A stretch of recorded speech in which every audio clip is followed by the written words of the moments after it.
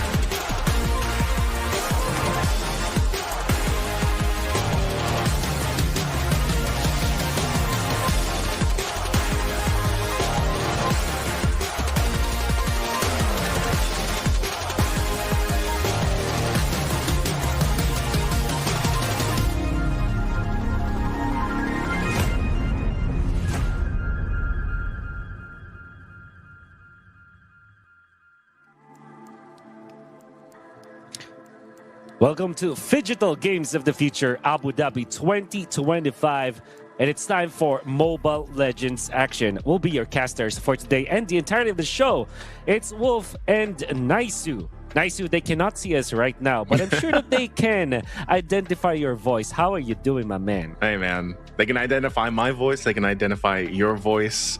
I think they'll just be hearing us today, though. So for the viewers out there, for the most part, you guys should just be hearing us throughout this broadcast. This is our schedule for today and the days ahead of us, Wolf. Yeah, that's December 18th for today. This is in GST, all right? So for all of the Southeast Asian fans out there, you gotta have to adjust for a little bit. For all of the Filipino fans who are actually waiting for our first match today, which happens to be also a Filipino team, that's gonna be 6 p.m. today. And that will be running for the entirety of the group stages will be just 2 days and then knockouts afterwards. Right now, we are just waiting for the Aurora Gaming Philippines versus Team Vamos matchup. And then later on, we're going to have Team Spirit and Araki Hoshi, Versatime, and E7, then Team Falcons and the Mongols. Now, I know that you are also looking for some of the other teams because we've had like 16 teams in this tournament. You can watch them in the separate stream. And I believe that Renmar and Rockhart, our good friends, are out there. Yep. Anything that you are actually looking forward to here, Mr. Nice?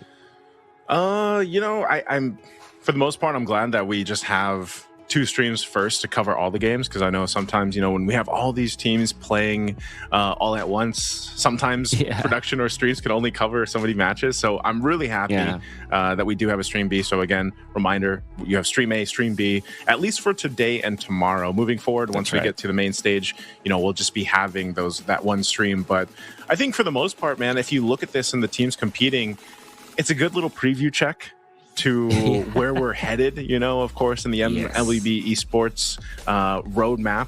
So I feel like in a way, this is a good kind of heat check for some of the teams, obviously, that will be moving forward to there. But also just, again, this is a massive tournament, man. And I know in a bit we'll be looking at the prize pool here. So all the teams that are, even some coming off just very recent competitions, as in like days ago, will now be here competing in this Games of the Future for the next 6 days, which is amazing for our players, of course, too, to have another outlet, another platform to go ahead and compete in. Yeah. You're talking about heat check for the teams. We also have to talk about the heat check for the patch, because a big patch just dropped, and I'm sure that we'll have plenty of time to discuss some of that. But before anything else, I would also like to tell everyone who is unaware of our format that we are going to be playing in a group stage where it's a GSL format with the 16 teams divided into 4 groups. For example, in Group A, we have Aurora, Team Vamos, Versatime, and E7. What's going to happen is that they're going to be playing in a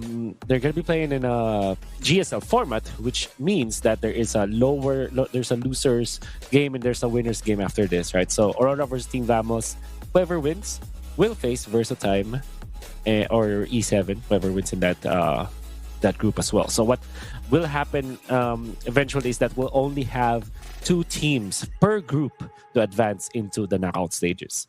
Now, it's Aurora Gaming versus Team Vamos. I know that you are very much aware of these 2 teams. Nice. Anything that we can say about these 2 teams?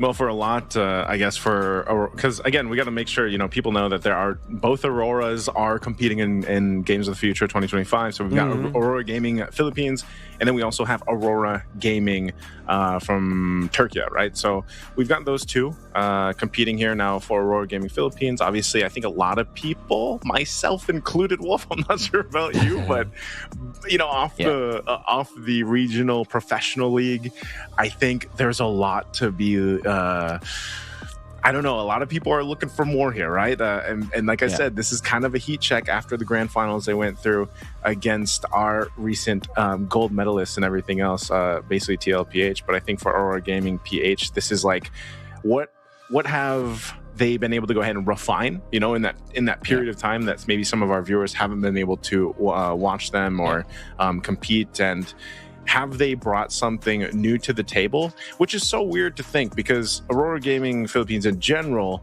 was like the cleanest team, at least if you were watching, you know, over in the Philippines here. Like they had a phenomenal professional season, and then it just so happened that, you know, they kind of had a letdown in the grand finals. And we look at the team roster here again. It's Domin Kite and Gold Lane Yue, and the we got 2 UAs here, of course. So we have we have Demon Kite, we have Yue, we have Edward, and Light. Light is supposed to be in the roam, but So again, a lineup that everybody knows very well, has seen play many times. One of the strongest teams in the Philippines, I would say. Sure. And I think this is their time to go ahead and show what they're made of. And I think they are a contender. Like, if you look at all the teams competing here, they're clearly a contender to get to the later stages, possibly even that grand final here for the Games of the Future. Well, for sure. Everybody's looking at Aurora Gaming from the Philippines right now in specific tournament. Other teams that you should be looking for is ADNOC Esports, which happens to be in a separate group. That's Group B. But specifically in this group, you are looking at one of my newfound favorites. Who dat? If I can say so, Verso Time. Verso Time? Yeah, I love watching it. Is it because they also have time, bro? Like, instead of it's not ADNOC time, it's Verso time. Like, it is Verso time, and coincidentally, they actually defeated ADNOC, the proprietors of the ADNOC Esports in the Philippines, just recently in an international tournament. And right now they eventually lost in the grand finals, but they were the ones that put that team in the lower bracket. And all I'm trying to say is that this team is on fire, because we can definitely expect them to perform well today, specifically in this tournament. But we should not be talking about them right now. What we need to talk about is the team that's in front of us right now. That's Team Vamos, with Klokun and Natko from Indonesia, but now playing for Team Vamos based in Malaysia. Then you have your local players. That's Chibi, and that's Sizga. And if I am recalling this correctly, that should be Zorn as their roamer. It might be. I know, because I know Era 404, like, I think he came back. I think he was loaned at some point earlier in the year, in the later part of the year, but I think he's back. Right? He's back from Team Ray. I'm just not sure. That's right. Again, they have a deeper, they've got a deeper roster, right. So they could, again, they could be playing Era 404 here. I think a lot of people that have been, familiar with Team Vamos, this is one of the things you have to expect with Games of the Future, though, right? Like, some of the teams who have these rosters that maybe some of the viewers from, their regions are used to seeing, there could be some switch ups. So for what we know, Era 404 is going to be roamer here.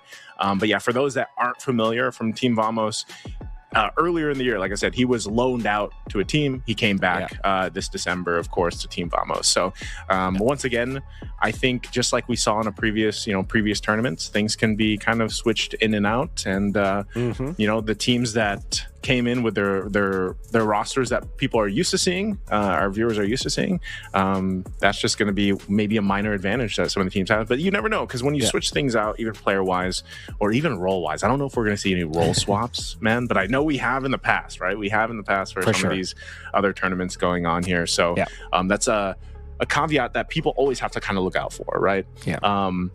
While we wait for this matchup to start, I have to agree with you. Like, Verso Time, we'll see them hopefully later in the tournament if they make it. Again, they are playing in their own respective group, and which I don't think we won't be covering Verso Time, right? Like, I don't. For today. For today, maybe tomorrow we should be. And I'm looking forward to them too. They're one of the teams that I was saying, basically, like, one of the great things about all these other tournaments going on right now, especially here at Games of the Future, is for a lot of the viewers out there that are so used to watching so much MLBB, like, this is your chance to go ahead and see these other teams, these other players. And that's what happened in their recent tournament winner is coming. Like Verso time, I feel like opened up a lot of new fans just because of the fact of how they performed, you know, in winner is coming. So I'm excited to see them perform here just days after that. For sure.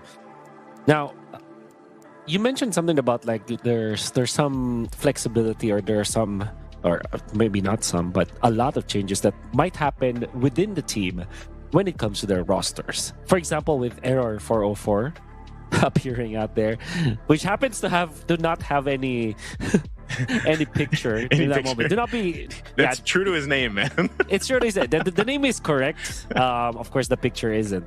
So just have to relax. And they also have Mr. Pakbet near their coach, who is also a Filipino, commanding and drafting for the team. Right. So going back to the part where we can expect many changes. And the most important part is that we are in a spot where it's the middle, quote-unquote, off season for some of the teams. Maybe for teams that will be representing their countries in the upcoming World Championships, maybe not. But for most of the teams, usually you change your lineup during the off season. But because Games of the Future is happening and it's like a very big league, very big tournament, in fact, with a massive prize pool, you probably can see the team's quote-unquote final rosters, right? So I'm not guaranteeing anything, but you can expect this to be the final rosters for the teams in the upcoming next season. So it's either the teams are trying out some of their players, or maybe they're going to be looking for more players in the future, but you can almost expect this to be the final. By the way, Naisu, I am confirming that this is Zorn. I can actually see him. I think I can identify Zorn. Zorn is there, right? So yeah, it might not be Error 404 who's going to be playing right now. Maybe there's a last-minute decision for them. Yeah, I was going to say, I recognize Zorn sitting there. So yeah. Okay. Wow. Okay. So we are. By the way, you not hear.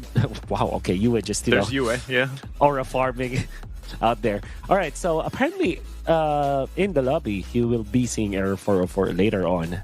Is this a reskin of Zorn? Maybe it could be, man. Maybe it is. Maybe it's a new. Maybe it is. But Aurora getting in position here, getting set up. So we should be going into this shortly. But one thing too, we.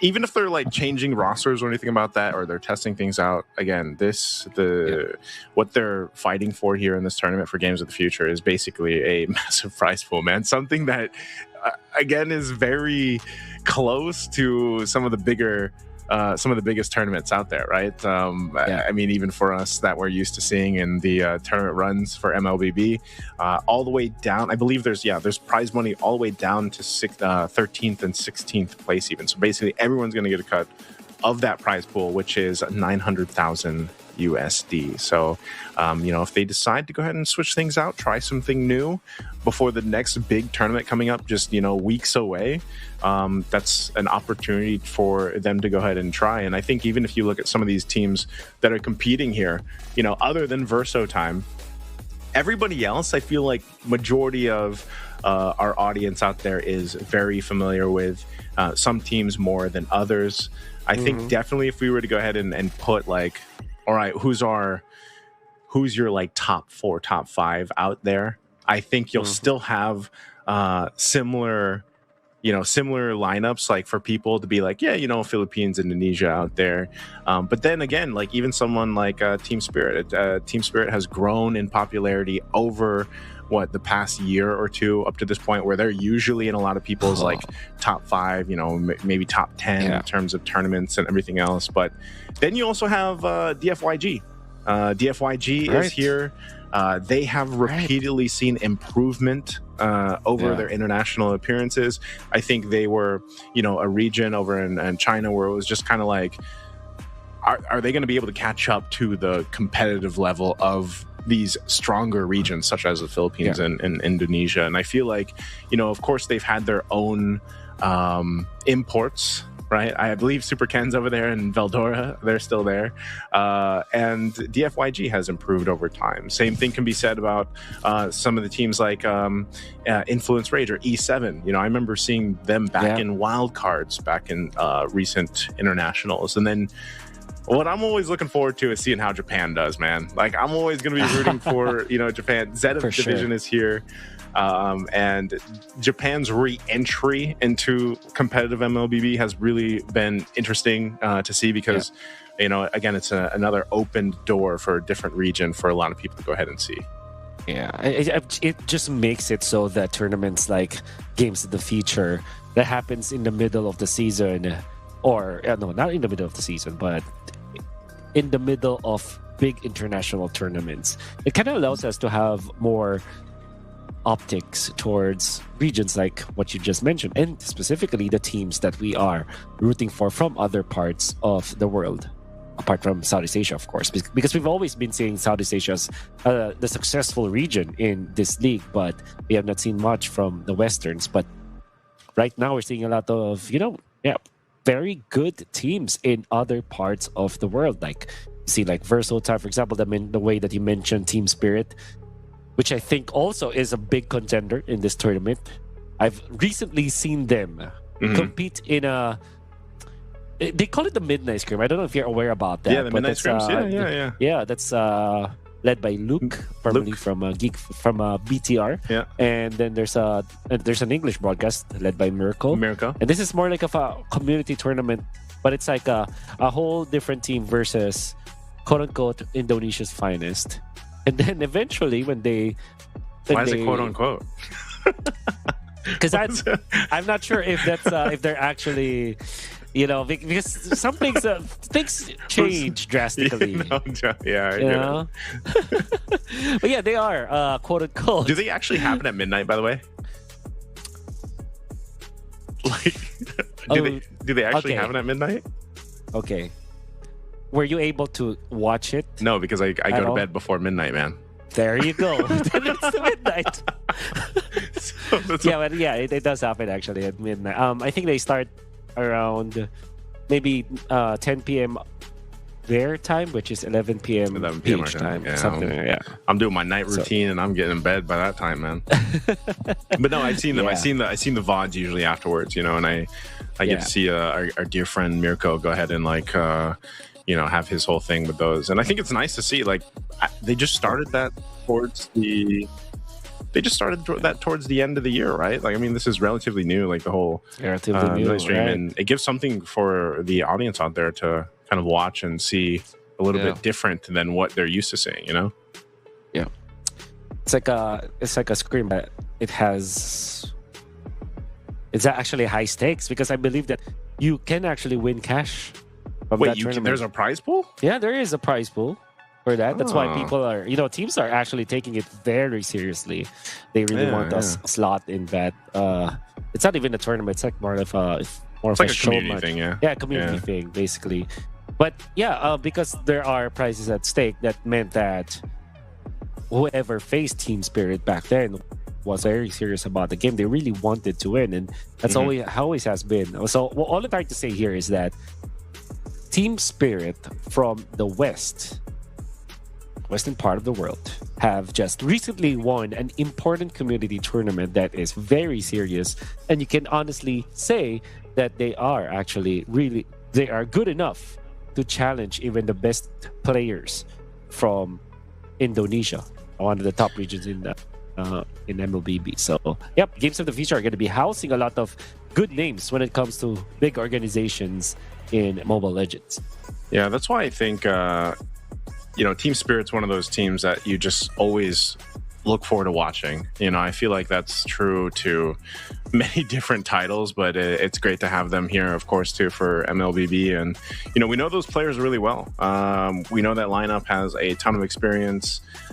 Should still be the boys, you know, that we're used to seeing: Kid Bumbo, One Shot, Sunset Lover, Hiko, Sawo, those guys. Right. And I feel like, you know, back when they started really making a name for themselves would have been M5, like before, like I think around that time. I mean, they did already individually as individual players before, but under the banner and then eventually of Team Spirit, you know, they started really making a name for themselves. And nobody will forget the whole, you know, video and meme of Kid Bomba. And I feel like he himself as a player has really kind of developed, you know, over the years that we've got to see him compete. And so I'm excited to see them compete here, of course, because like I said, this is almost in a way, it's like a preview of what we're expected to see in the, you know, the ending run of the MLBB esports tournaments here. And so, you know, I'm wondering how that works too for the players, man, because obviously there's so many competitions going on right now that like some of these players literally like flew in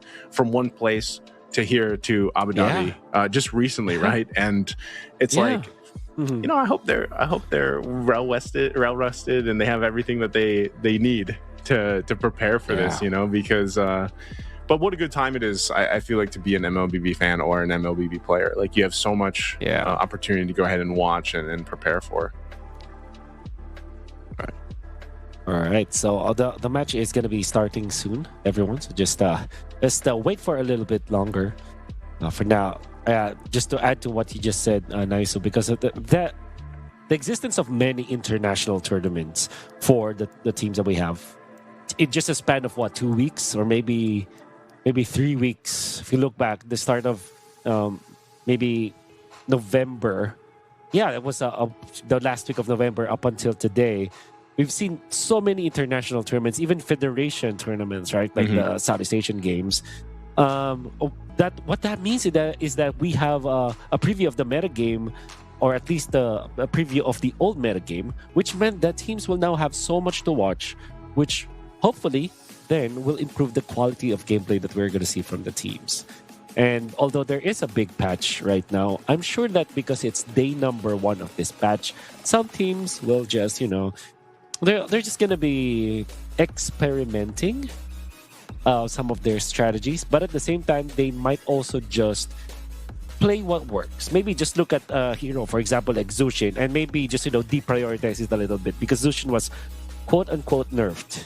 She was, I was gonna say she was kind of nerfed. I think even the mechanic to grab heroes and bring them. I think it's got like a cooldown now, like 4 seconds, if I remember right. Looking through the patch notes or something. But like Jushin had to be nerfed, man. Like there was just there's some heroes, you know, that kind of needed.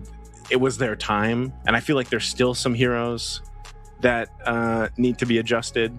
I think one of the most interesting ones from the patch, like that I really wasn't expecting, was like, even, well, aside from the roams, like that's a whole discussion we can have later on, but like even, for example, the Hayabusa one, I think I'm wondering how that's going to affect some of the prolific Hayabusa players, you know, Kyrie, King Kong, all our junglers out there. Like the fact that his shadows don't go as far, like, you know, I think it's a 20% distance like change. If I remember right, it's something like that. Like how that would affect, because like they're so used to him going a certain distance. Like it might seem like a small change. Maybe I'm overthinking it, but you know, the fact that he doesn't go as far now, it's like, all right, now I got to be a little bit closer to get the retribution off, you know, or what have you. So no, dude, I think that it's a massive change, honestly. For me, mainly because distance changes are so important especially for assassins, you know. So honestly, with that Hayabusa change, I think that's where teams will again deprioritize the hero, I would say. But anyway, we have the draft in front of us right now, and this is definitely a start of the first game, and it is indeed the guy named Error 404, and there's still Zord in there. So where's Error 404 going? So Chibi Chibi's the one that was replaced by Error 404. Okay, so then so crazy. Error 404 will be jungling then. Yeah, since no Chibi. I think so. Okay. Well, this could be one of the things we were talking about, like changing things up, testing things out here. Sure. We'll see. I'm surprised that Harith was still banned out by Vamos, despite the nerf. up against Aurora, this is an automatic ban. For when you look back 2 months, 3 months ago, for the entirety of the year, Mr. Doming. you would just ban the Harrisford against Doming. But because of the recent changes, I think there was significant nerfs on Harith, I would say. I guess it's still a very strong hero, and Vamos will not let that go for now. Yeah, this is also.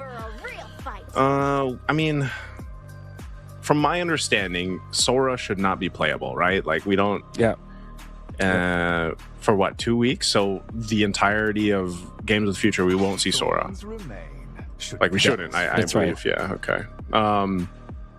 Going to these bans though too, I'm wondering how the patch will even change these. I don't see too much. I feel like even that Hellcurt is just kind of like a targeted ban towards Team Vamos, right? On what kind of some of the cheeky picks that they like to bring out, but also I'm wondering, what do you think about the roaming changes, like the blessing changes? How big of an impact that has now. It is sort of related to Hellcurt because Hellcurt can be played in the EXP, some played in the gold lane, but it can also be played in the roam role, which now will benefit so much from the dire hit. So generally speaking, what I read from the patch is that dire hit is easier to proc now because you just have to deal damage, but all of the roamers are now. I think the word that I'm going to use here is rewarded more if they are aggressive, and if they're aggressive meaning they deal the damage or they reveal their opponent so much, because now the golden XP that you get is it increases as your level increases as well. So you have to get to a certain level first, and then you can increase it. So all in all, if you're more aggressive, if you're more active in the map, if you're playing with the blessing and the conceal and direct, whatever blessing you chose, then you will be more rewarded. So I think there's a lot of roam focus nowadays. That's why you banned out this Hellcurt. Now, I wonder if Team Vamos are still picking up Jushin, as it is an interesting take. Oh, Grok. Even though Grok was affected too by this patch a bit. Yeah, that's right. It was nerfed. Basically, all of the I really don't count as a nerf, right? So you can easily say that it's a nerf because you don't gain CC immunity anymore from all of your spells, right? But your spells cannot be interrupted. Like your tectonic charge cannot be interrupted. Your passive cannot be interrupted, which I feel is like a big quality of life upgrade for the Grok, because that means that you're not afraid of your ultimate being cancelled. And I think that to me is a buff actually. Yeah, it's so he just doesn't get the immunity when he's casting the skills. Yeah, the slight immunity, right? So, yeah. But he still gets it when he does the tech charge. Wait, this is Sora. No, but right? Yeah, I think they're not allowed to play it. They can click it. Maybe they're just showing it. They didn't lock it in, so I would like. Yeah, I mean, every time we have a new hero, it'd be nice to see it. But from my understanding, maybe they're even asking. But I don't expect to see Sora, at least for now, for Games of the Future. We'll see him in the future, but not this future. So it's going to be a Farsa and a Fanny, though.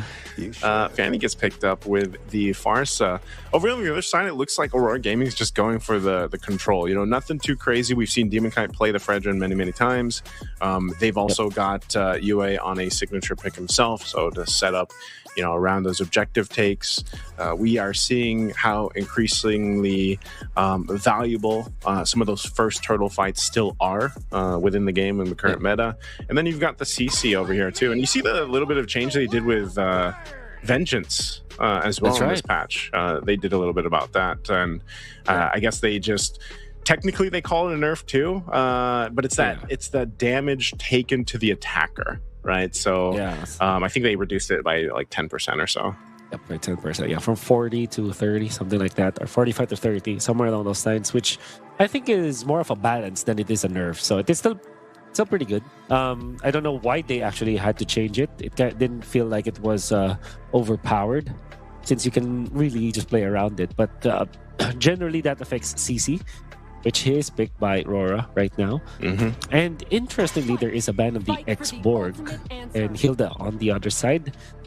Now, what I'm curious about is that will teams now go back to picking up the marksman gold laners, because there was a change for the gold cards. Now we get 40% extra gold from it, which is interesting because that will make it so that gold laners will get to their timing faster.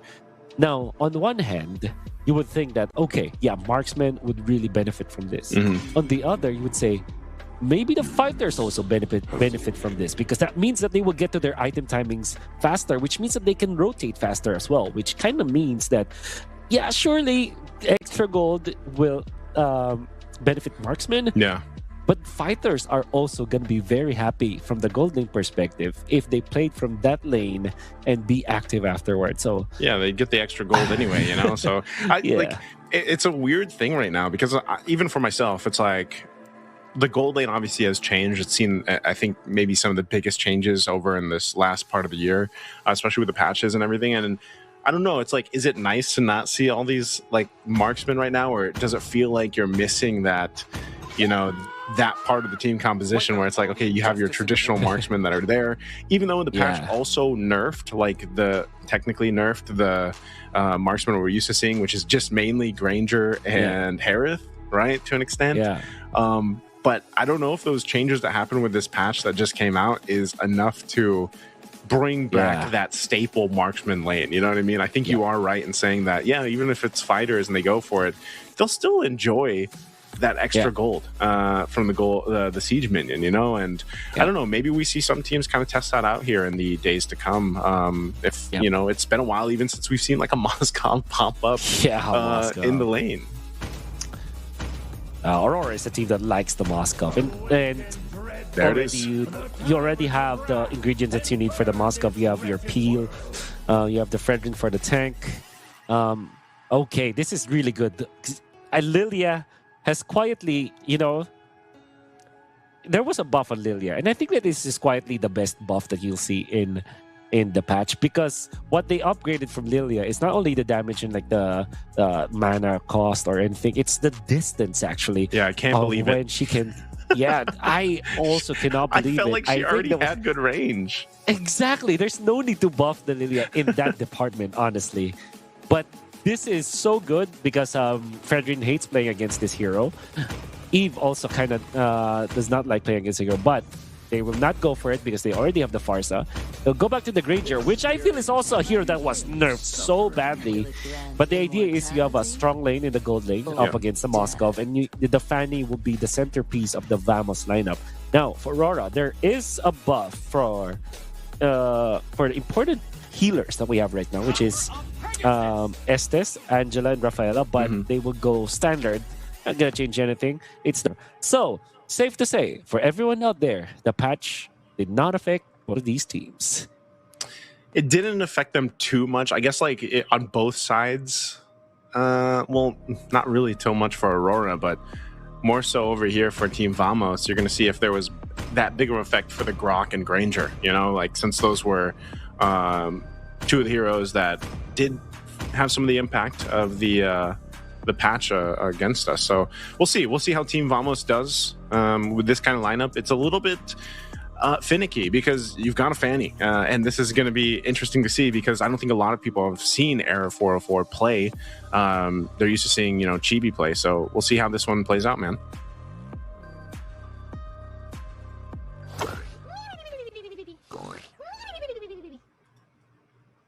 Okay. Let's go ahead and jump into the game. This is going to be game number 1. Team Vamos versus Aurora Gaming Philippines jumping in this. Wolf, who's got the stronger lineup here?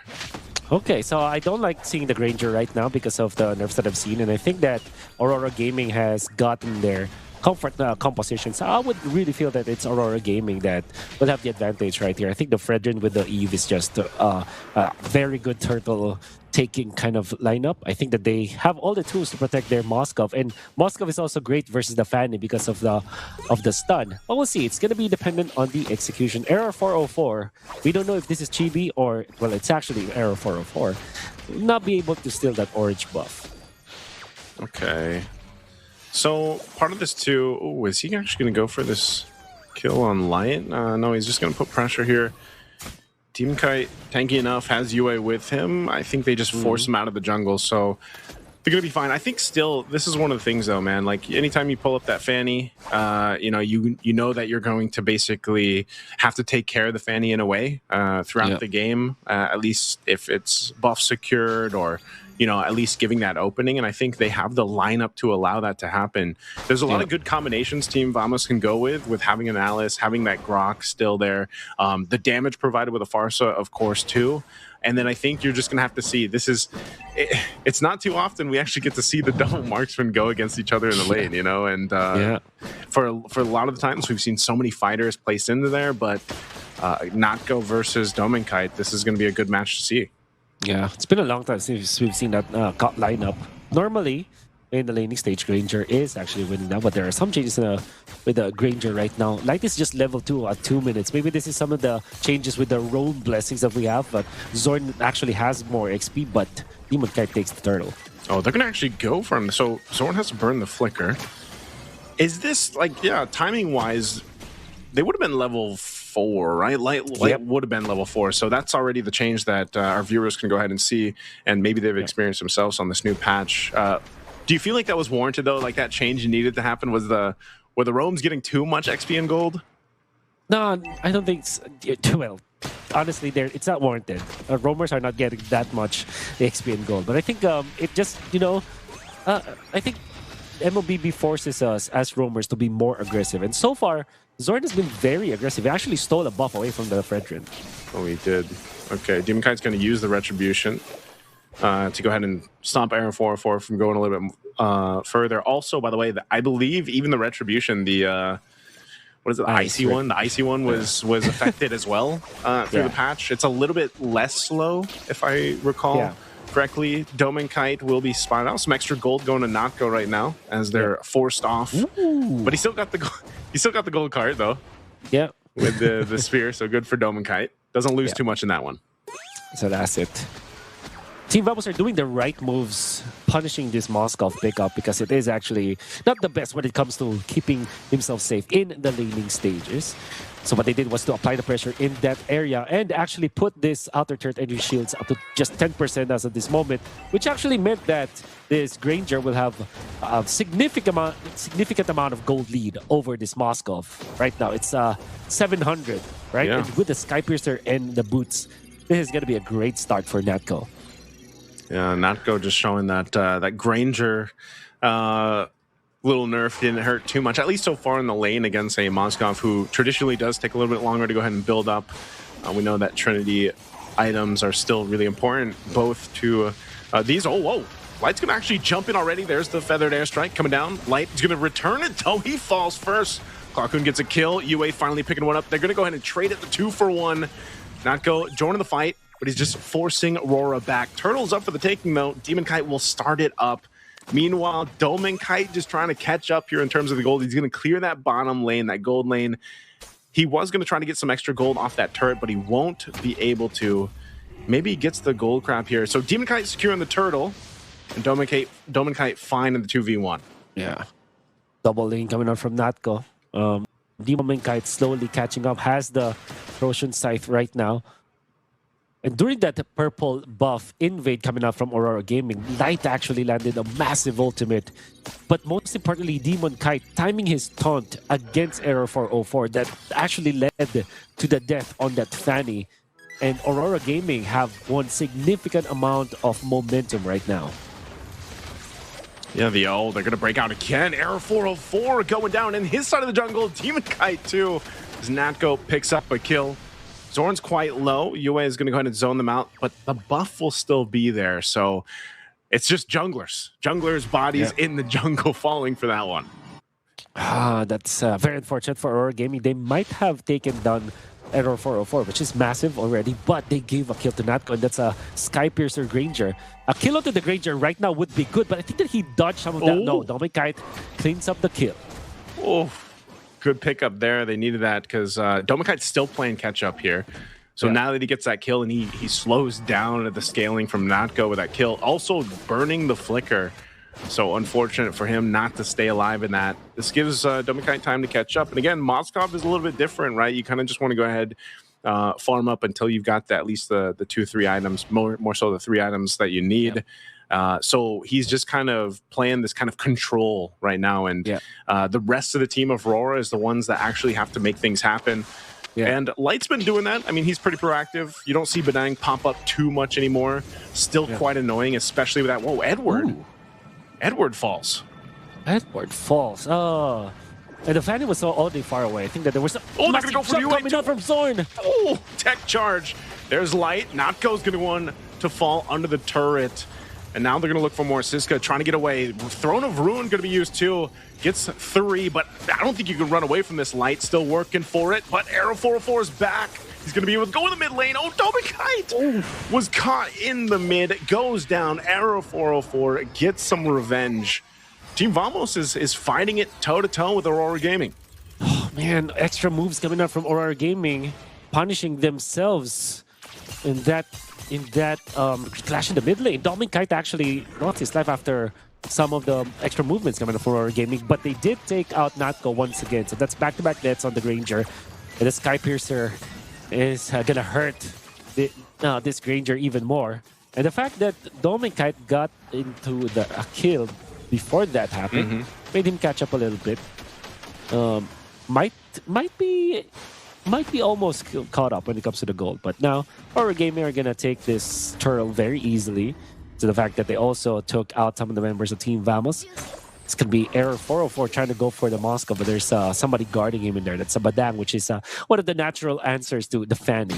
And Aurora Gaming, I believe that they have all the tools that they need against this Fanny. Oh, caught here again with a tech charge. Edward goes down for the second time.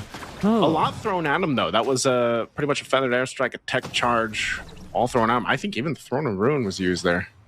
Yeah. However, I think that's very unlikely, very un-Edward-like movements coming up from Edward. We see this as one of the most consistent players in the league overall, internationally, and he dies rarely. And when he dies, normally there will always be a trade for his team. But I think that's 2 unanswered deaths for Mr. Edward right now as the CC. And I'm sure that it's not because of the recent nerfs on the Vengeance. I'm sure that it was just because of his positioning as Aurora Gaming is punished once again. But here's the thing. Aurora Gaming capitalized from the group up from Team Vamos and actually pushed top lane. Yeah, there's not... I feel like there's not... No matter what hero you are or what player you are, man, there's not too much you can do with, like, 3 ultimates thrown at you, you know, especially with an attack charge. Now Zorn going to face it. A little bit of a backup, though. It's Dominikai that goes down. Clockhoon is just doing so much damage with this Farsa, man. It's the burst is insane still. And I mean, even a Farsa is one of those heroes that has been a mainstay throughout the meta. But every single time the Farsa is picked up, you're reminded just how much burst damage she has. Yeah, that right push in the mid lane is one of the death zones for Aurora Gaming. How many bodies have dropped in that specific area where the Moskov is laying down right now? Edward just died in that spot, and now it's going to be Dominikai. I think it's high time for Aurora Gaming to either avoid that area or secure that area. Because it seems like Team Vamos are just flourishing in this part of the map. Yeah, they want this tier 1 in the mid, man. They've been working for it. They're set up around it. The Lord is up now. What I'd like to see if Team Vamos can actually go ahead and objectively fight around this Lord pit, because for the previous Turtles, it's mostly been Aurora Gaming Philippines that have had that control and really set things up for them. Again, this lineup allows them to do that. But that's one of the things. Team Vamos, they've just got to go ahead and manage the Moskov push. You can see Arrow 404 waiting up there patiently. I'm not sure if he's actually going to try to make a play up here, but things are getting in position for the Lord take. I think Arrow 404 has to make a decision too if he's going to actually stay up here and make his way down there, because if he waits too long, Aurora Gaming will actually go ahead and start this up. And it's this fight for the control around that Lord. Oh, wow. This mid-control from Team Vamos is prompting a lot of movements coming out from Aurora Gaming. I wonder if we can see some of the stacks for the Granger right now for the Sky Piercer, because I believe that it's quite low because he died twice afterwards, but he then regained 1. So 3 items available now for the Granger, 3 items as well from the Moskov. You talked about this, nice, about the 3 items. I call it the... I hope you're ready for this. I call it TIPS, T-I-P-S. Tips? It's free item power spike. 3 items, dude, I like that. The tips. He's got the tips. Yes, Right sir. now, he's got the tips. They're going to fight for this Lord. Oh, a tech charge. Good usage of the flicker, but they're going to break out. Arrow 404 gets the Lord, but the fight's still going for it. Now Zorn going to fall. Double for Edward. He's popping the Vengeance. He's looking for the back line. There's the SOD. Domenkite joins the fight. He'll pick up Not Go. 4 fall for Team Vamos, all for the Lord. Massive retribution coming out from Error 404, stealing that Lord away from Aurora Gaming. But the post-objective team fight, Aurora Gaming are so good at that. The way that they used US Ultimate, the way they used Edward, this time nailing Kurt and Cole. And then the Domenkite, the proper usage of the dash, proper target acquisition as well. They have taken out Team Vamos almost unscathed. It kind of felt like they didn't lose as much HP because of how clean they were. Team Vamos were so focused on taking that Lord, was stealing away that Lord, that they did not set up their box properly. Natko was under a lot of duress. Zorn's ultimate wasn't properly utilized, and Clockwind wasn't there to deal enough damage against the important members of Aurora Gaming PH. Oh, look massive at post Lord to team fight. Oh, he finds Notco. SOD lands. Domenkite goes for the kill. Notco falls. Good information from Light. Domenkite still going to be up for now. Gets the space and will pick up another, but it goes to Edward. 2 fault for Team Vamos. Light does this so many times. He waits patiently in that bush. Again, this is the map. This is the deadly grass. And it's deadly with Light there. Conceal's going to be used. Going to put pressure here in the mid lane. Wall thrown up. They're going to have the space turret fall down in the mid lane. UA dropping down the RWM, and they'll clear out this wave and most likely just back off, taken down at the tier 2 here on that bottom side. Again, it was so quick how fast this kind of just turned in favor of Aurora Gaming after that last fight and then another one. So Team Vamos in a position to go ahead and just try to make what they can off these lanes. Push with what they can with Arrow 404, and luckily he's able to get out of there. Another death on Natco just a minute ago. At this point, you kind of want to sell your Sky Piercer, right? Because it's almost a negative net worth kind of thing. Because I believe that exists for marksman that dies constantly. When he was up with 1 stack, he died twice afterwards. Gets another stack for sure to kind of recover, but then he dies twice again afterwards. Now he's picking up the BOD, so definitely it's gonna hurt, but the Sky Piercer stacks, it's gonna hurt him right now. And Aurora Gaming are leading by a significant amount of gold, and they even have pushed the mid lane turret, which was crazy to think that they didn't even get the Lord, but they got they won the important team fights, which allowed them to take that inhibitor in the mid lane. Look at the pressure they're going to put here on the purple buff right now. Meanwhile, top Light's making his way with the conceal. He's able to find Clockhoon, and Clockhoon's gone. That's a massive amount of damage out of Team Vamos. Another falls. Domenkite on the hunt. They'll pick up more. Now Natko's going to be next. He does kill Domenkite, though, but eventually Sizka dies, and Natko left alone versus 4. He's got a massive wave coming in, and Aurora Gaming knows that they can go ahead and deal with Natko. Midwave pushing in. They see game 1 in sight. They're going to jump forward, forcing Natko off, and there's nothing that a Granger can do as he Rhapsodies to Edward's Vengeance, and game 1 will go over to Aurora Gaming Philippines. You can see Vamos finding a lot of wins, mini wins in the early stages of the game, but come the Lord fight, Aurora Gaming just prevailed. Their positioning was really good, the way that they set up their own box, the way that they manage their pieces in that chessboard of real world manipulation.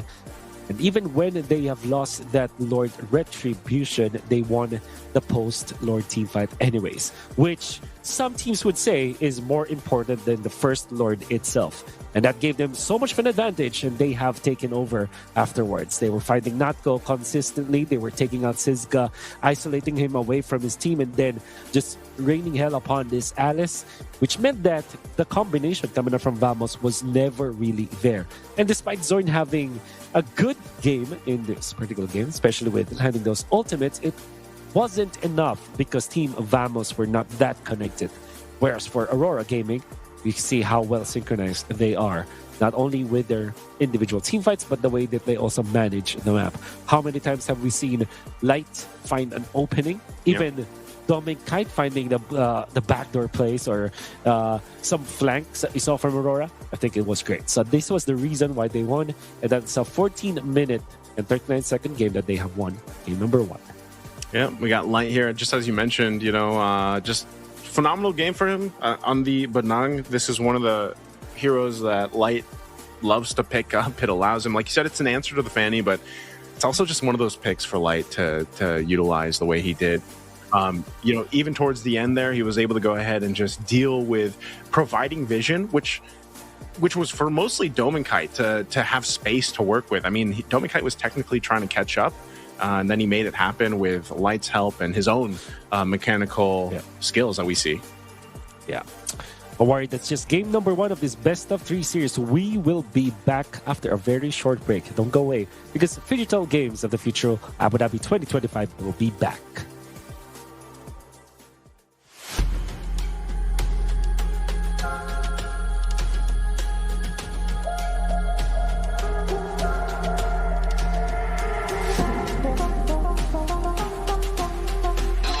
Abu Dhabi and UAE at the moment seems to be the epicenter of autonomous robotics and many other activities.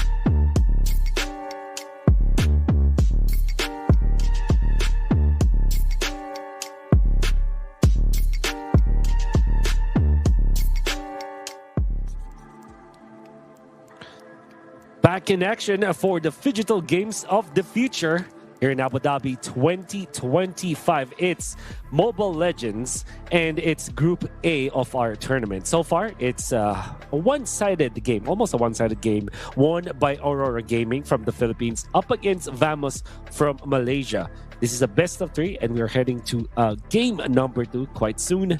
Your caster still is Wolf and Naisu. So what can we expect, Naisu, for our game number 2 between Rora and Vamos? Well, Wolf, what they can expect is it's going to be me and you for a while, right? I mean, for the whole day today here on Stream A, of course, but also for the days coming ahead of us. I think one big thing that we can say, if we took game 1 as a reference for the series, like Team Vamos, they're capable of maintaining that tempo, you know, that Aurora Gaming PH likes to play. Now, what, like, to build on that is I'm wondering if Aurora Gaming switches things up in the draft, though, because that's something they like to do. Like, their tempo can depend highly on the composition they bring out. We've already talked about quite a bit of already, like, the potential changes that this patch that hit today could change, you know, and I feel like if we look at game 1, like we saw a little bit of that effect. You know, I'm sure over the course of these series today and even over on the Stream B, I'm sure they're talking similar things, because that's always something that I feel like even the viewers, or let's say the more casual players out there for MLBB, look forward to, is like to see, all right, what's the new updated tier list, or what are the pros doing, you know, after the patch here? What have they changed? And I feel like we'll get a glimpse of that even today alone, just because there's so many matches happening here in day 1 of Games of the Future. And one thing I'd like to see is some of these other heroes pop up. You know, I feel like, again, there's potential room for that to happen every time we have a patch, which is great. I know some of the heroes were hovered over earlier in the draft, like that Lilia, for example, which you were talking about, which I'd like to see in motion. I think Grok is still really darn good. Like, even with his... Even with his, I mean, technically it's quote unquote a nerf, right? But it's like you mentioned, you don't really feel like it's a nerf. He's still really good at setting things up. The tech charge is still great. He's still got that immunity when he does the charge with the tech charge. You know, it's just, you gotta, I guess if you're a Grok player, you're a roam player out there, you kind of just have to approach your fights and maybe like use your abilities with a little more thought process than just like barreling on through like a big rock, you know? So let's see what happens here in game 2 draft. Now, you mentioned something about seeing other heroes, and I've caught a glimpse of the other stream B, where ADNOC was playing Homeboys, another team from Malaysia, and ADNOC Esports again from Indonesia, where they played up against Freya and Angela. There was a time that Freya and Angela was a thing for the ranked games in the pub scene.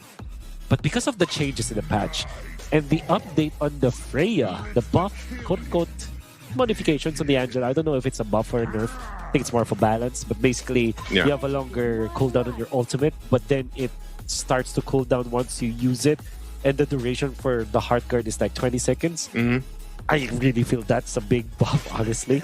But apart from that, I think the Freya Angela that we saw would have been successful had it been that they were not facing a team like ADNOC Esports, you know. I'm glad, like, Freya was such a cool hero, man. Like, I feel like she needed that change or that buff or whatever, what have you. I feel like, you know, I want to see Freya pop up more. I want to see more of these heroes, and I know that was kind of the theme of the patch. Like, and most of the times you'll see these little notes in the patch from Moonton and the developers talking about how, you know, they want some of these other heroes utilized, and some of the heroes that have been popping up consistently, competitively, and, you know, even in the own ranked games, they want some of those adjustments to go. So I'd like to see more of those heroes, more of even the potential healer roams that you were mentioning in the end of game 1's draft. I'd like to see them pop up some more. I mean, we still saw Estes here and there pop up, but like Estes, the Rafaela even, I think can fit really well. Grok is still going to be highly competitive though for Rome. So obviously if there's a Grok across from you, it's kind of hard to decide like, all right, let's go ahead and pick up more of an Enchantress Rome or like a Healer Rome to deal with. But you know, we could very well see Light just pick up a Batang again, honestly, if they wanted to, depending on what the jungle is going to be over here for Team Vamos. They'll just go with the same thing from game one. They'll get the CC for Edward, and then, of course, the Eve for Yue, which is funny, too, because for Edward, I feel like he had a rough start to game one, and then all of a sudden he just redeemed himself throughout that game. Oh, a different choice now. It's not gonna be the fan. It's gonna be Yi Shin with this Uranus for Team Vamos. They have played the gold lane Uranus before, so this is still a flex, I would say, especially up against a CC. But some players will, I think maybe 60% of the pro players would argue that Uranus is good versus this CC. So we'll see that later on. Instead of the Fredrin, Aurora is actually hovering on this Akai, which I feel like is a great way to deal with the Yi Shin, because you have a lot of stuns with you, and Curtis can only avoid so much. It's just a millisecond of immunity, but instead they would go Guinevere. And the thing is, nice. This is a flex pick. It could be played by Lights, but it can also be played in the jungle role. In the jungle, yep. How do you feel? Like, I feel like it works best in the, like, for me personally, in the roam. I feel like it's a good roam to go ahead and have. I don't know. What do you think? Do you like it better in the jungle or roam? Yeah, I also agree that Guinevere is great in the jungle role. The roam role, I mean. There are so many good junglers out there for sure. Like up against the Hayabusa, up against the Yi Shin, you immediately think Hayabusa or Joy, and because of the Lancet. But the Hayabusa, after a lot of nerfs out there, you might not consider it anymore, which kind of leaves Team Vamos in a conundrum here. Are they going to ban more assassins for the jungle? Do you ban the Joy, or do you ban the Moskov, which was a big problem in the previous game? And I think that Rora are really looking into the Moskov again as a red 4 pick. Yeah, you might as well. Again, if Moskov is left, because like the last ban too, I mean, the Harith is already banned out, so I don't know. Is it worth the ban slot to take out a Moskov? Or because again, in that lane for Notco on the Granger, he was actually winning the lane. You know, he was actually doing really well against Dominkite. They'll decide to go ahead and ban out the Fredrin, so they're still going to narrow down some of those choices for Demonkite. But again, he's one of those players that can play utility if he wants to. He could play assassin. It'd be funny because I know people, they have flashbacks from the grand finals in MPL Philippines, but maybe he pulls out the Barretts. You know, Barretts also went through a bit of a change. Yeah, he got a buff. He got a buff, so he gets the max. Is it Big Boy stacks or something like that when he uses Daytona's Welcome now? Big guy, big boy, big guy stacks. You know, so maybe Demon Kite pulls out the Barretts here. I don't know what he's going to decide to do, or even one of the assassins like a Hayabusa if it comes through. Yeah, I believe. Yeah, Barretts is not a bad guess at all. Nice. I think that it could be picked up by Aurora themselves, knowing this team likes to play utility for Demon Cat as well. Usually it is backed up by a Rafaela or Matilda though, which means that this Guinevere might have a different role to be in. So now no Moskov ban, no Joy ban coming out from Vamos. I would guess that Aurora will pick their Dominkite hero here. You still think of the Moskov? Yeah. But up against two tanks that can pick up the Chastise Pauldron, maybe they'll think differently. Maybe they'll pick up something like even a Brody could work, right? Right now, because it has been part of the conversations, the marksman, especially because Granger is not that strong anymore. But knowing Aurora and how much they like that Granger, I don't know. Are we playing in? Okay, yeah, the carry works way better than my idea of the Granger. Shred it's a him strong down. lane in the marksman. Yeah, it's pretty good.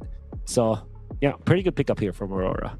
Yeah, you don't see the carry too often. That comes through, though. Able to go ahead and shred through some of the tankier heroes over here from Team Vamos. And, they've got it just between the Uranus and the Grok.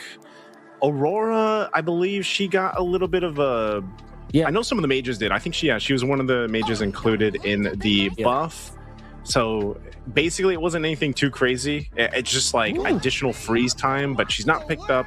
It's the Kimmy instead. And then this was banned out earlier. The X-Borg was banned out in the previous game. So they get the X-Borg in their hands. This lineup from Team Vamos covers a lot of the grounds. They're very durable. They can actually pump out quite a bit of damage just with the combo alone and the crowd control that this lineup gives them. So a really good team fighting composition from Team Vamos here. Yeah, had it not been because of the Eve, I would have said that this X-Borg just answers a lot from the side of Aurora. It's great versus Gwyn as well as CC. It's just spectacular against those two heroes. Carry hates playing up against this X-Borg, be it from the XP lane side or being it from the gold lane. However, because of the presence of the Eve, you have already the nuke damage that you needed to take down the Firaga armor, right? And this was even complemented with this last picked Khalid, which will be the roamer. And we can confirm that this is a jungling Guinevere that can deal a lot of damage. So up against this Yi Sun-Shin, you have a lot of reach. So even if the Yi Sun-Shin uses Traceless to dodge the stun, there's just so much dash and initiation that can come out from this Guinevere that it can really catch up. And also, a jungling Guinevere actually is very fast when it comes to taking out the creep. So this aggressive composition, once again, coming out from Aurora might be the stronger lineup. But for Team Vamos, they're going to be pushing all of their eggs in this basket called Arrow 404 this season, Chin. Okay, well, like giving the information over here, he's just going to go ahead and spot things out. Yeah, Guinevere in the jungle, I mean, I know we talked about them earlier on too, but I can't remember if it was exactly Versotime that decided to play the Guinevere jungle too, I think it was. Yeah, I think it was Versotime, and they had a really rough game and then a really good game on the Guinevere jungle, and it's one of those things that it can work relatively well, but the execution's got to be there. Demon kind of feel like is one of those players that should be able to pull it off, but he's already going to go ahead and start trying to take some of the camps over here from Team Vamos. I think he's just zoned out though by Zorn. Zorn will go ahead and push him out of that jungle, so keeping things under control for Team Vamos. And then I wonder why Natko is not having a good time against Nomenkite, because I would have said that Team Vamos, all their lanes are really good. As Light is just being very aggressive right now. I wonder what his choice of Roam Blessing is. I think that we're not able to see it. I hope it is actually Dire Hit, which is going to be really spicy. But yeah, okay. So it is Dire Hit. That's Encourage, yeah. Yeah. The thing for the Khalid too is you just actually do quite a bit of damage early on. Ooh, wow, they get the flicker out already from Zorn. Some early aggression here in the mid lane, and 8 seconds away from this turtle to be up. So, Zorn's just gonna kind of be a vision provider for this one. Without the flicker, he's got to be a little more careful for this.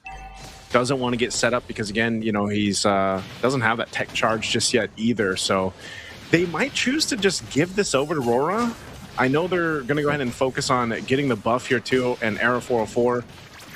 Unless they fight for this, they just go for the 50-50. RWM going to drop down. He's charging up. Zorn's going to be the first to go down, and Demon Kite will secure the turtle.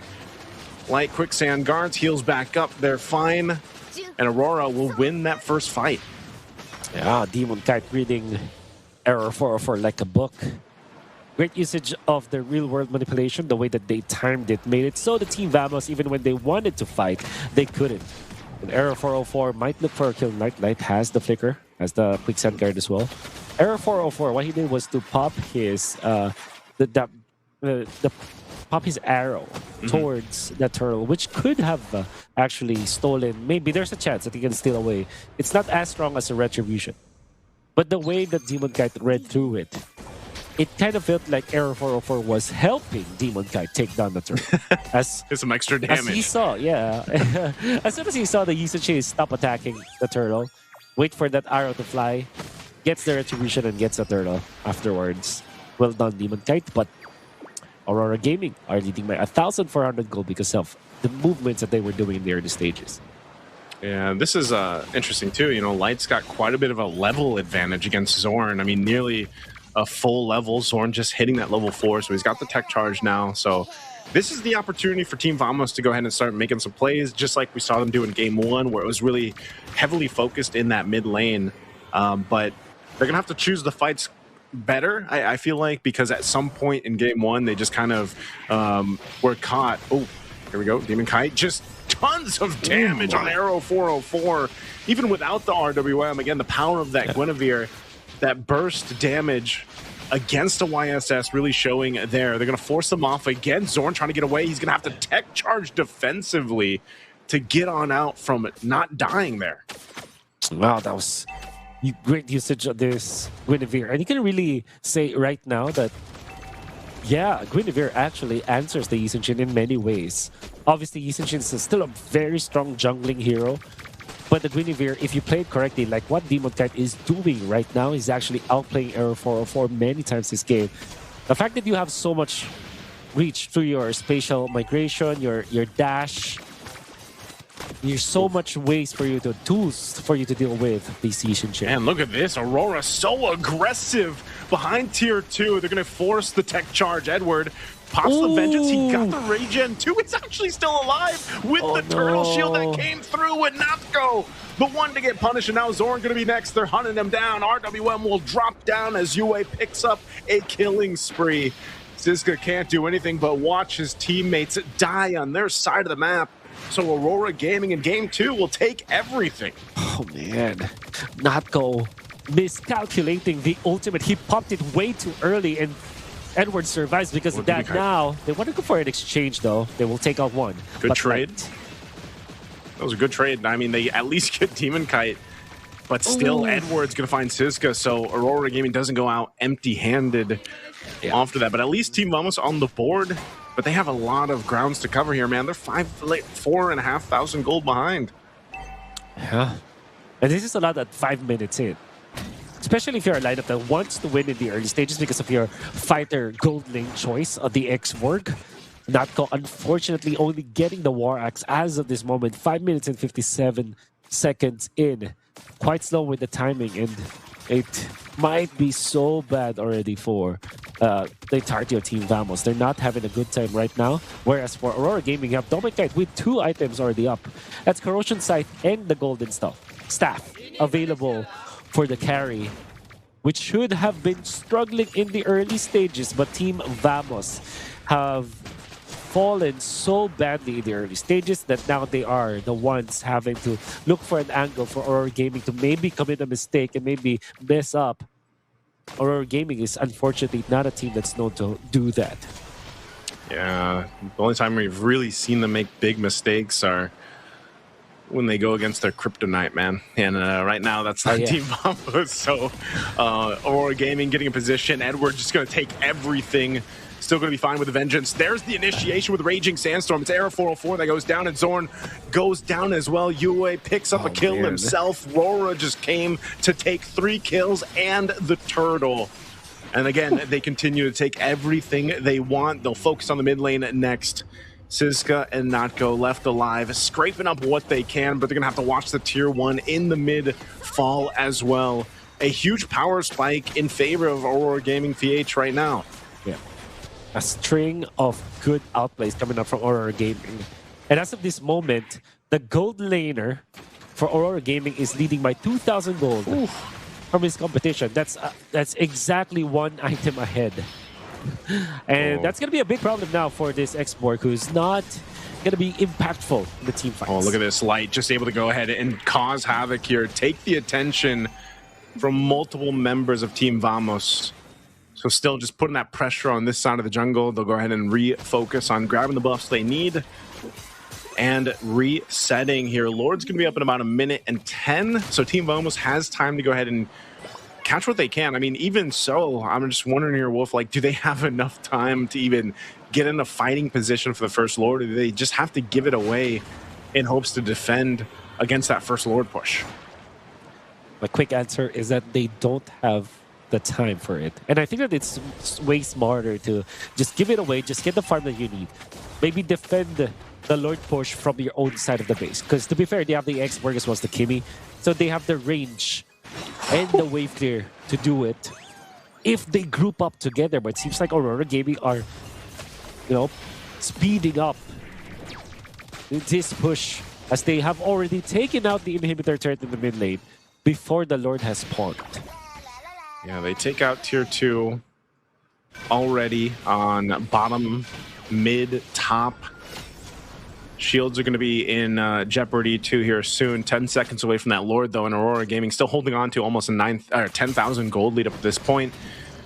It's almost scary if you think Team Vamos decides to fight them for that first objective, and it might just not happen. They're going to go ahead, plant themselves up in the mid lane, and that's what happens when you lose, especially these tier 2 turrets. You don't have the space to work with. You're at a big space disadvantage. Siska giving the information. Lord's going to be obliterated so quickly here by Aurora Gaming. And so they will go ahead and get ready to march towards these base turrets of Team Vamos. And that's one of the hard things about this composition, man. They have so many options to go ahead and start a fight if they want to and force Team Vamos to respond to them. And that's what Aurora Gaming PH is so good at doing. They're going to work on these holy shields, trying to get these down already before the Lord. Look at that burst from Dominkite. Again, he's locked in on the items here. Not go to, trying to clear that out, trying to hold on to the shield, but the Lord will be making its way down that mid lane. I can see how many units Dominkite is able to jump from. That's how far he can close the gap against Team Vamos. And he actually made the play wherein he jumped so that he can steal away the purple buff. And now there's really nothing that they're giving to Team Vamos. The Lord push now commences for Aurora Gaming. Lord's going to go ahead and get ready. Shields are going to pop up top and mid. They'll clear out the wave. So Aurora Gaming might not be able to get too much more unless, once again, with this next wave's pushing in, if they decide to go ahead and fight. So we'll see if Team Vamos has a plan of their own on defense, trying to manage these waves and the potential forced initiation from Aurora. That tough. Big push coming down the bottom lane. 2 carts out there, but the defense is going to be there for Vamos. This is the strength of their composition. Error? Whoa, Error's going to get jumped on here. He went in from that backside. Now Edward going to go down, but they're going to trade it. Zorn for Edward for now. Yue dropping down. He's going to Divine Glaive. Ooh. He can't get Notco. So close, even with that burst on this Eve. But their next target is this top base turret. They're still going to be putting the pressure. Light leading the charge, trying to get the space that they need here. Notco now trying to go ahead and clear out that wave the best they can. It looks like so far, so good for Team Vamos. They're going to be able to maintain what they can here. Yeah, Notco survives again. The Zipper of HP, Air 404 wants to defend. They have taken out Dominkite, which for Team Vamos is already a big win. The fact that they have not lost any of their inhibitor turrets is sort of a good sign for Team Vamos, despite them losing a lot in the early stages of the game. Yeah, we did say that when it comes to the defense, they have the X-Borg, they have the Kimi, and then if you add in the Yusin Chain on top of that, they do have a lot of wave clear on their side. They have to do more though, but the punishes were good. We cannot deny the fact that Team Vamos have found the right openings to take on Edward as well as Dominkite. Aurora Gaming, because of the lead that they have amassed in the first 11 minutes of the game, it's been that they're still comfortable despite losing core heroes from their side. Yeah, this is one of the things, is their defense. Even if you're down, 5,000+ gold, you're still in a potential to defend it. We've seen it happen before. It's just you really have to be kind of locked in on that defense and managing the waves, and that takes a certain amount of finesse for Team Vamos to pull off, being down how much they are here. So with Lord coming up, I'm wondering if they're actually going to go ahead and try to contest this. It might just be up to a point of, let's just try to make it happen. A Conceal's going to be used. Light does have an Immortality. He'll be able to spot out Zorn and Error 404. So they give the signal to start this Lord up here. It's going to be about half health. Light leading up that charge. A Mountain Shocker is going to be used. They're going to force Wora off of the Lord. So it goes for a bit of a reset, and they won't commit to it just yet. They know some of the resources are already down here over on Team Vamos. This might just be a bait play from Aurora Gaming. Again, Lord under half. Siska up front. Zorn, but Dominkite's going to secure it. Light just on 3, able to go ahead and take everyone out. with that Raging Sandstorm. And now Last and Standing going to be used too. Siska falls, just melted down. Domenkite unleashed. And there's a huge tech charge though, but Zorn will die as well. Natco going to be charged down, chased down. Error 404 goes in with a last-ditch effort, but won't be able to kill anybody. Again, it's only Natco left alive, and Aurora Gaming seeing the sweep in close. They're going to charge in to the mid lane again. Natco trying to do what he can, has some shields, has some armor, but it's not enough. They'll wipe out Team Vamos, and Aurora Gaming Philippines will take the series in a sweep. Just like in the previous game, it was just Natco surviving in that last clash as Aurora Gaming once again found the right openings, did not die, almost unscathed in that exchange as Light starts and mans the front line for the team. Great initiation leading to great connection with all the damage dealers on the side of Aurora Gaming. And if you compare that to the side of Team Vamos, they just couldn't find that kind of opening. They were taken out by Aurora so easily, and when the tech charge was already found by Zorn, in a great play at that, catching 4 heroes, knocking them up into the air, there wasn't any follow-up. Natco wasn't ready, doesn't have the Virago armor anymore, and although he survived afterwards, it would have been better if there's someone to deal the damage. Vamos players were just dropping one after another because of Aurora's great positioning and great timing. And of course, they have led this game very early on there, so it would be very easy for them. Only 3 deaths across the members of Aurora, 15 for Vamos. And that's how you know that this game was one-sided. Yue, the MVP of the game. Yue getting the MVP. Again, Eve back-to-back. So deadly on it, right? And it's one of those mages that just has so much control, but also, especially when you get towards those later items, especially the Divine Glaive, when he had that, you're able to go ahead and melt down members very quickly. Even in Exborg, like you mentioned in the draft, you know, you've got that answer to go ahead and deal with that Frog armor, and that's kind of what we saw. Not only that, but gives you a nice box. That real-world manipulation, that ultimate really helps set things up into, you know, those fights in the jungle or the fights later on in the base there. So again, just congratulations to UA, congratulations to Aurora Gaming Philippines on this sweep against Team Vamos. They're going to move on to round 2, of course, and Team Vamos will head on down in that Group A to see who ends up winning or losing against Versotime and E7. That's right. It's not over for Team Vamos, but it's definitely really good for Aurora Gaming. On the other side, I saw that ADNOC already has won, but we will see more action for Mobile Legends just here at Phygital Games at the Future Abu Dhabi 2025. We will be back for more action for you guys, so don't go away, and we'll see you later. Abu Dhabi and UAE at the moment seems to be the epicenter of autonomous, robotics, and many other activities.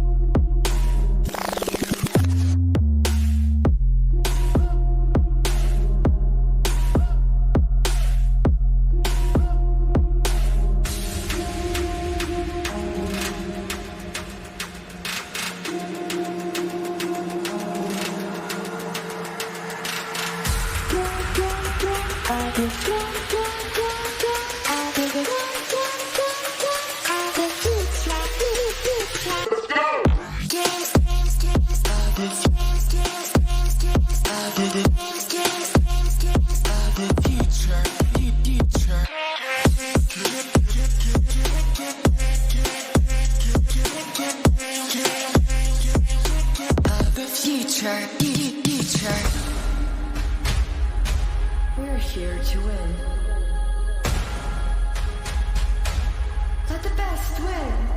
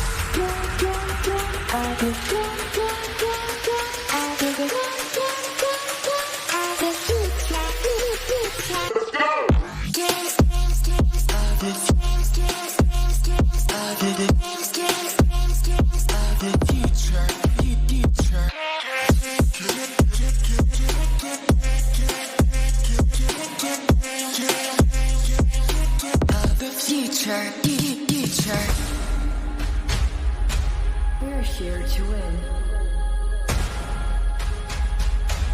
Let the best win.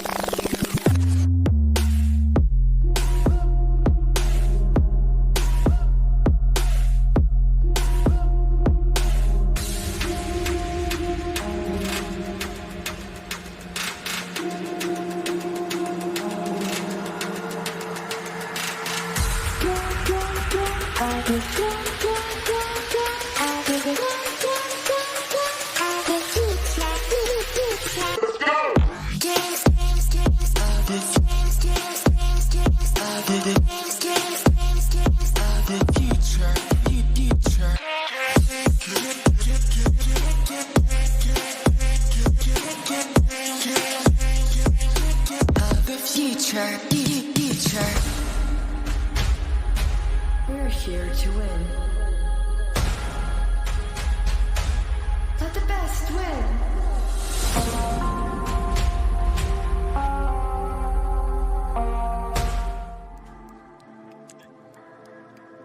Back in action for the Phygital Games of the Future in Abu Dhabi with Wolf and Naisu bringing you the action for MLBB. Naisu, we are going to a different group right now. I think we are going to Group C, and that means it's going to be RRQ Hoshi going up against Team Spirit. But before that, what have we going in our group stage rankings, Naisu? Yep, so we got, I don't know if that's updated at least for Group B, but yeah, so it looks like ADNOC, so it is ADNOC went to 2-0, and then we'll still have to find out about the remaining matches, of course. But yeah, now that we go over here to Team Spirit and RQ Hoshi, man, I don't know about this one, because it's, with Team Spirit, they've been obviously the strongest force over there in the EECA region. Off of their recent tournaments, I believe, if I recall, they swept their grand final as well, and that's one thing that we've been talking about, how Team Spirit just is for a lot of people, a lot of the international viewers out there, like this is a team that they're going to be very familiar with. This is a team that stands out for a lot of people. And like I was saying earlier on, I was like, this is a very a strong team that ends up on a lot of people's tier lists when you go into these major tournaments and big international events. And for good reason. And for RRQ Hoshi, again, a team from Indonesia that has probably the biggest fan base, like I would say. I don't know if there's a team out there that has a bigger fan base, or what's the closest to that. Legends. Yeah, for MLBB. I will say this though, like RRQ Hoshi in their recent regional professional league, they definitely didn't perform the way that a lot of people are used to seeing for RRQ Hoshi. I think they struggled here and there. And if I remember right, they didn't make the playoffs, right? They didn't make their playoffs. And so I'm wondering, again, anytime you have a team like that and you're considering, just the history. Again, the history behind RRQ Hoshi is massive. Like it goes so far into the history of MLBB. And I'm wondering how much they've been able to improve from their recent regional professional league into this. Because going against Team Spirit, as we see the lineup here, again, players we're all familiar with. Sunset Lover, One Shot, Hiko, Sawo, Kid Bomba. I honestly feel like for RRQ Hoshi, this is going to be a big test for them. Team Spirit is like I said, they're mechanically gifted across the board. Again, Hiko, one of the youngest players in the competitive scene. I think he made a name for himself alone when he got like a Savage, one of the first Savages in M6, if I remember right. M6, yeah. And just in general, there's a lot of good talent here individually that makes Team Spirit such a solid lineup, a solid team, and even veterancy, man, with like Sawa and Sunset Lover here.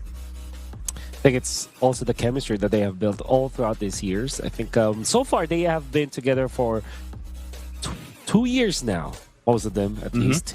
And even before M5, which happened 2023, or December 2023, which was the big breakout league or tournament for Kid Bomba, he has already played with Sawa for a long time. So there's a lot of chemistry going on in there. While for RRQ Hoshi, this team has been successful before. They have not yet gotten a championship as these five, but they were able to represent Indonesia just a year ago. So that's Rins, Dyron, Setsujin, Toy, and ADNOC. Now it is true, they have not made it to the playoffs of their league, of the Indonesian MPL League, just recently. And that is the very first time that this organization wasn't able to get into the playoffs. If there's one thing that we can say about this team is that they are strong.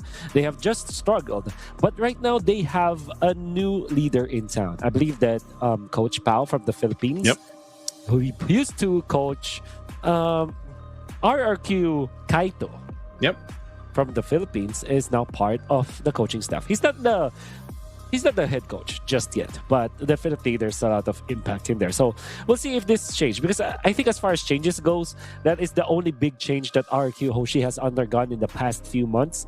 So maybe this is something that can make the RRQ Hoshi fans rejoice a little. Yeah, I'm wondering what the effect of having Coach Pao having Coach Pao in the lineup is going to have. I know, he's been in you can call it the RRQ ecosystem. He's been in the kingdom for a while, man. Like working with the MDL team, of course, RRQ Kaido and everything. And I think Coach Pao's experience as a coach, I could say you could see the positive effect that he's had on a lot of the players out there, and especially the younger talent, right?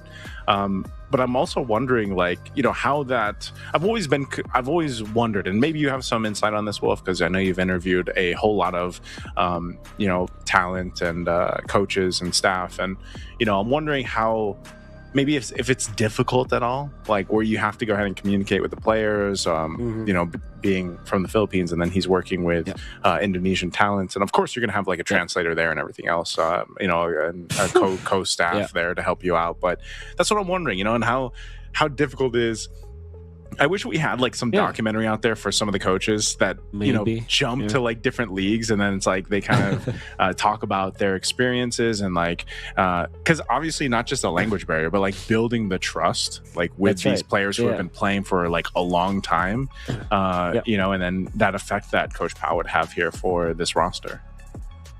So, but my quick answer to that is very, very difficult. It's a daunting task, and not everybody can actually overcome it, especially when the organization wants immediate results. Yeah. One of the main criticisms about RKOshi is how quickly they cycle through their imports, be it from the coach, be it from the players, right? Yeah. And we have learned along the way that in order to be successful as an import, you gotta have to put in a lot of time in there. That's why ADNOC Esports, for example, have built their house around Kyrie and Coach Yeb. It wasn't that smooth in the first few weeks that they've had, but eventually they got it because it was a lot of time that they had to do it. Same with Baloyski, for example, right? The first 2 seasons of Baloyski weren't that successful, and then come the third, they have already established their strength in that region. Right. That can also be said with other regions. So immediately it's so difficult. And not only do you have to adjust with the language, you also have to adjust with the culture, because in every country there's a different culture. The way that you handle your players in the Philippines will be totally different when it comes to handling them in Indonesia. Obviously there are cultural differences, there's religion as well, there's the way that you eat. Like there's so many different ways that you have to go about it, so it's very difficult. And now I would say when it comes to the language barrier, it's definitely a big problem. However, I think it's different from region to region, because I feel like at least in Western teams, they can speak English easier. They can understand English much easier. So you don't really have to change your language, because Westerners would just speak in English. But I think like if you're, case in point, Indonesia, it's different. The imports that we have had to learn Bahasa Indo instead of the Indonesian players having to learn English. Right. So, fortunately, Indonesia, it's a much Bahasa Indo is a much easier language to than Filipino. Yeah, I would say a lot of people will agree with me. Actually, Philippines is one of the most difficult languages to learn. Yeah, I can speak. I can speak on that, man. Took me 14 years, right? It took me it took me quite a few years, not 14 years, but it took me quite a few years to obviously be able to understand and speak it. And that's right. Yeah, that's one of the things that I've always wondered is, especially when that door opened for imports, which was. That would have been what? But 2022? Was it 2022? Like when imports really start, like the first imports, at least for a player, was Kyrie and Coach Yeb, right? Like, they were the people that started the whole thing, I feel like. And, and when you have that in consideration now, like you even have players being imported all over now. And it's not always Filipinos, but yeah, there's a lot of Philippine players, coaches that do go to different parts of the world. I know we spoke about Verso Time earlier, and I remember, one of the teams that competed in that tournament, I think it was Cyber Hero, they actually had 2 Filipino players for their competition. That's right. And one of them was, he was under the name Mark Teasy. He was actually from RQ Kaido, I think, the MDL team. And then they had Kimpoy from the old Blacklist International, right? Yes, that's right. And so you have a bunch of these players and coaches having these opportunities to jump around, I feel like, and put their impact in, which I've always been intrigued by and interested in, and how they're able to go ahead and, make that happen. But, I feel like that's nature, for a lot of Filipinos to kind of go across the globe and provide their talents and hard work that comes with it. Yeah, and we can see that it will really depend on how much time the organization puts into it. Yeah, let's say there has been like stories of instant success across some of their regions. You can even attribute the first championship of ADNOC Indonesia with that. However, if you think about it, the players already for ADNOC Indonesia were already really good and veterans in their scene. But all I'm saying is that there were cases of where imports go to a team and organization and they become instant success, but it's only one out of the many failures of teams that invest in other nationalities. But I guess in the case of RRQ right now, they're going to be just focusing on their own squad, but just including one Filipino coach out there, one Filipino analyst at that. Yeah. Then I remember talking to Kid Bomba. They had a Filipino coach before, but they felt like they have gotten to a point where their own hard work can already make it work for them. If you get my meaning, right? Yeah. Of course, it would help if there would be someone, but I think like they felt like they're already hardworking enough for whatever they're doing to be successful. That's why they are just focusing on themselves. I don't know if they actually got a different coach right now, because I feel like they are they're that kind of team where if there's an international tournament, at least they'll get someone to help them out when it comes to like planning and coaching. So I'm looking at their lineup right now because I felt like there wasn't. It's their coach Cold Star and Statsman Oops apparently is the analyst, I believe. From they're from the same region anyway. So yeah, they didn't get anyone from a different region. Yeah, wasn't I can't remember right. It wasn't Team Spirit boot camping. Were they boot camping in Malaysia? Where were they boot camping? I feel like I heard that they were boot camping even before this.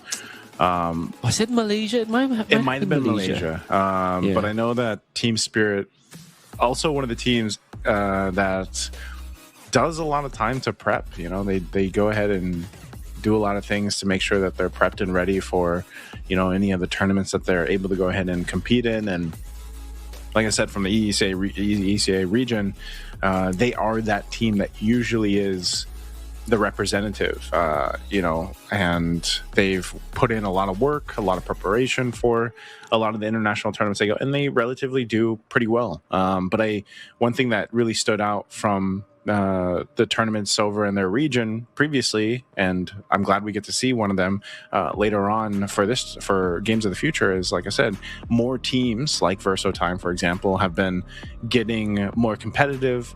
And when they get their opportunities to actually play against some of these stronger regions, they actually take games and series against them. So I think, again, this has been a region that a lot of people have had their eyes on. And yes, as storied and historic RRQ Hoshi is, I think it's starting to happen for the ECA region. And Team Spirit is that team that's really the forefront of a lot of that stuff happening for that region in a good light here.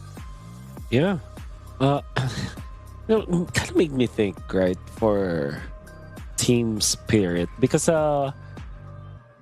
whatever you just said kind of sparked some interest in me. Like, how are they actually keeping up with how strong the other regions are? Because I think that in their region, there's not a lot of tournaments that's happening, and even the ranked scene is not that as intense as you would say for Southeast Asia. I wonder how they kept their talents intact, because I watched the way they played. They're really good. They can really match up against the teams in Southeast Asia, and I would assume that they are not having as much games from their own region. So maybe that's I actually am bewildered by how they managed to get so good from that region. Do you have any insights in that? I don't have any insights on it, but I'm just like, I know that they enjoy and I feel like they've gone to a couple different places for boot camping. But if I remember right too, like for Team Spirit specifically, I remember there was like an interview before, and I think they were talking to Kid Bomba, and they were like, so out of all the places you've boot camped, where's your favorite place to boot camp? I think he said Malaysia. Like, if I can recall correctly. Oh. And it was like a mix of things. Like, I think they just liked the country, the hospitality that they receive there, the accommodations, of course, the food. I think most people would really talk about the food in Malaysia. I know you and I have. I love it there quite a bit. Yeah. But I think also just like maybe it's also to deal with like when they schedule the scrims and everything else, like they have a little bit of an easier time go ahead and scheduling those in specifically in like Malaysia, not so much like and then maybe they just enjoy the rank there too, you know, ranking up and getting the grind in. But I think mostly it's that accessibility to the scrims and the scrim partners that they can get while they're out there, you know, and playing on that better, or I should say faster server than probably what they're used to over in their region. Yeah, because obviously their region is larger. I think generally teams would boot camp to Malaysia mainly because of how easy it is to set up camp there. I think because the land area is quite bigger in a way, and there's a lot of like rooms to rent. Remember, again, if you're housing an entire team, you need not a big house actually. Would you live in Malaysia, Wolf? Would I live in Malaysia? Would you live in Malaysia? There's Malaysians listening, so I mean, yeah, I mean, all right, that's given that I will have a guaranteed job there, right? You guaranteed job. Yeah, I mean, like yeah, no. if there's a way to actually live there, yeah, I would. Dude. Oh my, dude, that got me scared. That guy, I thought it was. I was showing us a different thinker out there, but yeah. It looks like they're just about ready. I know I saw the thumbs up come up earlier, but it looks like the players are just about there. I wonder, is it cold? Are those hot packs? Like, you know how most players usually have hand warmers, right? Like they usually have hand warmers. Like we're so used to seeing in the professional leagues that they have like the little hand warmers because usually the venues are pretty cold. And I noticed like majority of the players are wearing sweaters or they're like in long sleeves. So it's like, I wonder if they just ask for like hand packs or what, if they're going to put that on their hands. Okay. Now it kind of remind me. Okay. Yeah. But yeah, you know what? I think that this is one of those classic hand warmers. Is this the ones you stick on your hands? This used to be the thing. Yeah, you kind of shake it a little bit so that the friction will be there because I think that the beads bounce off each other. I can see it. With each other, and then it eventually becomes very hot, or not very hot, like enough to warm you up. So how much does this actually help players? I mean, you've worked with a lot of players, so like how I've never worn one myself, man. Okay, so yeah, this was the thing before, and the thing is, it's quite expensive. The hand warmers. That's why. Yeah, this one's you should take a look at your local e-commerce app. Look for hand warmers, and for sure at one piece, it's not that expensive. You're probably gonna be okay with that. But imagine like 6 people right now. You're seeing right now every game. Yeah, like that. So that cost will go up. That's why in the Philippines or in most of the MPLs that we've seen, they're just given like what you call this, like ice packs, but instead of it's hot water. That they put it there. They just put hot water in it. This one, you just have to like shake it a little bit, or maybe rub it off, and then eventually it will. Even Team Spirit's getting them, man. Yeah. Oh, I see what you mean by the price. Jeez. Yeah, you looked at it, right? Yeah, it's not expensive like per piece, but imagine of how much you use it. Hey, back in my day, we just did finger warm-ups, stretches, you know? You know the pointer finger thing? I don't know if that applies here, but yeah, obviously I will say this, like if you ever woke up in like a cold room and then you tried to play MLBB, like your reaction time is going to be slower, right? Like if your hands are freezing. Coach Pao needs one too, clearly, to go ahead and help him with the draft. It looks like as he's got his as well. But yeah, we should be just about ready to jump into the draft here. I believe everybody's in the lobby. It's just they're getting ready to go ahead and get in, and we'll be underway with this game here shortly. Yeah. Dorms.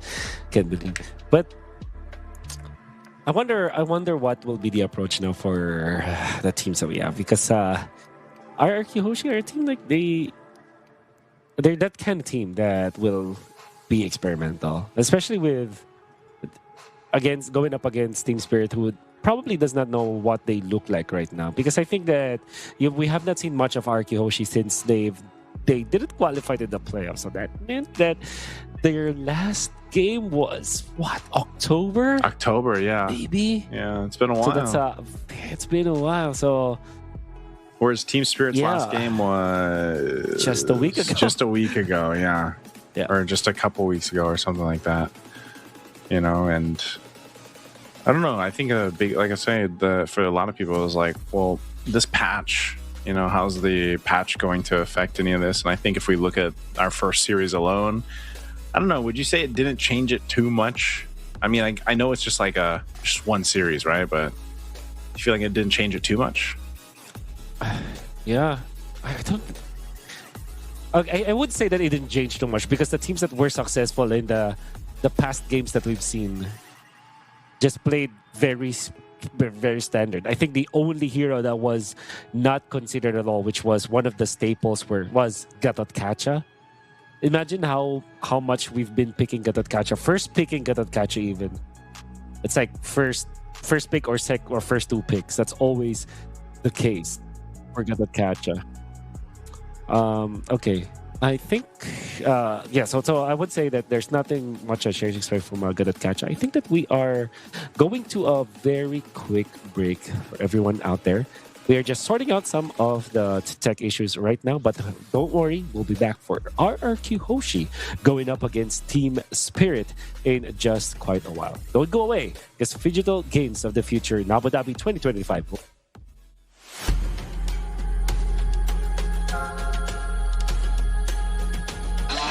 Abu Dhabi and UAE at the moment seems to be the epicenter of autonomous, robotics, and many other activities.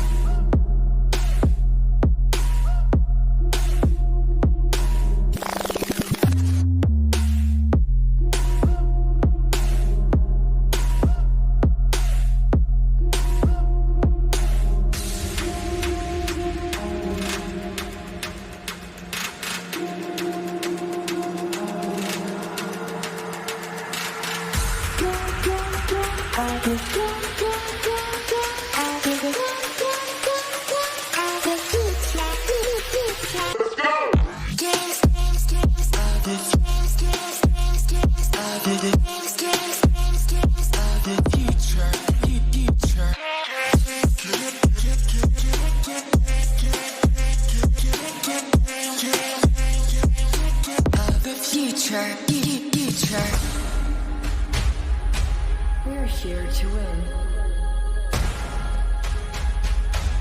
Let the best win.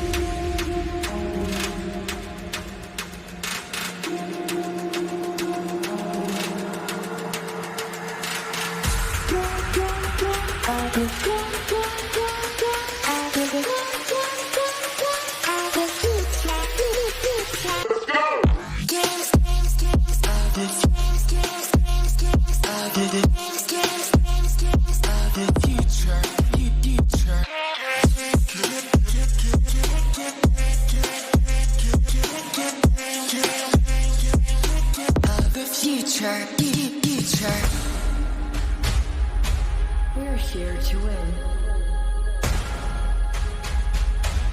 Let the best win.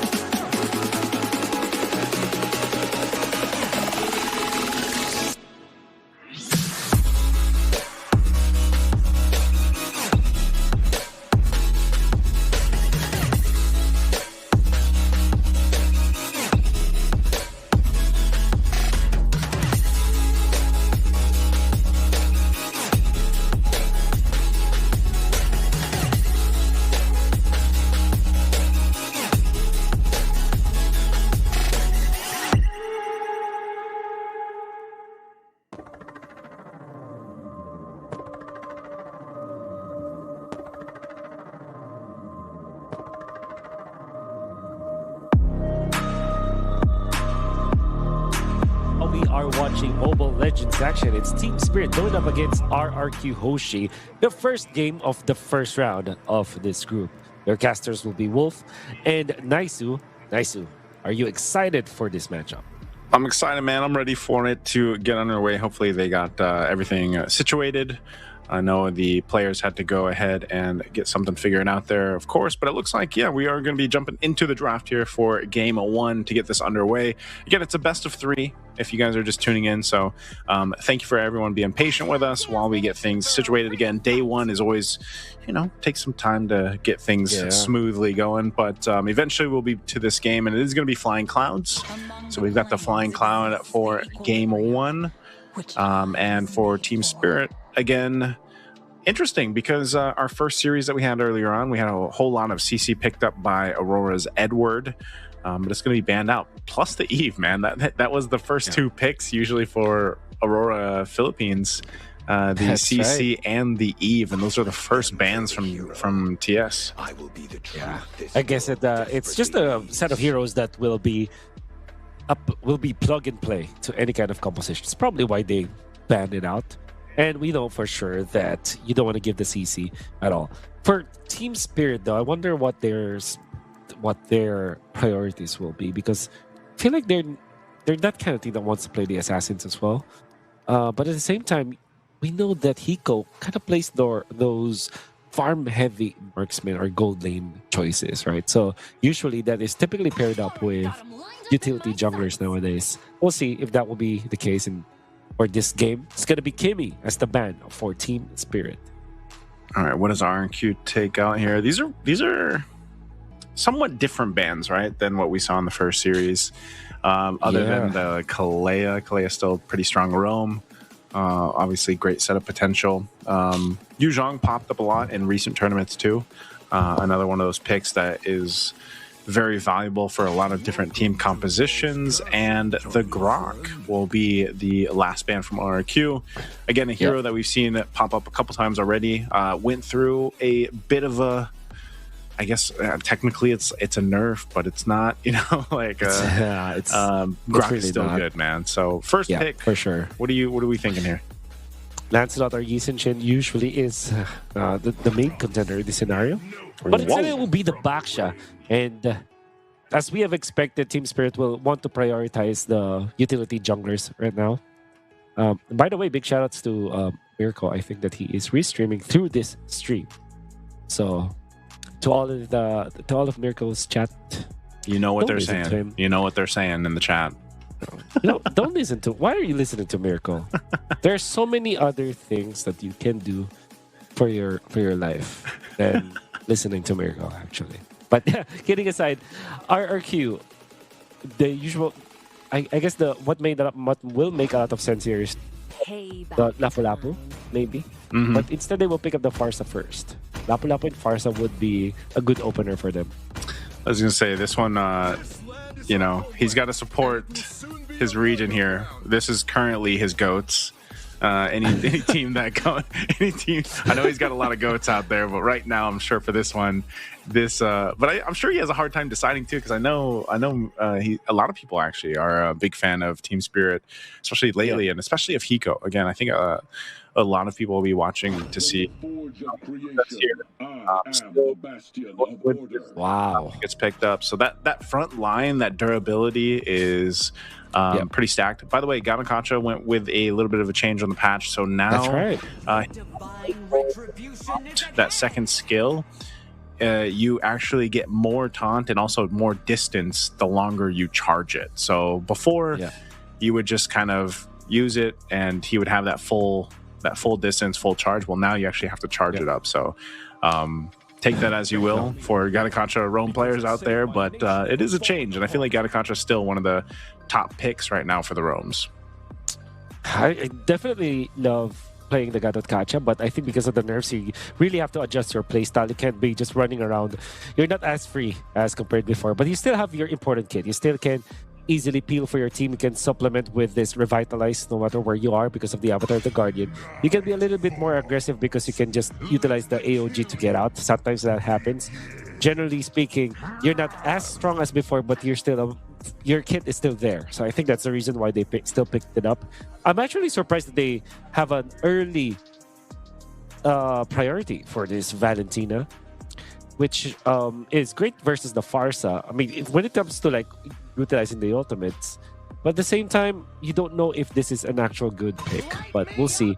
At least he has an ultimate to copy.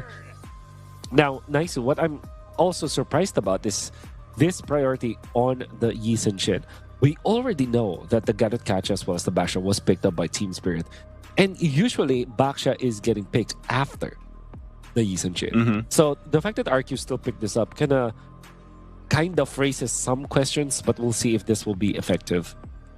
Yeah, I feel like this is just going to be a challenge, you know, and we see teams like leaning towards some of these like utility picks. Again, the Fredjit and Baksha, it's nice that it's still an option. I feel like, you know, we were so heavily dominated for a while in the jungle. Like before, we were so heavily dominated by utility jungle, and then we went, and then it was like assassin, and then we kind of had that mix of both being okay. And I feel like now it's still pretty much similar. Like we do have these utility junglers that still work really well in the jungle with some caveats there. But, you know, the YSS, I feel like he's had his time to shine, man. And even with his own little nerf that went through, was it a couple patches ago or whichever, he's still a good choice. I feel like it just takes a little bit more finesse to like make it work. But, you know, you also have to really rely on the team, because like YSS needed some of that change to happen, man. He was so dominant for so long. Yes, and, it was too much. But teams played it so much, and they're so used to that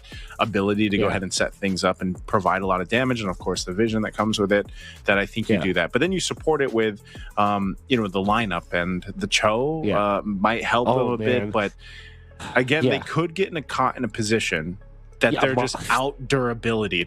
I don't know if that's an actual term, but especially if this Edith gets locked in, man, like they have so much. But they also have a Valentina. So that burst that comes with a Farsa just goes over to Team Spirit. You know, so it's like this is a whole lot of front line to deal with, like a whole lot of meat to get through if you're RQ Hoshi.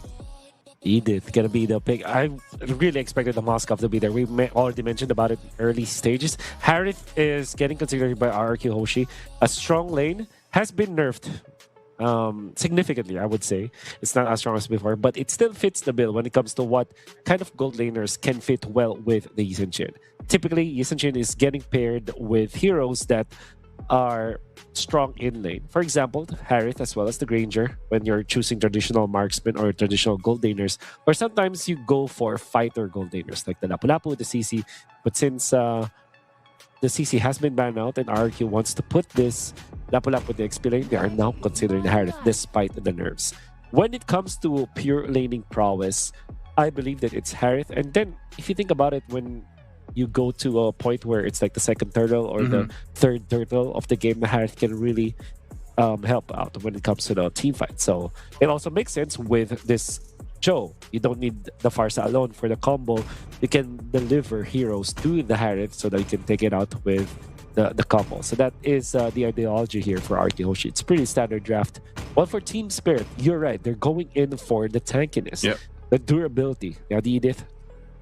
And then they also have this Baksha. But when it comes to their overall MO, their real carry or their real core is actually this Moskov. That's what they are going to be gunning for.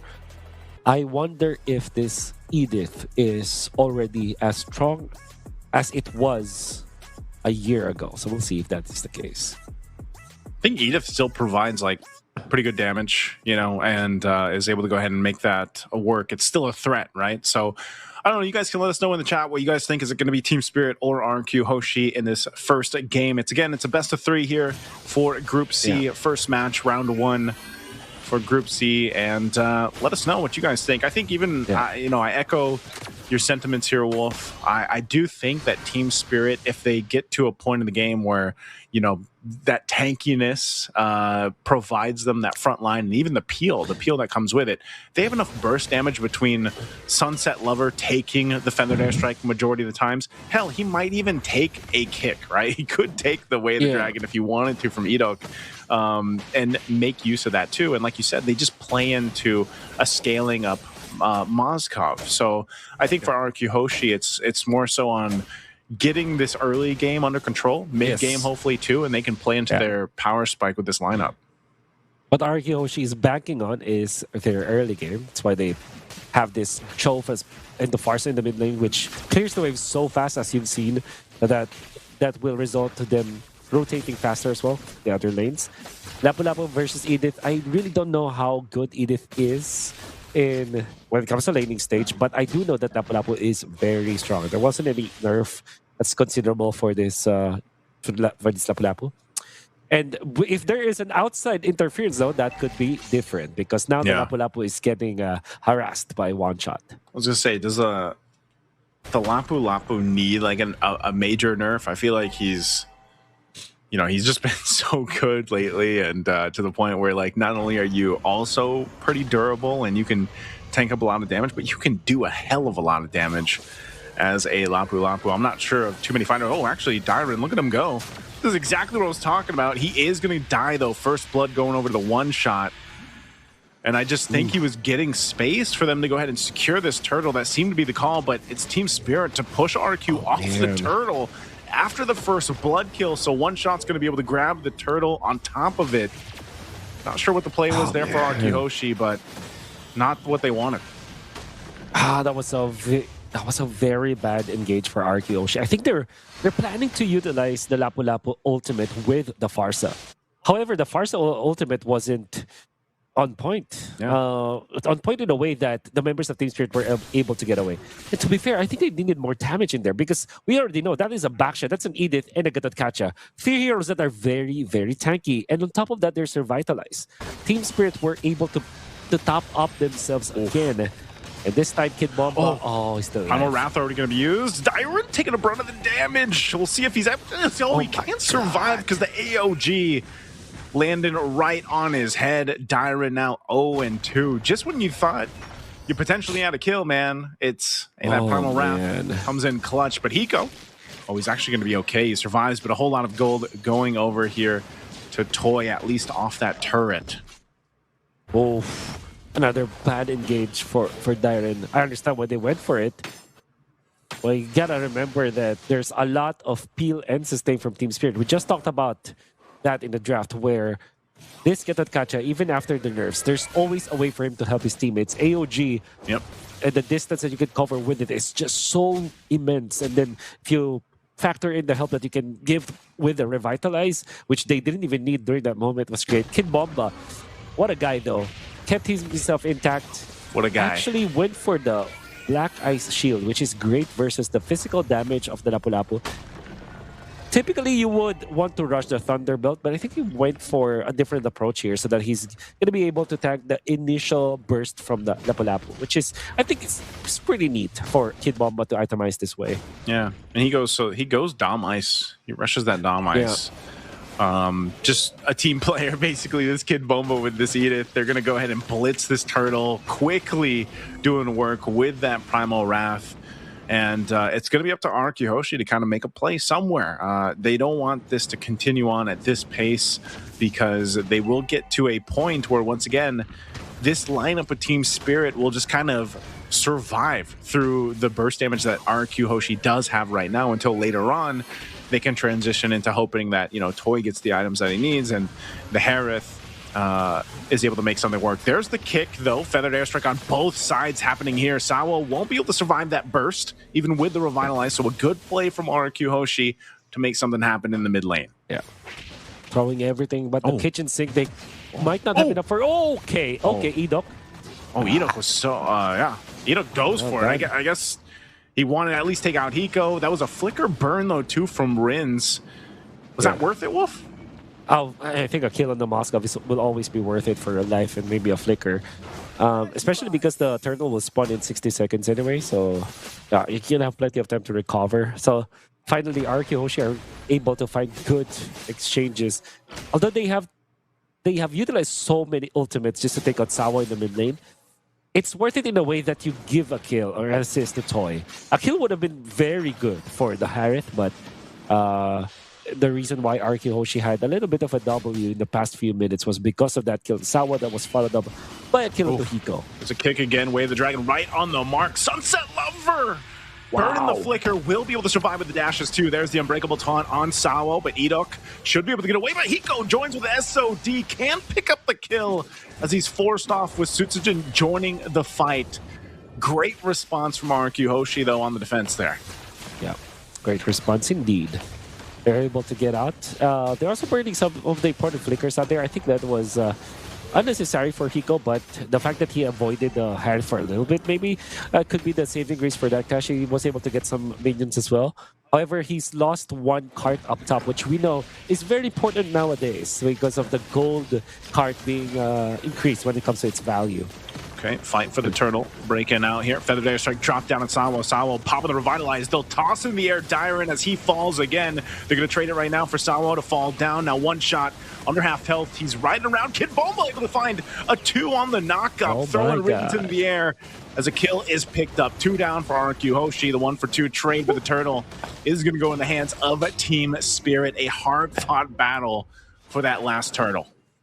Kid Bomba making the waves again. Explosive plays coming out of Kid Bomba, but there is another play. Hiko does not have the flicker this time and will go down. You gotta have to look at this Moskov now and think like should be a little bit careful now. Oh, big play once again. Toy going under the Zaman Force, trying to get Sunset Lever. Won't happen. Feathered Airstrike going to be dropped down, and it's Sawo that falls. Once again, RQ Hoshi fighting for what they can. They'll get a couple kills in the last couple minutes. And they're going to put themselves in a pretty decent position. Again, even if they lose some of those objectives, this next lore, the first lore that does come up, it's almost, you know, it's going to come down to the execution on both sides because gold-wise and economy-wise, they're pretty much even. And it's been a good job from RQ Hoshi kind of scrapping up what they could off of a little bit of a rough early game. In terms of execution, Team Spirit has to kind of correct something here because I feel like everybody's looking really good. Sunset Lover, Sawo, One Shot, and Kid Bomba, they're looking great. Kid Bomba was phenomenal. But Hiko, the amount of space that he's given, you would assume that he has a lot of gold already, but he's died twice already in this game. And is actually trailing behind just a little bit against this Harith. So I think that it's not something that they have to really fix right now, the way that Hiko plays, because Team Spirit, eventually, they will run out of steam when it comes to their core lineup. This Moskov needs to be doing the heavy lifting later on, and if he cannot farm fast enough, he can be run over by this. Hisochino picks up the Sky Piercer. A Sky Piercer for Yisun Shin. They're confident, man. I would say that's confident on how the team fights have been going. They want to build the snacks up here. Little snack stacks. Now ADNOC in trouble. Goes down to one shot. We're going to force the fight anyway. Zaman Force drop down 2. They have the space, but Hiko firing off. Double kill for one shot. What was that fight? RQ Hoshi just losing 2. I don't know if it was by design, if Team Spirit actually went for that play, but that was beautiful. They utilized their tanky heroes, One Shot as well as Kid Bomba, as a bait. And there was a hero for Team Spirit that almost died. Even Hiko was looking like he was under duress, but then the AOG comes in at the perfect timing with the Revitalize on top. RQ Hoshi have ADNOC and Dyron already very well committed to the team fight. They got baited. And because of that, 2 of their members were taken out. Sutsujin, you gotta make this Sky Piercer work because I think they were not in a position at all to pick up that Sky Piercer. Yeah, very interesting. Oh, SOD dropped out. TS just wants to hold down the mid lane. They're going to force a fight anyway, and AOG won't be able to catch anyone from Sawo. RQ Hoshi had enough space, so looked like a potential fight. Doesn't break out. Team Spirit, though, they'll go ahead and just recalibrate with the kick again. Coming through, and it's right on target as Hiko falls down. You were just mentioning this. One of the things that TS might have to fix is Hiko's positioning. Now Sawo once again in the mid lane. They're going to go ahead and force the fight again. Revitalize is going to be dropped down. Sunset Lover holding on to his own way. The Dragon, but he has no space to work with to get a kick off himself. A Feathered Airstrike dropped down to Sawo. A little bit of health. He'll get out. The Lord, though, is still working its way up to that tier 2 turret. I'm not sure if TS is going to be able to get much off of this. They do want to join this side of the map, though, to at least get that charge in, potentially get the tier 2, but this is a flying cloud map, so the reinforcements come quick, but the turret will go down. I see the difference for Team Spirit when they don't have Hiko. There's no one to kind of finish off the kills. Yep. But my oh my, the four members of Team Spirit are looking good. Oh, no! Mention Hiko, man. And he dies again. God. Double kill for Sutsujin. He's making the Skypiercer work now. 2 stacks there for him. Sao and Hiko, man. It's gotta give it up to ADNOC. His target acquisition on these kicks have been phenomenal. Yeah. On the one hand, it's Hiko just playing, positioning himself badly, and on the other, ADNOC just finding the openings. So far, the deaths that Hiko have accumulated were all done in the river area around the mid lane. So he has to really get out of that zone. And you would think, like, if you're playing the Moscow now, you should be hitting minions. You should not be in the middle. You should be waiting for your ultimate. There were so many stuns and control from the other members of Team Spirit, so you can guarantee your SOD to land. This is not how you should be playing the Moscow. And right now, he's what, 1 and 4. Has a Trinity. So he can actually hit hard, but has the tips. What's that stand for again? Anyone wondering, that's a 3-item power spike, TIPS. Power spike. He's got the tips. Yeah.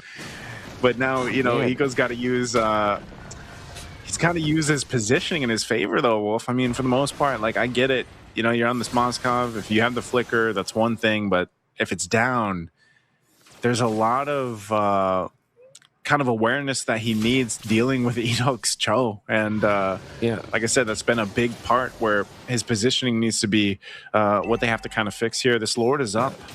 Team Spirit looks like they're just going to go ahead and blitz it, though. They see the positioning from RQ, so this might be an opening for TS to go ahead and take another Lord, but they might break out into a fight. RQ's way too late for the fight, but they might jump in anyway. Sawo taking the brunt of the damage. He'll AOG out. Team Spirit gives the call to just disengage and get ready to reset with this Lord. They got a flicker from Hiko. That's how shaken Hiko is, man. He used the flicker there. That's how you know that Ford that's got into his head right now. Unfortunately, he gets out to safety. Team Spirit wants to fight this once again. Well, they do have the Lord advantage, so it's going to be recommended for them to team fight. It's going to be tricky, though, because they don't have the flicker on Hiko now. But all other battle spells are ready for them. Yeah, this is the problem, though, man. Without the flicker, like I was saying, and obviously he's still working on, I believe, his 4th item. I'm not sure if he's going to go get the Wind of Nature next, but the fact that ADNOC has his, he can choose to be aggressive in this. And, you know, they have the information that Hiko is a target to go for. So they're going to clear out this Lord once again. That tier 1 in the mid does fall down, though. So TS making slow work on this map. One shot, driving on forward. He's going to go for Toy. Oh, Sunset Lover. I'm not sure if that's where he wanted to put the Feathered Airstrike. Finding one. There's the return from Rins. They'll go ahead and clear out the Lord, but that looks like that might be it. Once again, Team Spirit with 2 Lords, you know, not too much on the map that they get here.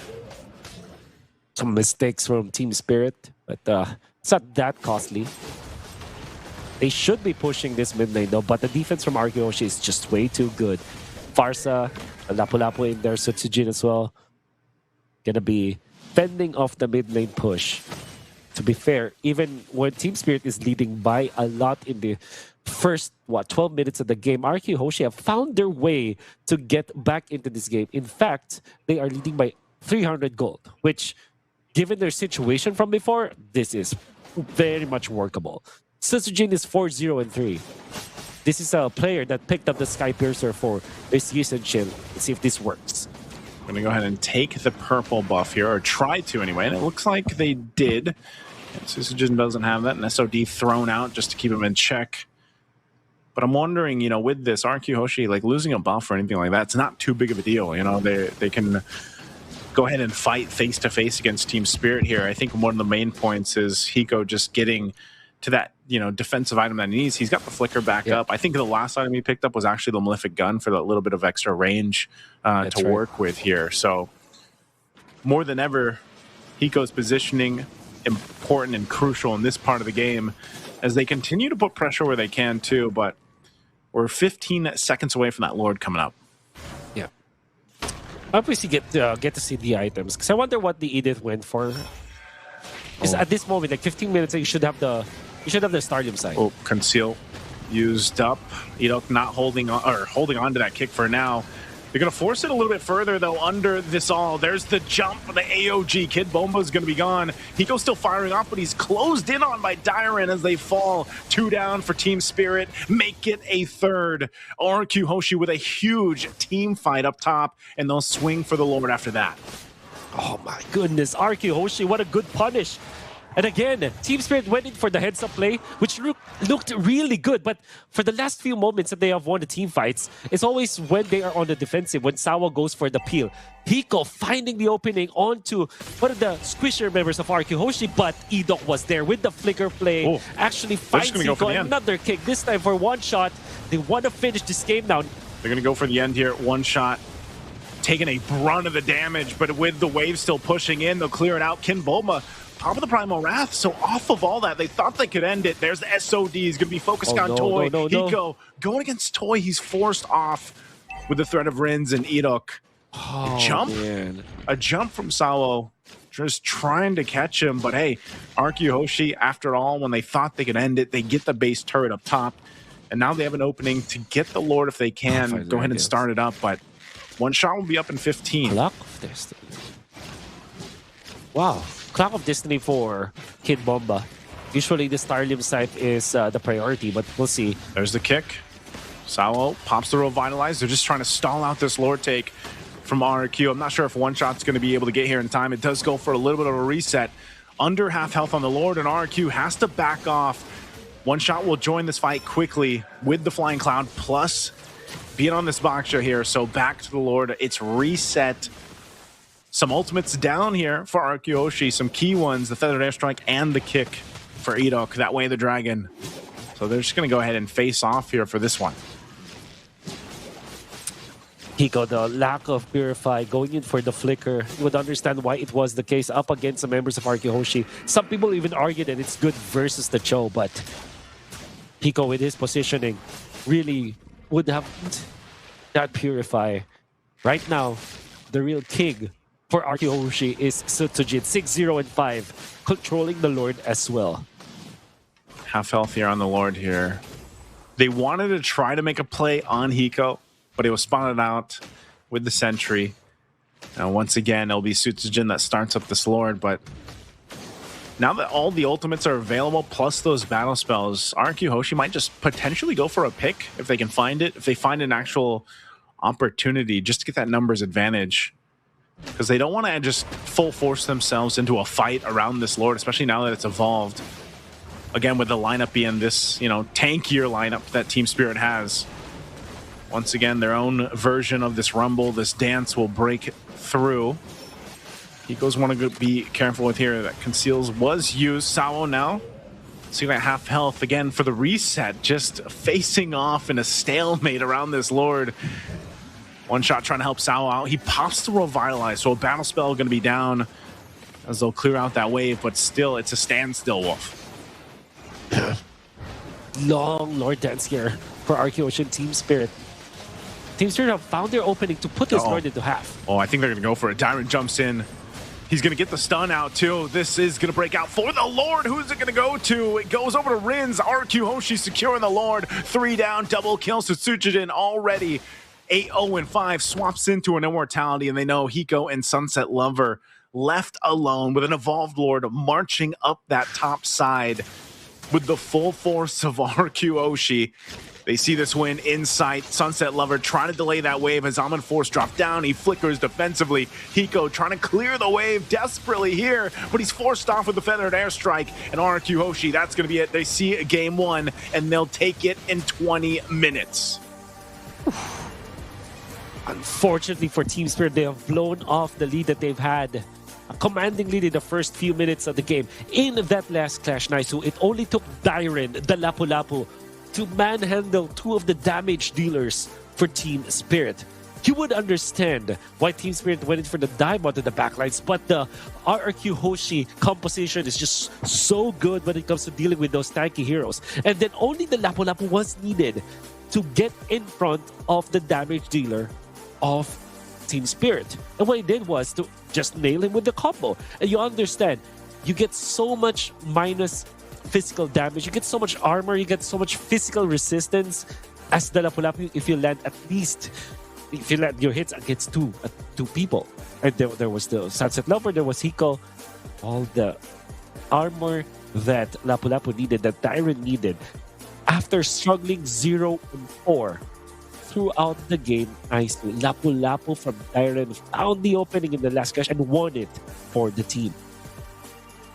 It was a great game, man. Again, game one there, 20 minutes, Foreign Q Hoshi. We'll see what adjustments Team Spirit can make, though, going into game two. Yeah, he'll be back for game number 2. Here only at the Digital Games of the Future Abu Dhabi. It's RRQ going up against Team Spirit in game number 2 after this short break.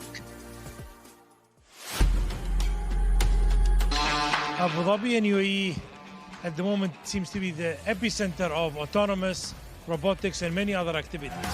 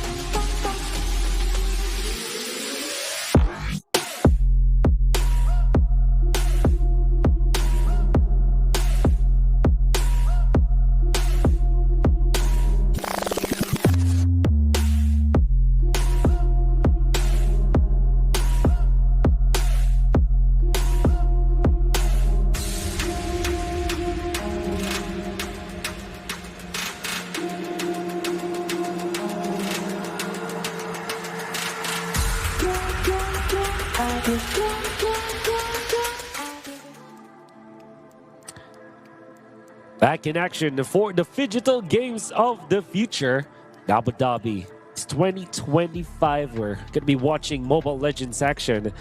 It's going to be Team Spirit up against RQ Hoshi in game number 2. RQ Hoshi getting lead the first game. Your casters, Wolf and Naisu.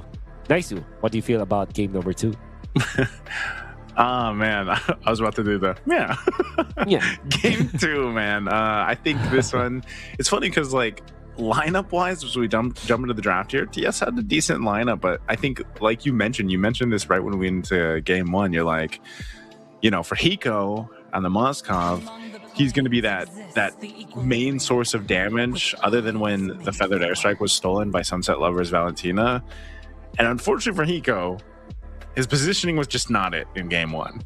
It was also not just, you know, completely his demise. It was also just ADNOC doing a fantastic job at the target acquisition with the Way of the Dragon. And so I think for this one, for Team Spirit, if they want to get to a game 3, it's going to have to be up to protecting Hiko, or maybe just building this lineup that isn't so heavily invested on the gold lane being that pop-off damage, you know, because again, they went with primarily very tanky heroes, and that's one of the trade-offs that you have to kind of go with, how you build that initial composition, right? For RQ Hoshi, it took him a little bit longer. That was a 20-minute game 1.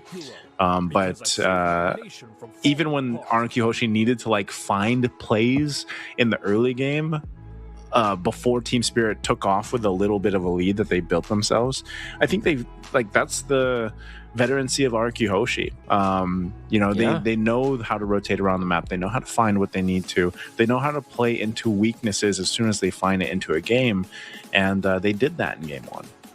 Yeah, on the one hand, it's bad positioning in the mid game until the late game for Team Spirit, but on the other, it's just either finding the right targets and finding the right timing as well. Because I can fairly remember Team Spirit are playing it so well. The way that they approach it is there are 2 tanky dudes in front, and then the AOG will come after. So it's more like a bait and switch kind of gameplay for Team Spirit. That's what they have won with. But for RQ, they're the ones who are punishing Team Spirit when Team Spirit wanted to go first. And then, of course, ADNOC finds Hiko so many times in that game. I can say that he definitely was the MVP for game number 1. Now in game number 2, usually the priority is, again, the Lancelot, but it seems like the Baksha is the priority for Team Spirit. I think they can run it back, actually. I don't think that there's enough reasons for them to not pick up the Baksha once again. Yeah. And it's also a hero that RQ wants to play. Let's see if they don't take it. Wow, they're going to take the Lapu Lapu instead. So you think this might just be the trade? Like, do RQ prioritize picking up the Baksha now? Yeah. I mean, if not the Baksha, like they're still, if teams wanted to lean towards utility, I mean, Fredrin's still there. Like I said, I'd like to see the Barretts pop up at some point with his change, you know, his buff technically. You want to go? Even the Zutian got like buffed a little bit. Yeah, that's right. Yeah. They will still go for the Farsa. I think eventually they will consider the Esmeralda, but in this scenario, the Farsa is a good pick for Rins for sure. But again, the Lapu-Lapu, the presence of Lapu-Lapu already threatens for this one. So I think you want to couple this up with a peel. Instead, they will go for the Cho. The Cho and the Farsa classic combo, and also an RQ combo. Now Team Spirit can just go back to the Baxia. I think this time they might consider the Kimi over the Valentina. Yep. We'll see if that will be the case. Again, ADNOC getting his hands on the Cho, man. It's kind of, like I said, I feel like Hiko was a little shaken in the last game dealing with that. So I don't know if he ends up with a traditional marksman again, if he's going to go with Flicker even, or maybe the Purify this time. I think either, like, Flicker can still work, okay, but you know, that's one of the things is like once you have that Flicker down, once it's been expended and you are on a more vulnerable marksman, you know, it puts you in a really tough position. So this would actually, there's the Baksha, and they go the Heron. How do you feel about that? They are asking RQ to pick up the Harith. It's of course the Baksha, the Esmeralda. I mean, sorry. Of course the Baksha deals with the Esmeralda so well. but it just looks real good for RQ. I wonder if will be their choice. However, if they do pick that up, they will not have the proper assassins to go with it, so they're considering the Fanny right now. I think the Hayabusa is also good, but the Lancelot is the perfect answer for this one. Does not care about the Lapu-Lapu, does not care about the Baksha. Actually, it has been a hero that was always good against the Baksha, and of course, a threat to the Harith. Overall, a perfect pick here for RQ. But again, Team Spirit, I think that they should ban the Esmeralda. Yeah, ban the Esmeralda. I think at least you just take that option out of there. I mean, there isn't really not off the top of my head, a better hero to deal with all these shields that they could pick up. But I think even so, if it ends up being just a regular matchup in the gold lane, like the Harith is there, and then maybe we potentially see, the Toy pick up the Granger or something, just something more kind of a traditional matchup in the gold lane that can work. Again, you rely on RQ Hoshi, even just with those 3 picks they have to start in that first phase. Those are all the tools they need. And I think even with the Lancelot, obviously you're going to be able to go ahead and contest objectives, even if you don't have a favorable advantage or space to work with. But the Farsa kind of does that for you, So something that they can definitely consider here. Plus, they're just going to be able to move them around the map pretty quickly. So that's why that Granger is banned out, just for the potential of what I was saying with that matchup we've seen time and time again, the Harith versus the Granger. Yeah. For RQ, there are a lot of choices for the gold lane, because you can even go back to the mode where you go for the fighter gold lane. We've seen a team like Aurora, for example, go for the carry, which is in this game, I would say it's okay for RQ. But I do like the odds of the Esmeralda if they do get their hands on it. An XP lane of choice, however, that we should be looking for RQ is the Alice. Although the Uranus would be good, Esmeralda will be also good for them. I think that they also need some real nice tank in the front lines for RQ, because you already have the Cho, which is can be played as a tank, but is much better if it is actually a second engage type of guy. You survive long enough for you to engage as the second unit for RQ. No Esmeralda ban, so Uranus, Alice, and Esmeralda is available for RQ. I wouldn't be surprised if this is Uranus or Alice as their red 4 pick. Uranus, Alice. If it is the Esmeralda, we're thinking that's gold lane though, right? That could be gold lane. Gold lane Esme, yeah. I've seen that pop up more than XP. Yeah. Oh. The Gatacacha's open too. I don't know if they want to pick that up. Esmeralda makes sense though. Yeah, Esmeralda's locked in. It's just the answer. It's the answer for the shields. For sure. Okay, so you're looking for your mid lane. Gatacacha is such a given for Team Spirit. Maybe the next best option is the Badang, but the Gatacacha, I don't think that there should be some changes. And we also mentioned the Kimi. I guess the Valentina can work against this Farsa, but at the same time, you want to go for more damage here. I think I really feel like... but they need physical damage, actually, because they went Harith and Baksha. So that is actually not a good combo if you look at it that way. It might be... like I said, the Kimi... The problem here is that they pick up Baksha with the Harith, which is usually not the combo. It's almost a Harry Potter lineup for Team Spirit. Yeah, a little magical lineup that they pretty much have, aside from the Lapu-Lapu, of course. So that's going to be a big component to their physical damage. For RQ Hoshi, this last pick here, that'll go ahead and tell us what they put in the XP lane, unless for some reason this is an XP Esmeralda. So they have actually a couple options that they can go with. I think you just put it in the XP lane, the gold lane if you want to. And then for XP, what is left Uranus. open? Yeah, Uranus probably. Okay, so then they want to go for the Claude. They want to go so they are going to go. All right, Toy's going to go with Claude. You got the XP Dyron for the Esmeralda. Yeah. Man, this I think that any last pick for RQ would have worked because I'm already seeing a lot of issues for Team Spirit, and it's not because of what RQ Hoshi picked up, but it's mainly because of what they picked up themselves. This full Magic lineup is gonna struggle. So all you need to do for RQ Hoshi is pick up Radiant Armor and Athena Shield, or Radiant Armor and Oracle. You're gonna be fine. Yeah. As soon as those some of the magic resist items gets built up here, you're going to lose a lot of your damage profile. So, you know, in a sense, like Team Spirit, I think they don't want to get to a point where they're in a 20-minute game again against RQ Hoshi here.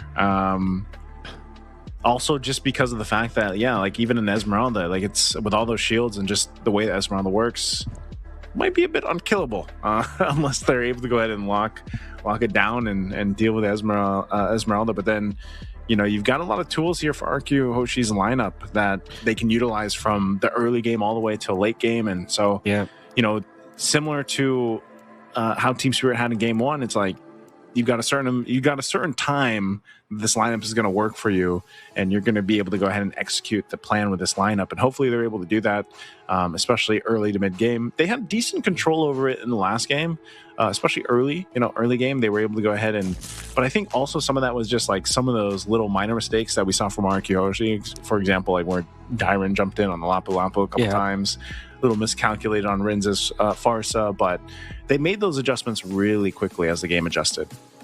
Yeah.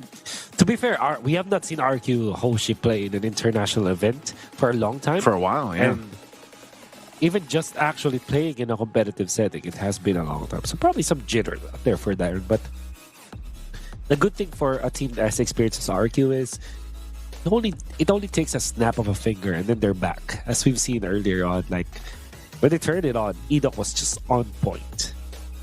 They continuously won the team fights against Team Spirit. Gonna be waiting for the game to start once again, but I'm really not feeling it for Team Spirit. If they don't win the early game, you have so many problems heading into the late game. Yeah, that's what I'm thinking, man. While we wait to jump in game here in Team Spirit, hopefully they had enough time to go ahead and come up with a plan anyway to take out or take care of Hiko, but also just positioning in general. Because I feel like as a whole, like I don't want to just keep saying that it was, you know, Hiko that the reason why they lost game one. It was more so like as a team, they seem to play, which is kind of funny because we were talking about leading in this matchup how much synergy Team Spirit's built over time, but I feel like maybe it was just like the way that RQ Hoshi was playing or the way that they were forcing some of the fights. Again, I think a big part of that is ADNOC's Cho, which they're still going to have to deal with. And, you know, you'll see that from a lot of Cho specialist players out there, right? Like they're really good at finding those little windows of opportunity to get those kicks off. But not just that, but also just kind of like faking people out. Like if you notice some of the best Cho players you see out there globally, it's like that's what they're capable of doing. They're able to provide vision, but then at the same time, they can actually, just with the G Kundo like combo, they're able to go ahead and like fake some people out or set things up, even without the kick, you know? And I feel like that's a constant pressure that Team Spirit's always going to have to deal with. And hopefully they've had some time as we wait to jump into the game. I think they're sorting some things out here for our players. But again, the reset has to happen pretty quickly for them to potentially get through a game 3. Yeah. It's the Cho players psyching up their opponents, right? So, yeah. That happens a lot. I think that you can feel it from teams that have... I mean, it is effective against players who aren't that experienced, but I wouldn't say Hiko is a team that's not that experienced. He is a young player though, and between him and ADNOC, for sure ADNOC played way more games compared. We'll see. If you had like straight 4 deaths, you would probably be afraid of the Cho, which was literally what happened with Hiko. Yeah, I mean we've all been there. I feel like, you know, and you know, once you get delayed on one of the traditional marksmen anyway, whether that's a Claude or a Harith here, you're focused on trying to catch back up and be that used to your team. So definitely able to go ahead and restart here. We're now in game 2 for this RQ Hoshi, like I said, with this lineup, it will be interesting too, because pressure-wise, like their physical damage is good. Magic damage-wise too, early game. So even though we're saying Team Spirit needs to have a better early game to get things started off, if they kind of bite off too much, RQ Hoshi's damage profile is actually pretty good in the early game. Oof. Going Toy. 1v1. I'm not sure if this is going to pan out here for Hiko. Oh! First blood going to the hands of Toy. That is not a good start again for Hiko here in game 2. Okay. So as we get through this game, early game already, being able to go ahead and start that is, man, Wolf, that first blood already for Toy. That was so bad. That's really, really bad, because we were already talking about how Team Spirit needs the early game to get going in for them, especially this Harith. And it's if the Purify would have helped them in that situation, right? This probably wasn't, oh my god, even Sawo's recall. I'm telling you, man, Idok's Cho. So weird. Oh, man. It's scary to deal with. This is looking bad for Team Spirit, dude. I think it's the Farsight that show that it has the priority in the mid lane, but at the same time, Kimi and Gatatkacha, they're not pushovers either. This is a very strong combo, but we'll see how they will deal with the turtle. Dealing with this turtle, it's quite low. Susagen will be able to secure it. Feathered Airstrike drop down. There's the kick from Idok. He does fall though, but it's going to be a trade. The roam for Roam. Battle spells used up as well. Got the Revitalize out, and I think they're going to be happy with that. Again, objective secured for RQ Hoshi. That's already like 1,000 gold lead for, and so mainly because they just stopped some of the teleports from Sawo, and the fact that they also took out Hiko, which probably meant that he missed some of the minions and then a cart, which we know for sure that has more value nowadays. 40% extra gold from the cart, which, you know, if you add all of that together, that will mean that there's 1,000 gold lead for RQ Hoshi. He's getting gapped here too, man. He's only level 3. That's right. That kind of this 1,000 gold lead from RQ Hoshi has more value to it because it's from the gold laner. I think Idok's going to get caught out here. He does use the kick. Oh, okay. Jikundo's. Oh, he's actually able to get away. Even despite being caught in that side of the jungle and then 3 members of Team Spirit around, that is just...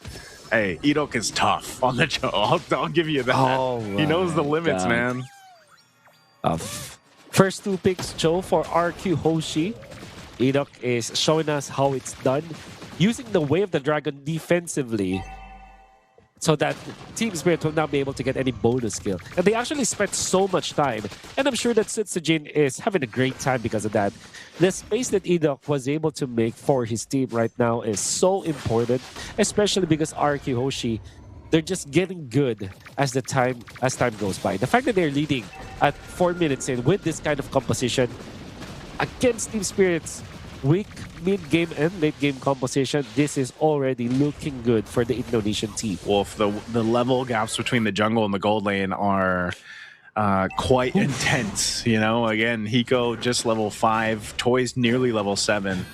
He was maintaining that 2-level lead for a while, and again, the junglers, 3-level gap between the junglers right now. The fight for the second turtle breaking out. Sal's gonna go for the charge, the unbreakable here on Rins. Turtle's gonna be secured by Susagen again. Toy with that barrage, they keep him at bay. Dyrant trying to run, gets to the turret. He's gonna be fine. No one dropping down just yet. Toy doesn't have that blazing to it, but he's got the shots coming through. One shot gonna be in trouble as he falls to Toy. Now Kid Bomba on the run, and they're still trying to get away from this. I'm not sure if they're going to find more. Starting up this purple buff as well. They do take that. Oh, even Idok getting in front of the back. There will be a little bit of a chase here, but Rince is going to be able to get out Idok as well through the wall.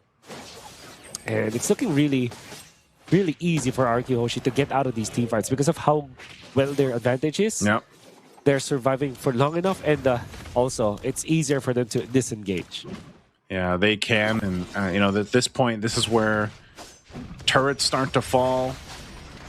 They're able to go ahead and get things on the map too, and if they can continue on, that's troubled territory to be in, man. RQ Hoshi just finding the wins where they can here.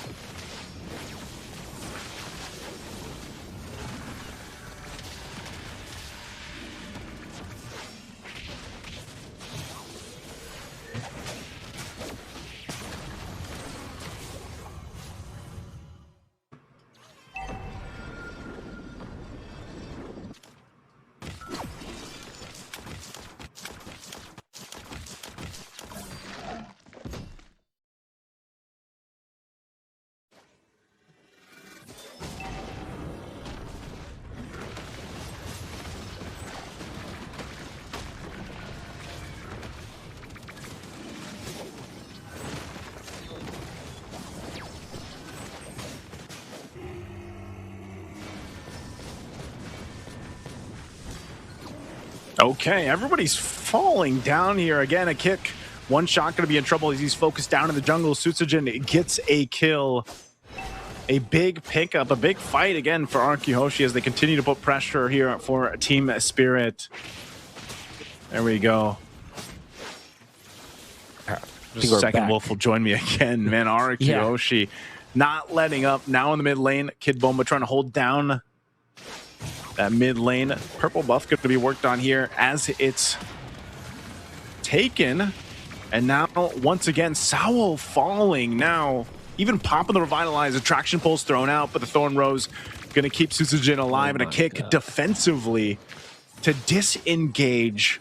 Wolf, welcome back. Yeah, I don't know why Kid Bomba has an orange buff, but I think he just missed it. And there was what, maybe what, 4 or 5 seconds where he's just walking in front of Arkyhoshi, trying to land anything. But the moment that he has his skills back on cooldown, ADNOC just kicked him out of there. And then another disengage from Arkyhoshi.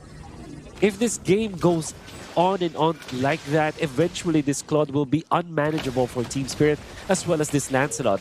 So I understand why Team Spirit are so anxious to get a play whatsoever, but Arkyhoshi are just evading and only fighting in their own terms. I think this is a very smart take from Arkyhoshi. Yeah, very smart takes here. Arkyhoshi not letting up at all. That's the main thing. Playing with this advantage that they have here is working out so well for them. And I'm thinking here, man, you know, 5,000 behind what Team Spirit can do to get back themselves into this game. But unfortunately, with plays like this, again, the way the Dragon setting things up, look how fast Kid Bomba gets taken low here. Just off of a kick. There's the Feathered Airstrike, zoning them out a little bit further. The Lord is up.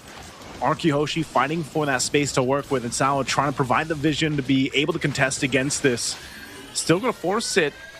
They might still have to be careful how they approach the Lord even with this. Basawa once again jumping in. Hiko dropping down the Zombie Force, but he's also just brought so low so quick as Sutsujin picks up that kill and now going for Sawo, using that retribution to slow him down as Sawo falls. Kid Bomba could possibly be next as Toy just unleashing, and there's Enoch again with the Flicker G-Kundo combo with the kick to follow. They'll find 4 Arkyhoshi taking it all.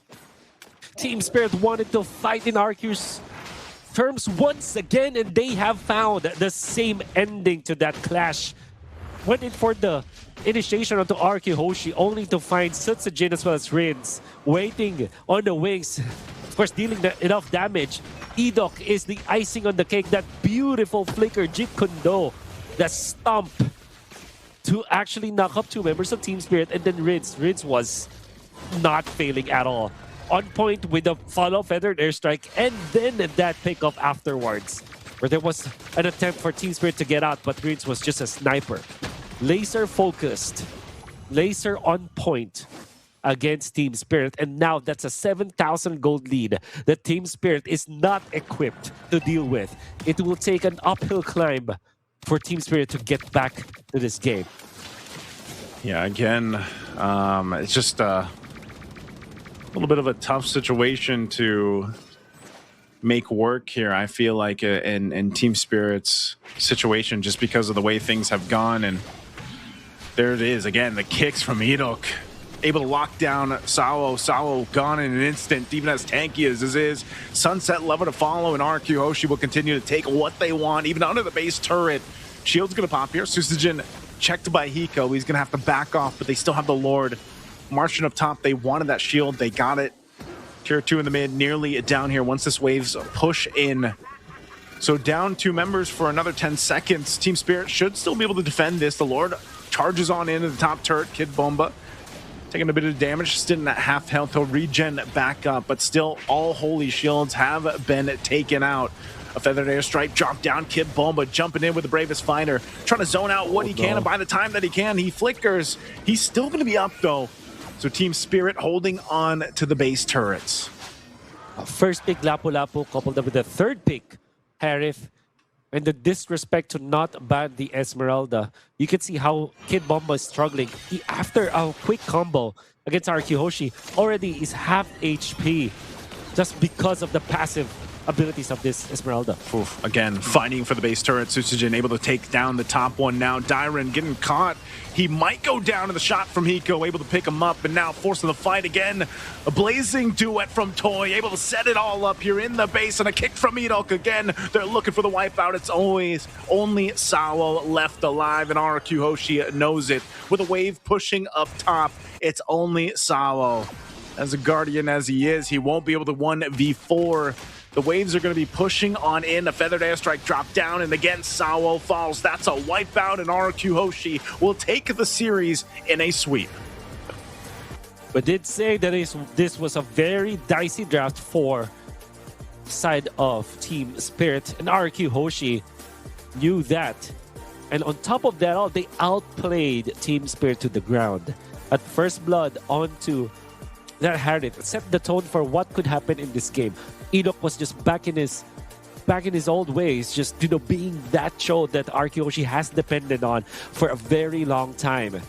They have outplayed and outwitted Team Spirit all throughout this game, and that's why they won this series.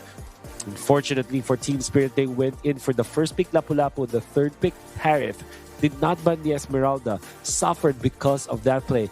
In that last clash, you saw Naisu, RRQ Hoshi just used their goal lead as a battering ram against the composition of Team Spirit. We already know that they are struggling when it comes to their composition, and even after the Esmeralda died, because of just the sheer amount of power that Sutsujin had, went in for the ultimate, connected the dots with the puncture, completed 16 kills, 0 deaths, and 12 assists. I wonder if he actually died in the first game, because this will be the perfect series for Sutsujin.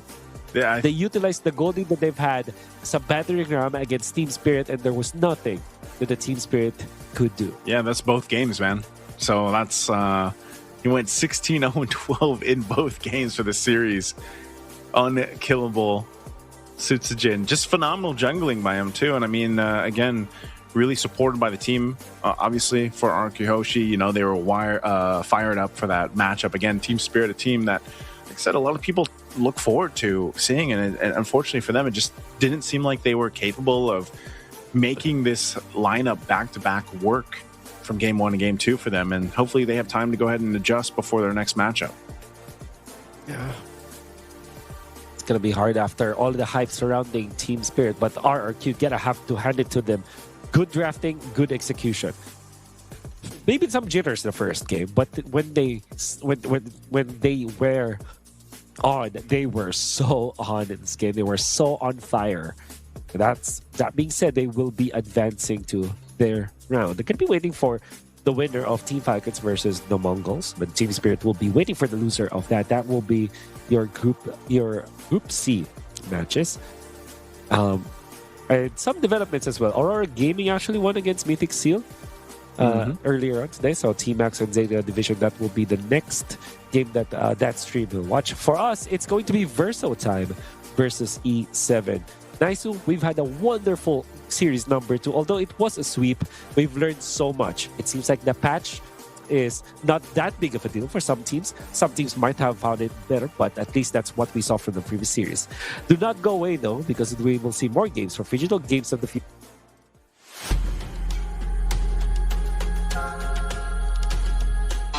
Abu Dhabi and UAE at the moment seems to be the epicenter of autonomous, robotics, and many other activities.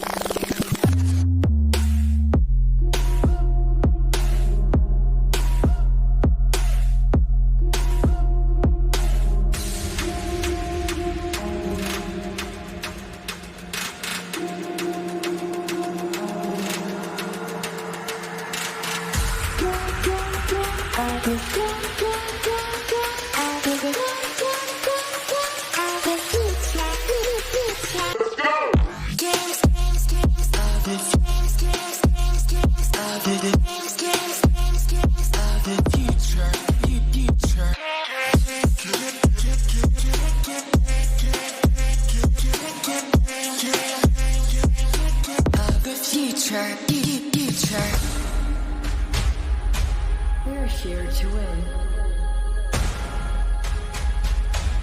Let the best win.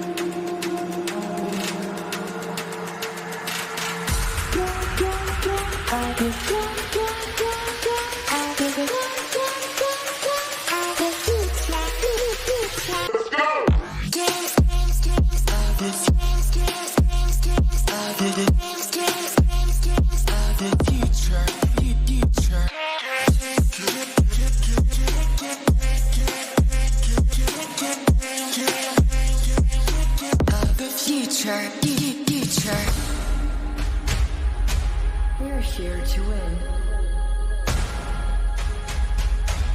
Let the best win.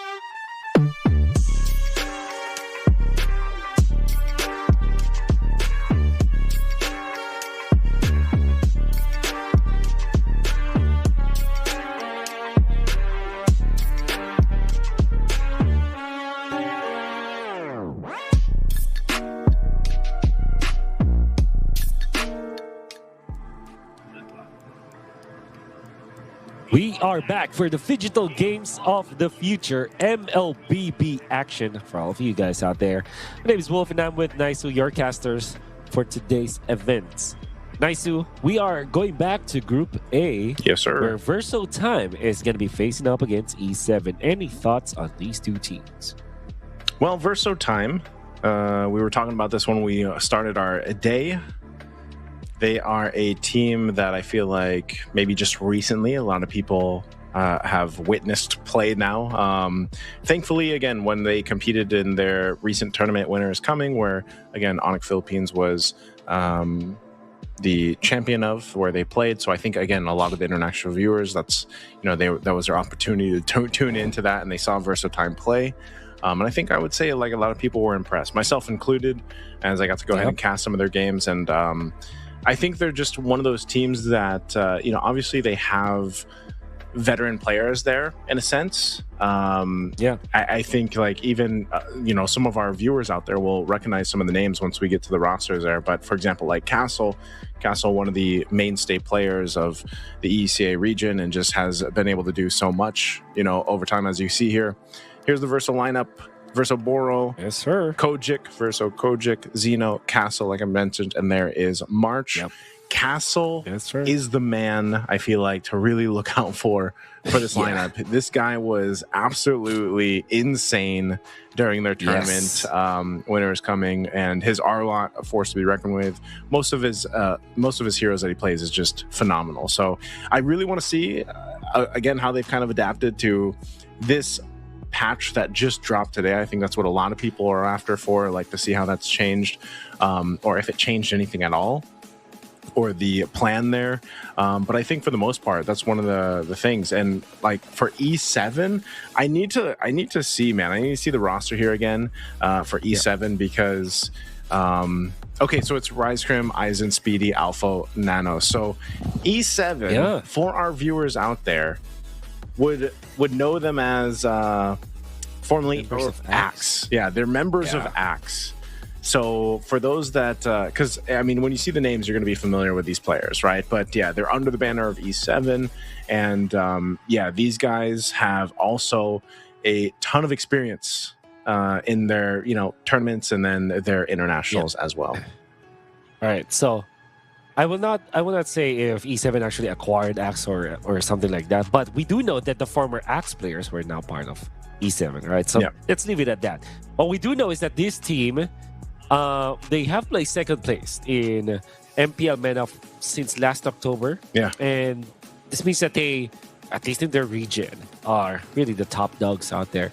And this is a team that actually, if I remember correctly, this is a team that actually defeated Twisted Minds, which had a lot of Filipinos in there. Marky was playing there, so I was watching that club very closely.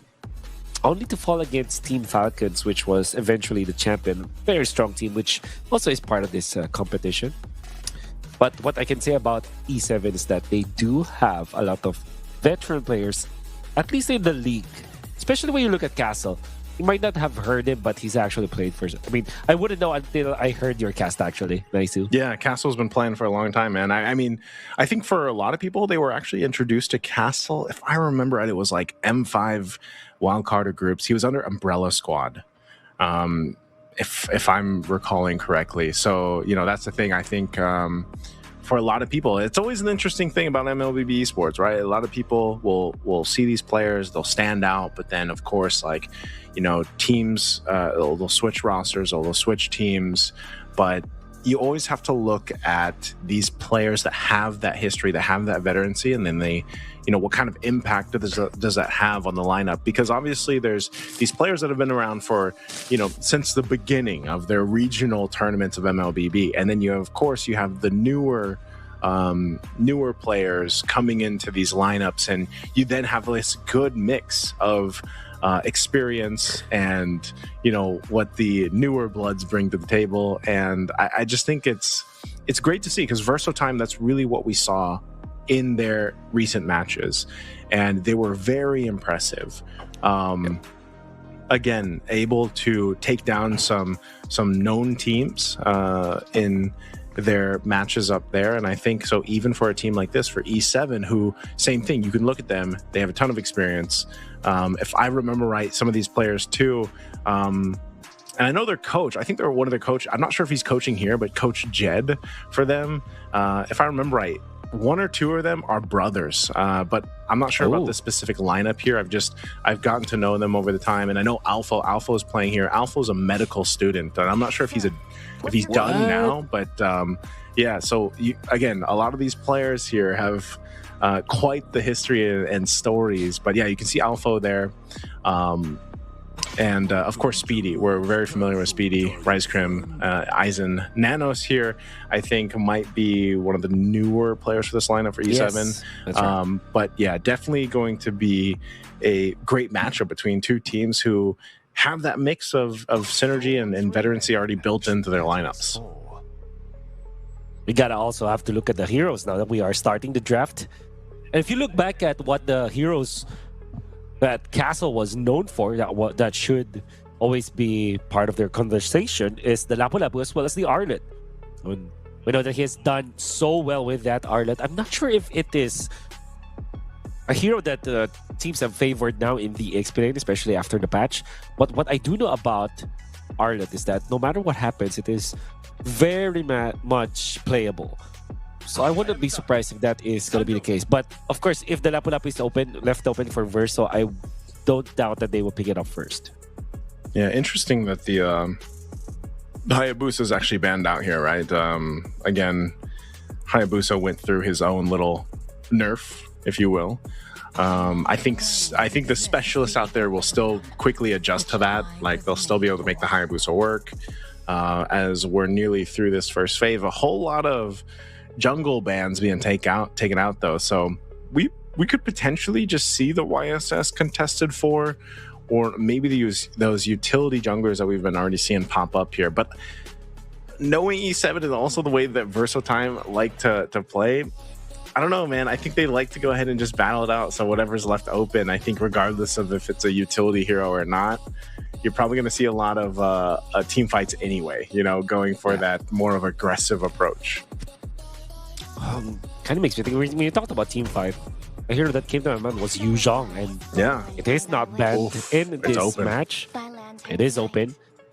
If you are Axe, or if you're E7, I mean, you would prioritize picking that up, because if you give that to Verso, I'm sure that Castle can play it. If you can play Art, you could probably play the Yu Zhong. Yeah. Don't forget they also like the Guinevere, man. That's who I was referencing, you know, with the They do like to play Guinevere from time to time. But yeah, like you mentioned, Yuzhong's open. The Gattacacha is still there. There's a lot of good options right now, actually, based off of this. But I don't know what they're going to do here because, again, even this lineup, I'm not sure. Yeah, Justinian was their jungler in their recent tournament from what I was. So I'm not sure if they will still opt for some of those kind of unique hero picks, especially in the jungle, because Justinian was very impressive on that. But the Lapu Lapu is secured and locked in for E7. We'll see what the answer is going to be here for Verso time. Yeah. Still feel like Yuzhong's pretty good. Much better if you want to still go there. And then additionally, you want to pick up something like a Farsa. I was going to say a Farsa, maybe. Yeah, Farsa Yuzhong would be a very good opener here for Verso. Another option is the Kimi, which I felt like they also played well last time I saw them. Oh, Kalea's open. Kalea is the priority. Yeah, it was open. And yeah, it will be the priority now. I mean, maybe they felt like there's no way E7 will pick up both Lapu Lapu and Yuzhong the first phase. So they figured, yeah, let's pick up the Kalea. A good answer though for E7, as they have picked up the Gattacacha, which is a hero that you use up against compositions that has initiations like the Kalea. If you want to go in and initiate with the Kalea, you pick up the Gattacacha for Peel. Revitalize will be available. AOG, if ever, it will be a much, longer distance that you need to get onto. So really like the addition here for E7. Now they have to think about their jungler. No Hayabusa, no Lancelot. Do you want to pick up Joy or Haya? Oh no, they want to go Harith instead. Guess they're gonna wait. Like, what do you want against the YSS, Esmeralda. It's not locked in yet, but it could be. Okay, it's locked in. Esmeralda. Oh, man. Harith and Lapu Lapu together in a team.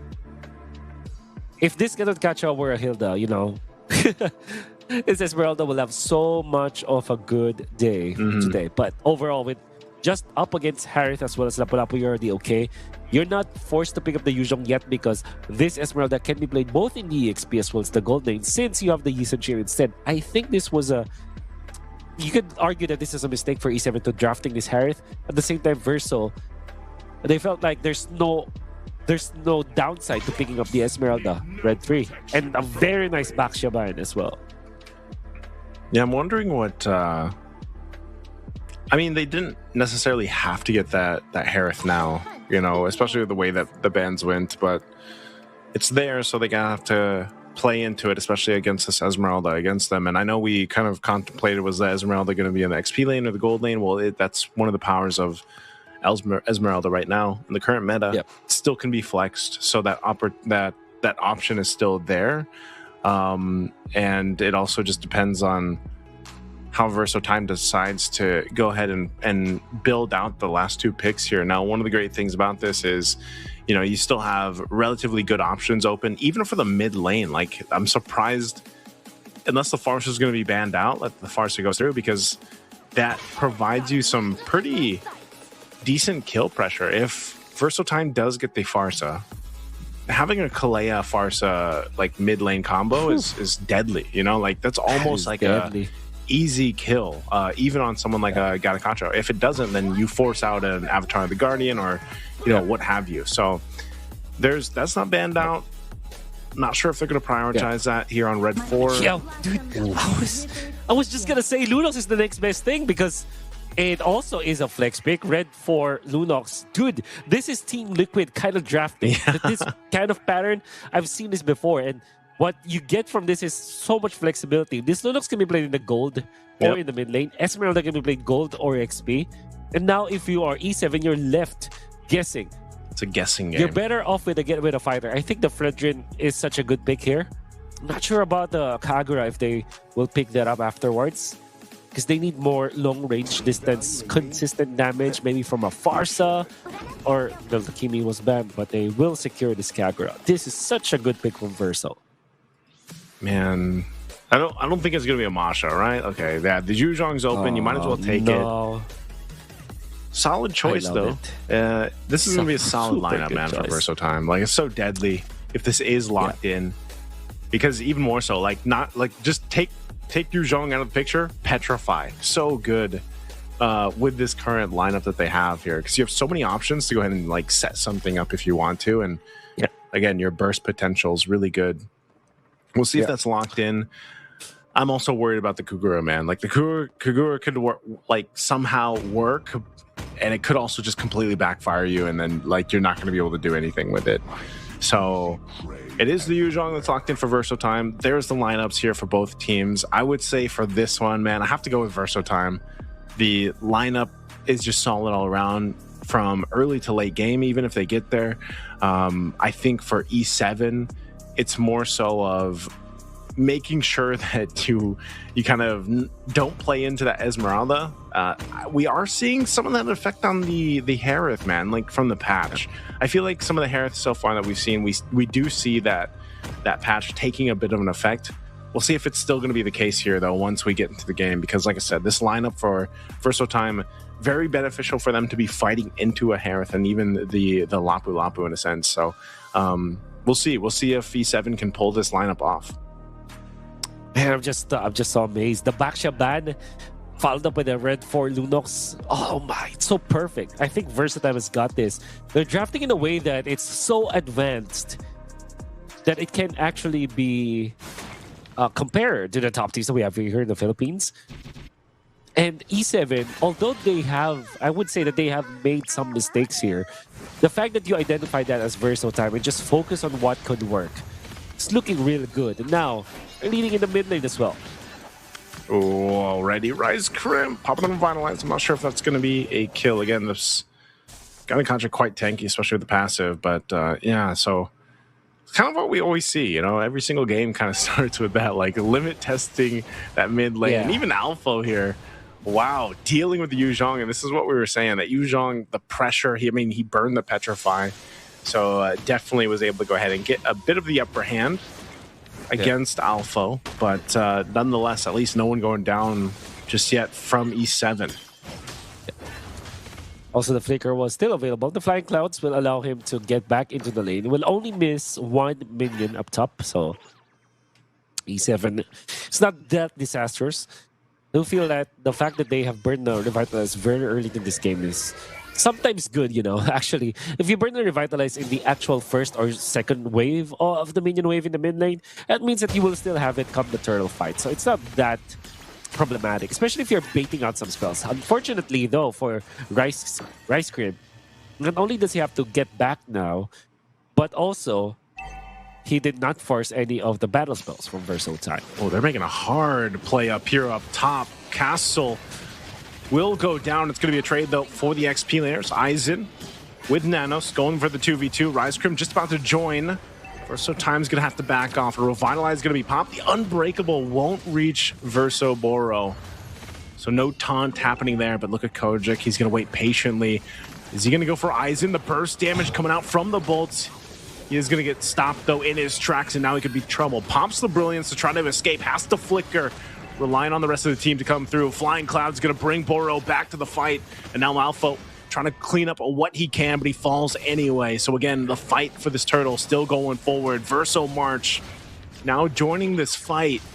And E7 is pushed off this turtle for now. Rise Crim won't be able to do anything. He's going to be able to get out. Oh, and the Tsunami Slam bringing Rise Crim back. And that's a turtle plus kills for Verso Time. Great sequence of events for Verso Time. They have baited out the commitment coming out from Alpha by Kojic, actually committing the Flicker and the ultimate just to get out and also force the rotations coming out from Aizen as well as Alpha. Eventually, when they took out Lapu Lapu, Castle did not fully commit his whole combo onto just the Lapu Lapu. He actually transferred to more targets. Couldn't find any, but the information was more than enough. And then the timing from March to be there. As soon as they got the turtle, they got level 4 as well on Moro, which probably E7 did not expect. That's why Rice Cream was taken out. Didn't realize that the Kalea will have the ultimate soon because of how they got the turtle. I mean, Verso Time got the turtle. But the Flicker play, the Tsunami Slam, they got a bonus kill. Oof, right now, Oro getting punished. Good catch here for E7 to make a play. So good for them. Again, they don't want this Kalea to continue to just kind of have this free reign on picking out who they want to Tsunami Slam and make a play. So E7's got to be able to get back in this game. They're well off their way to do it. They've nearly equalized the gold. So in a good position for this next turtle to come up here. Once again, I think a big part of this is, can they make this Kogura work? You know, one of the downsides about the Kogura in comparison to a Lunox, for example, is you've really got to be sure you land that Yin Yang Overturn, that, you know, that little bit of burst damage that she comes with, and also the kit that Kogura comes with. It can work, but in comparison to that Lunox, where you kind of have this like this focused in targeting and burn down that you can, especially when you scale up, is so much easier, I feel like, for that Lunox.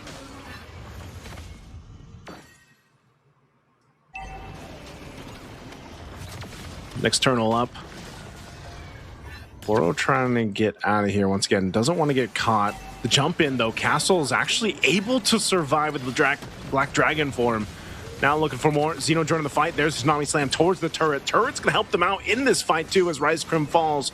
2 down for E7. Verso March makes his way up. Aizen's going to be the next to fall. That's 3 down. Double kill for Xeno. And now they'll go ahead and start up this turtle, ready to take it. Speedy, way too late. Just too late to this. He's actually going to go put pressure in the mid lane as another body falls for E7. So just trying to get something, but now Speedy could be in trouble. Pops to Purify. There's the fall, the star fall. And there it is. Again, Verso Time taking just everything they want. Turtle, top turret, now in the mid lane, going to be the focus. The timing is off here by E7 as they try to scrape up together and keep things from getting too out of hand. So at this point, we go ahead and push in these turrets. Surviving as well from the jump coming out from Nanos, dude. This Yuzhong from Castle has avoided death so much, and they turned it up so well. They're getting so many bonus kills, I think, from E7, because I feel like E7 are just too anxious for getting kills, you know? Unfortunately, it does not work in their favor. Yeah, again, it's they're losing grounds, man. That's one of the big things. You know, these couple of turrets are paying dividends here already for the space. So it looks like Verso wants to make another play. Ravila is going to be caught. Xeno comes in from the backside. He's going for Speedy. Mount Shocker going to help him out, and now looking for Nanos. But here he is again. Is he going to Tsunami Slam? He does. He brings him back to the team. Aizen going to be in trouble. The 3v3. Meanwhile, there's a fight in the mid lane happening too. Aizen with a sliver of health. He doesn't escape Kojik, and now it's going to be Rise Crim next. They don't have enough burst to take down Rise Crim, but man, again, Verso Time, a decisive team fight win. And they'll continue to put pressure here now in that tier 1 in the mid. Kojik is 1-0-6. The impact of this Lunox is so good for Verso Time. He's supplementing the damage. All the while, Xeno is just chilling. He's just collecting assists and last hits. That's how good the life of the Yisunjin is, and credits to the entirety of Verso Time. The communication between them, and their team fighting, and their chemistry is just off the charts. E7 could not match up, because if you look at how E7 are comboing their spells, their abilities, it's not looking good. They're not closing off on kills. Whereas for Verso Time, not only are they getting away from the team fight, but they're also closing in on the kills. Yeah, fighting for this turtle now. They already used that conceal, so they're just trying to get the space. Tsunami Slam to bring back Rise Crim. He is gone in an instant. Zaman Force dropped down, but the Black Dragon form is going to go ahead and zone out the rest of E7. Objective not taken just yet. They're going to go clear out that mid. They wait for this Lord to come up in a couple seconds, so they'll just delay it out. Potentially getting the tier 1 turret. Look how stacked this Esmeralda is right now. Verso March, not a care in the world, dealing with these members of E7. They'll make their way for this Lord. It's going to be a free one for Verso Time. Yeah. And already Verso as well as March, they're making additional plays right now. They don't get anything out of them because that's the good catcher anyways. I mean, they know the Lunox goes for the combo to get out of harm's way. And this is a good disengage for Versatile after the fact that they have taken the Lord, which will then lead to them get 6,000 kills. 6,000 gold as their lead right now. The Flying Clouds as well, helping the Lunox to get back. Now Versatile are ready to fight once again. So I'm saying, man, that the Flying Clouds is... it can work against you, it can work for you. You know, if you're a team that's down, then yeah, you can get to the defense a little bit faster, obviously. But again, with E7, they're just not really much of a fighting chance here against Versotime right now, especially with this lineup hitting that power spike. Castle jumps in, putting the pressure onto the tier 2. It's going to go ahead and fall. An AOG, a big one, though, from Rise Crim. Finally, Speedy getting a kill. So E7 might have just found a little bit of breathing room. They still have work to do. The Lord's still marching down that bottom side. Versotime playing with this big advantage, about 8,000 gold now. They'll still go ahead and take what they want from the jungle here. Nano's going to try to keep that shield up, trying to maintain that Lord. Boro actually goes down, but Alpha's going to be the trade. So right now, E7 fighting for these turrets.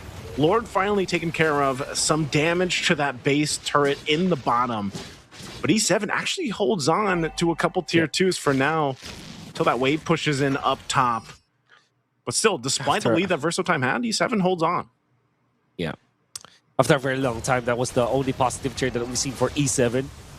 Items now available for Versotime. That's Radiant Armor for March. And look at him. Just man up against E7. All the while, Xeno was just hitting on the turret. This is how you know that the lineup is already very good in their favor. Now, Fleeting Time is also available for Boro, so that's also important to take note because there will be extended team fights between Versatime and E7, especially because they have a lot of sustain on E7. Despite them, being down right now, there's still a respectable amount of regeneration from them and sustain. So that will mean that this Fleeting Time from Boro will be instrumental in the latter portions of the game, as it would mean that they will be able to consistently knock up and grab and snag members of E7. As long as, of course, they get a kill. Yeah, I think it's that scaling that they need here, man. I mean, they were so delayed just with the course of this game in terms of Nanos and Speedy being up to where they needed to be in terms of having that damage. So they're at damage control at this point. Maintain what they can, try to keep these base turrets as healthy as possible. That shield still stands in the mid lane, but the Lord is up, and it's just most likely going to go to Versotime again. I'd be really surprised if E7 tries to fight this. They're going to be way too late for it. So you can see them just clearing out the lanes, trying to wait. Conceal's going to be used. This could be a play with that Kalea. There's a Flicker Tsunami Slam to start the fight. They're going to force it anyway. Alpha jumps in with his own Flicker.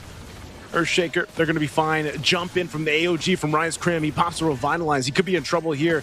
He's quite slow, but they're still going to be going. He finally Unbreakables over the wall. He's going to be fine. Still alive, but a whole lot thrown, man. All the battle spells and ultimates thrown out. All this before that push in the mid. Good burst damage from Nanos, though, and now Aizen gonna be in trouble. He's the target as he falls. The trades are happening right under the turret. Boro could be in trouble. Again, a stun from Alpha. He picks up a kill. That Dragon Form from Castle. Castle looking to clean up. They still have Kojic there, firing off from the back. The Lord entering the base. They want to go push it in, possibly. Rise Crim trying to hold on, but Verso March is unkillable. Alpha doesn't have that ultimate that he needs. He might be able to go ahead and delay this a little bit further. Lord's going to be worked on. It does clear out. The mid turret falls, and now Alpha jumps in, but E7 stays in the game. Yeah, great synergy coming out from Aizen as well as Rise Crim to eventually punish Xeno. And then finally we see the strength of this Kagura going in for the Yin Yang to eventually take out Xeno with the Flame Shot as the last hit. Well, it wasn't literally the last hit, but it was the last nudge that they needed for them to be able to take out the Yi Sen Jin.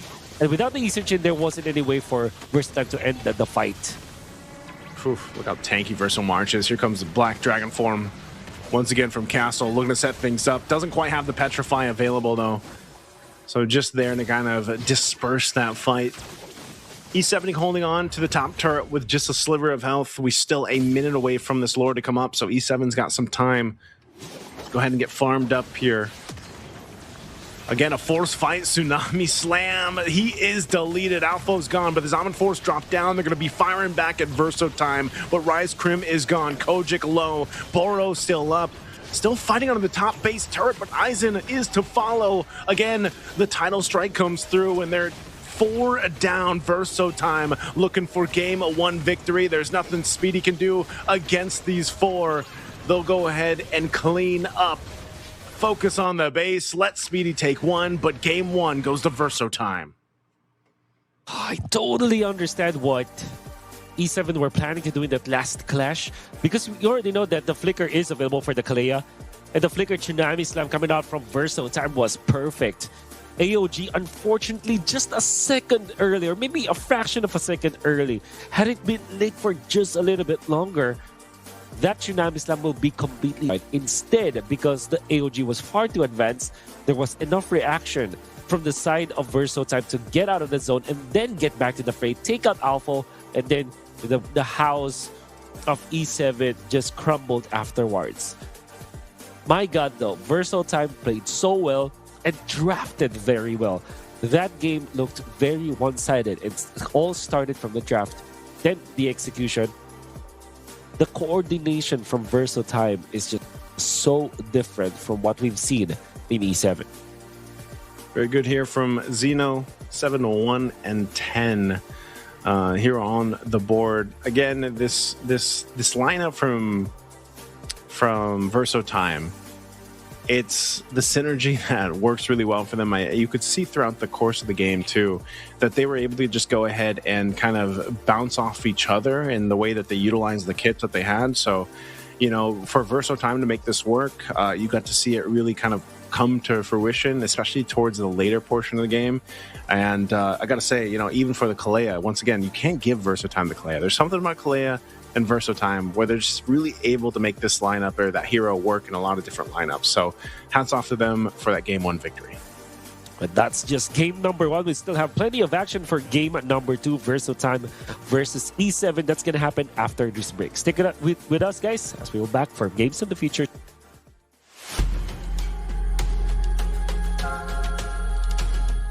Abu Dhabi and UAE at the moment seems to be the epicenter of autonomous, robotics, and many other activities.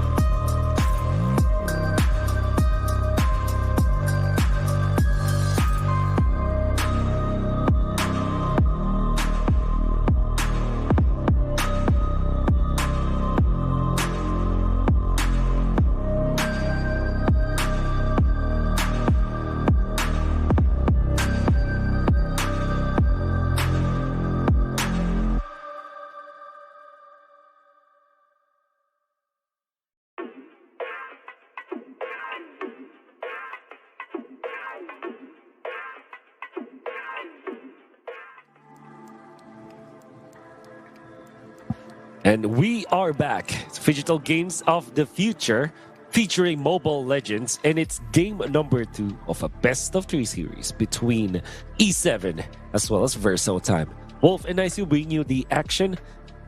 And can you give us a little bit of quick recap of what happened in game number 1, Mr. Naisu? I can, Mr. Wolf. A little quick recap for those that missed game 1. Verso Time just had the better draft, honestly, and I will see what they do for Game 2's draft here in just a second, but definitely Verso Time lived up to what we were talking about leading into the series, where, again, very impressive in their recent tournament where a lot of people might have just seen them play for the first time. And they took in a lineup that was very diverse. You know, you had a lot of options. I think they made of course, the Esmeralda worked really well against that lineup that E7 had, which was, you know, shield heavy. They had the Harith, they had Lapu Lapu even. But it was just, again, power picks. Like Verso Time went with some power picks that we saw them use previously in their other tournaments, which was definitely the Kalea. Kalea just works so well. I almost feel like it should either be taken from them or banned out. And of course, the Lunox worked so well. That burst damage that Lunox provided really worked well. You only saw the glimpse of Nanos' Kagura burst one time, maybe 2 in the previous game. And that's what I was saying when I was comparing the Kagura to the Lunox, you know, and that's unfortunately how the game went for E7. So hopefully they can make some adjustments here as we eventually get to the first phase picks for them, as they will have priority, which will depend what they decide to do. Again, they first picked the Lapu Lapu, which necessarily isn't bad, but again, it was just kind of maybe some of the ordering of the draft can change here and some of the other picks. Yeah, especially the Harith, right? They pick it up with the Harith. Yeah. And right now, although Harith has been one of the most reliable gold laner for about 3 seasons now or that's 1.5 years to think about it, I feel like there is a lot of counters to it. And there's even a nerf on the Harith, so that, you know, it makes even the counters way easier against that Harith. So I feel like they have to deprioritize that. Then again, Verso just blew the draft wide open with the way that they drafted it, the way they banned the Baksha. 3rd pick Esmeralda, 4th pick Lunox is just way too good. So I'll expect nothing less from them in the next game. They probably will ban the same heroes, like Jushin, for example. Let's see if they do it. It's interesting, though, because, yeah, there's the Jushin ban. We do know that she was technically nerfed as well. We haven't gotten to see her play, at least here on Stream A, just yet. Maybe we do in the days ahead of us, but I'm not sure if it's too much of a change that she had. Again, you know, when you read through the patch notes, and I know there's a lot of viewers and players out there that they see the patch notes and then they don't read the official patch notes. They go into the game, and you know how there's like the adjustment tab that pops up. Yeah, most people will just read that if they care much about the heroes that are getting changes here. So Jushin is one of those. There was a lot of heroes that kind of had that, where it was like quote unquote a nerf, but it wasn't too much of a nerf, or, you know, nothing too drastic. But over on this side, E7 takes the Cho first pick. This is not actually something you see too often, man. Blue side first pick Cho. Could be a mix of comfort. Could be a mix of just E7 wanting to have that target acquisition like a Kalea provides. But I'm surprised. You know, I was thinking maybe they would go with the Kalea anyway. Again, the Lapu Lapu is still open, but they go with the Joy this time. So they got Joy, the Cho. We'll see what the 3rd pick here is going to be for E7. Yeah, should be Angela, maybe, if they want to really counter this strategy for the Kalea. But seeing that they have already chosen this Cho kind of makes me think, will they even consider getting the Angela? Maybe just get their XP lane as this moment, like maybe a Lapu Lapu. That way they're not that scared about the... Oh, they pick up the Granger instead. A strong lane in the side lane. Now for Verso, they will just pick up the Ruby. Didn't even think twice as picking it up. So there's a lot of control already for Verso. So the way that you do it is you have the Ruby to force some of the anti-CC that the Joy has, because the Joy has a way for herself to protect herself. I mean, with one crowd control, right? You can be CC immune for just a very short time, but that's more than enough usually for a Joy to wreak havoc, right? However, if you have multiple sources of short CCs, like the Ruby, for example, technically a lot of ways for the Ruby to control the Joy, then it's way better. And also, it's very difficult to dodge the stun from the Ruby. So what generally happens is that you start with the Ruby, and then the Kalea will find the better initiation afterwards. So I understand why Versatime went for this pick. Yeah, Versatime, again, this Ruby is a pick that popped up a few times actually in their recent tournament. And it's definitely something that's utilized really well.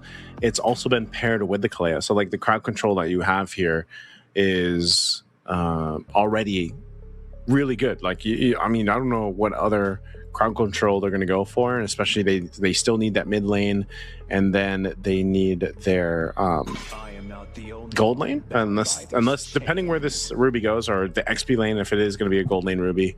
They have a couple options that they can go with. Like I said, the Lapu Lapu is still open. The Phoveus ban, that's interesting. Why the Phoveus ban here? What are they planning? They might are they be taking the hair? Planning. Yeah, that's what I was about to say, because that is definitely an option. And of course, because of the multiple He's in Chikara hates playing up against that, especially with the Cho in there. And they wanted to go for a Arlet instead. So the signature pick, man. Ruby. Yep. This is the Golden Ruby. Yeah. This is the Arlot of Castle that I think impressed a lot of people when they got to see it. That's right. Oh, Novaria. I haven't seen this in a very long time. That's your supplement. Now they're just waiting for mid laners for Versa. You need some burst. I would argue Lunox is still good. They're hovering the Kadena. Kadena is very good, but it's not as good as the Lunox, for example. Especially against range, Novaria. Like, what do you want to take? Right. You actually go Valentina. I mean, you have couple ultimates you can take, really. Like, I could see them even taking the Trizza ult, like just taking that penalty zone. But Joy ultimate is also good to get. It's like bursting. You're not required to get the stacks anyways. Selena and the Kalea classic combo doesn't have the actual burst that you need, but it's more than enough, especially if you have a lot of stuns. And Versal type did not go stingy when it comes to the stuns. You have Arlet, you have literally everyone. Crowd control, yes. Yes, crowd control, yeah. How much crowd control do we need? Yes, just all of it, basically. I mean, this could be really bad for E7, man. I mean, just getting an arrow or pulled, or any of the crowd control or Tsunami Slam, that's almost an automatic death.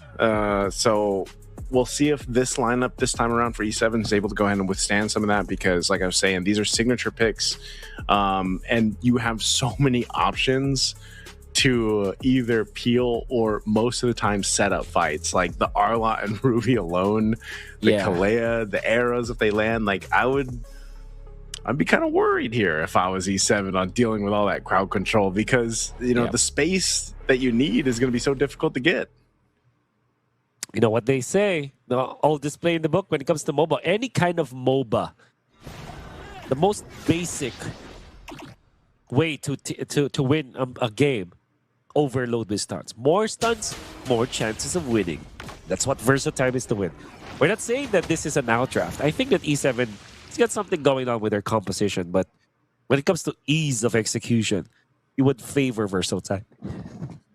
Let's see what they can do here. I think even part of this is it's been so long since we've seen a Novaria. Novaria, not to say she's not good, but when she was such a big pick, it was kind of a combination of being able to utilize that extra bit of a hitbox, but also the vision she provides and damage too. Like, especially when you're trying to siege your base, right? Like the damage there, the damage profile is pretty good with the Novaria, especially scales up, but again, with this one, I feel like it's going to be a little bit more difficult to fight around objectives, unless, again, you're picking people off. Now, we saw this with ADNOC previously. I think it's going to be up to RiseCrim to kind of replicate that type of playstyle where he's able to go ahead and find those right targets. But again, to be able to do that against all this crowd control is a bit of a concern when we are considering the objective fights. A very quiet first 2 minutes of the game for both teams. But kind of feels like Verso Time are playing far forward now. You can see the confidence that they have. We know for sure that between Yisun Shin and Joy, you would always favor the Yisun Shin for the first turtle, but it's mostly gonna be decided by the supplementing cast. However, Kalea plus Selena is such a very strong mid lane duo to get as the first turtle fight. Let's see what he's able to do. Fighting around this first turtle too. Aizen's going to jump at the fight. Oh, Speedy's so low. The electrifying beats is already popping. The arrow's going to be able to land, and just like that, Nanos is deleted. And that's exactly what I was talking about.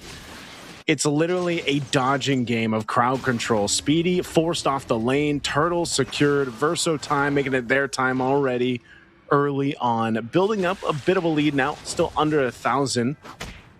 But again, you saw how fast someone dies when an arrow even just lands. Yeah. Oh. Granted, that was a Navarra, so that's a very squishy target. But the fact that they landed that and then immediately went for that, they knew their timing. It was almost at the tail end of that stun that landed onto Nanos, but they still chained it up. That's mainly because of the amount of CC that they have. It's like very easy to layer their stuns. Yeah, again, too, you're gonna want to keep your eye on Castle in this lane. Look at the Arlot. Oh my Again, God. he knows this hero in and out. And you'll continue to see Castle play into that matchup. Gets a good call from Xeno. And they make a play happen. Kojic nearly getting caught there. Rise Krim going to be the one. He takes an arrow, and that's going to be a kill again. These arrows have been on point from Kojic. And it's just hard to escape. Aizen looks like he grabbed the purple buff from the hands of Xeno, though. So at least a bit of a win there for E7 in the jungle. Yep. They have communicated that the Retribution was used up top to take the kill onto the Terizla. And what they did was, okay, we lost our Terizla up top, we lost our Cho in the middle. They're far too busy. I will get the purple. So great timing coming from Aizen, but they will need more of that. There's a kick. It's going to be on Boro, though. Tsunami Slam to the teammates. Here comes Castle as well. Aizen gone, fighting in the jungle. Gets the stun with a vengeance, too. Rise Krim out of it. So Verso Time will also take back a purple buff to their side after having it taken from them. That's a double from Xeno. Man, this E7's just falling apart now. 4 minutes in after a quiet start to the game, Verso Time once again finds something across the map on both sides. It's so easy for them to collect some kills now. So you just run over. Anybody that gets hit by one stun will be followed up by another. The Verso Time are just styling on E7 right now, especially with the way that they're rotating. They're not letting up. Pedal to the metal for Verso Time right now. And it's just the second turtle, but they're only leading by 4,000 gold. So fast here on this take, too. Objective E7 scraping up what they can. Orange buff's going to be taken, too. They decide to go ahead and make a push up here on the top one at turret. Castle is there. Just around the corner. Boro's there to back him up if he needs it, but he'll just clear the lanes out. Picks up an Oracle at this point, too, so a little bit more tanky, but already off to a great start on this Arlot. Like I said, signature hero for Castle so far, but again, it's not even just Castle, it's just everybody's crowd control that we talked about in the draft. Yep. Paying dividends already at this point of the game. E7 has almost been in a position where they kind of forced to almost stay together in a sense, because you know, it's a little bit too risky if they do get caught by an arrow or a pole or one of these things that Verso Time has in their repertoire. To add to that, this is dangerous grass that we're looking at. So all of these sneaky plays coming out from Verso Time, and the instant plays that they can also do is just getting buried. That's probably why they drafted the Arlot as well as the Selena in this scenario. Rise Krim? Oh, this is a kick. This should be a kill, an easy one to take a good use of the conceal. Finally putting them on the board for E7 again. They're going to have to continue to emulate that to make it happen. Castle goes in, gets the stunt. There's the final slash. Rise Krim gets out of the turret. A big pickup, though, into the penalty zone. Tsunami Slam going to be used as well. Alpha leading the charge. fighting back. E7 will force Versotime to reset here. So despite the lead that Versotime has, E7's actually able to go ahead and find a bit of an advantage in the team fight, but still, with a lot of resources used up, they got to be able to prep up for this turtle take. For the very first time, they have missed their combo. I should have been a Fire Slash into the stun from the Mountain Shocker, from the boat that you have from Zeno, but they have missed the mark. That's why E7 were able to get out. They had to use the Flicker and the Kalea just to get out of there, so I will not be available for the following turtle. But E7 also had to burn their Flicker onto this Terizla. I don't know if they can actually contest this turtle despite everything that happened in the past minute or so. Verso March pulls with the I'm offended. Oh, a final slash coming out from Castle again. He was hunting for Speedy too. You get the electrifying beats, and Arrow's not going to be able to land, but the turtle is secured for Versotime. It's going to be the 3-for-3 now at this point, still in control of the game. And that's the thing, the decisiveness here of Versotime. When they know they have that window of opportunity, they're going to go for it. There's a Zombie Slam. They're going for Rise Grim. He's just gone. Can't even flicker. Again, an arrow. Verso March. The timing is on point from Versotime. Unbelievable. The arrow connecting onto the Novaria and then the flicker. I'm offended from Verso March. I think that was worth it because that's the Novaria we're talking about.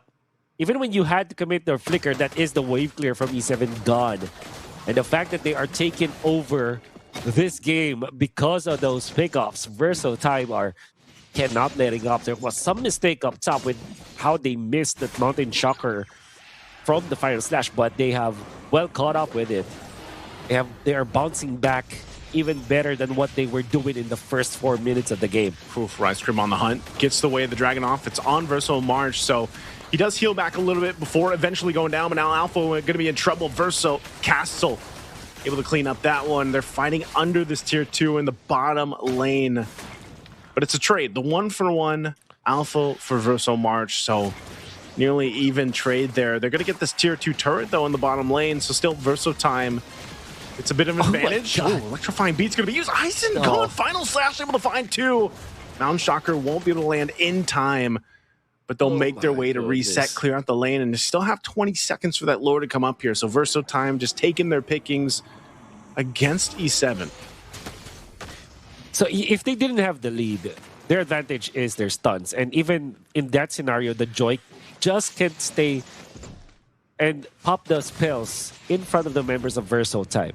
And if you add to that, the fact that they are leading by 7,000, you see how Eisen melted. I understand why the Joy would have gone for that play.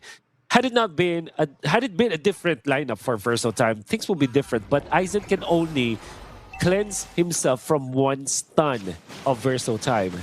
And Versotime has infinite amount of stuns at this point. Yeah, the burst that they had, the damage that they have with Zeno as well as Kojic and Castle, they have melted down the Joy like butter. That's how quick it happens, man. I mean, they are the hot knife through the butter.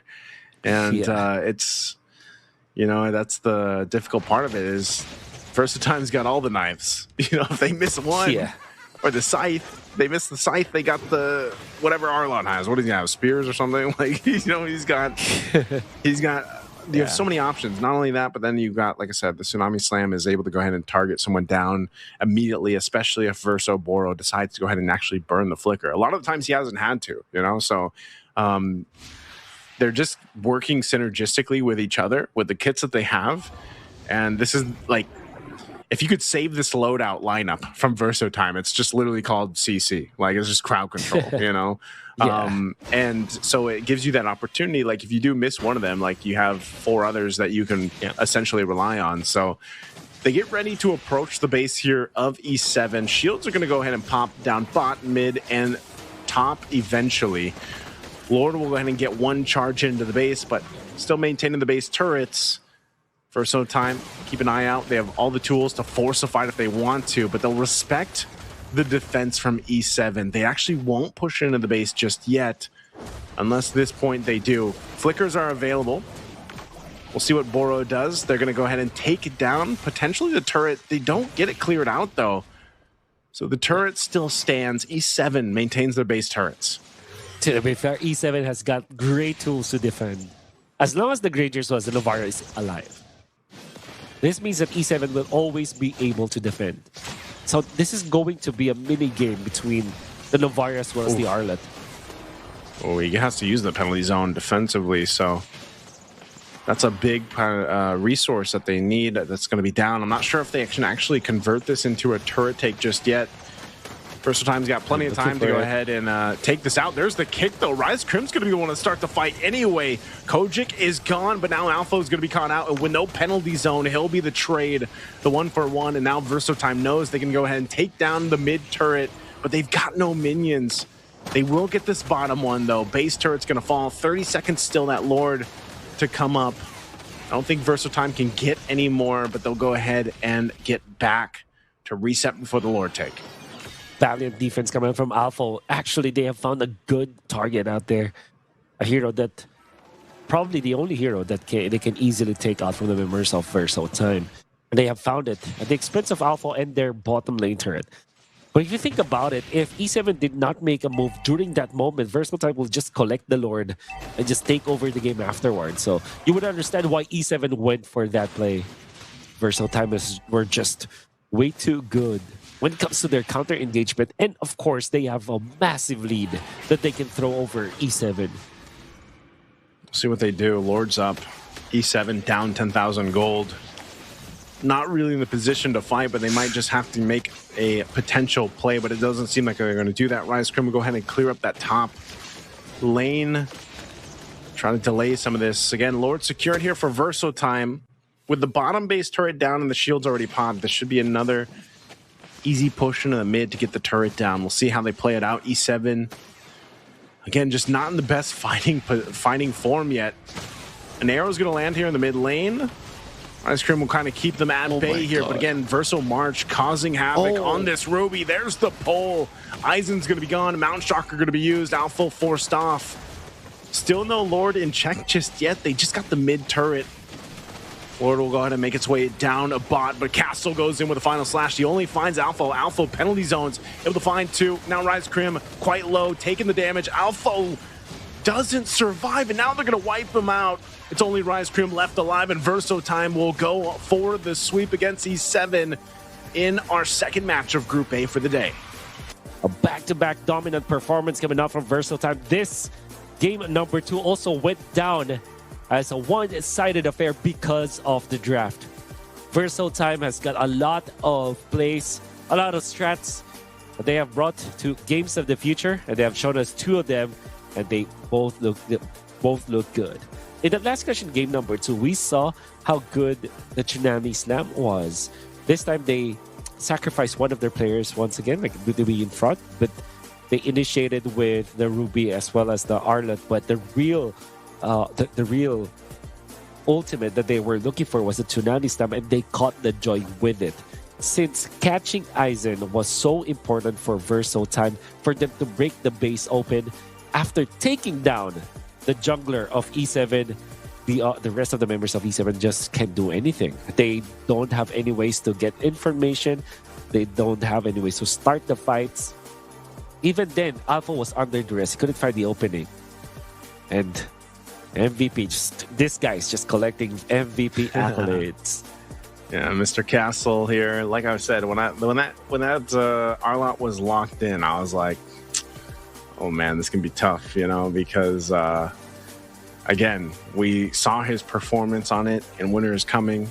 The Arlot was super impressive for a lot of people that got to watch Castle play, and like I said, he's a long-time player, back from some of the first iterations of tournaments out there in their region, ECA region. So again, showing just how good he is with the Arlot. I think some teams might even potentially either ban it out or take it themselves. I don't know, but this was just, like I said, a lineup built off crowd control. They had all the options in the world, even if they missed something, and it provided them with a solid game plan from start to finish. And that's kind of what we highlighted on Wolf going through that draft. Is it was just, from game 1 to game 2, honestly, it was just a better draft. They outdrafted what E7 decided to go ahead and bring to the table here. So you guys can see it, right? Group A, this is where we fall into place here now that we have that round 1 done.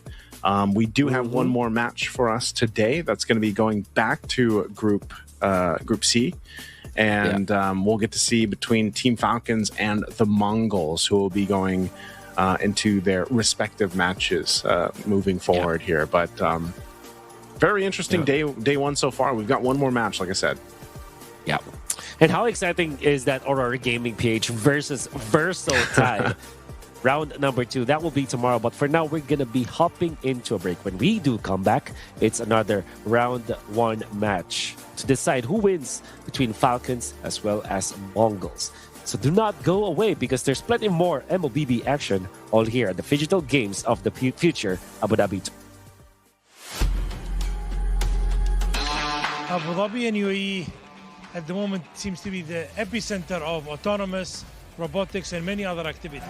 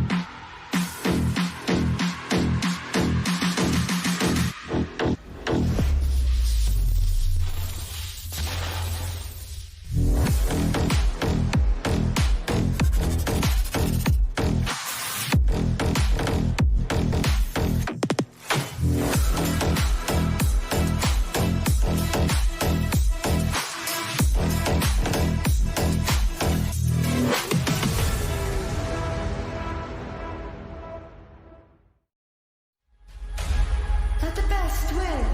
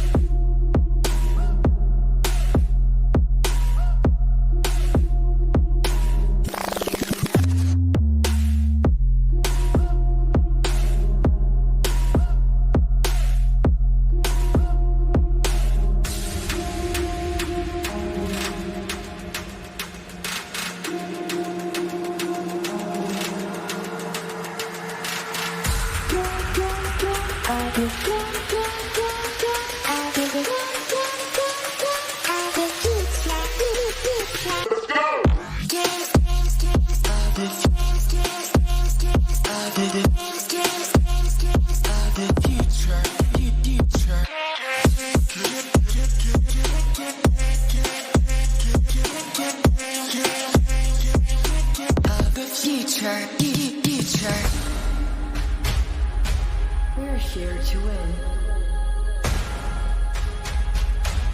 Let the best win.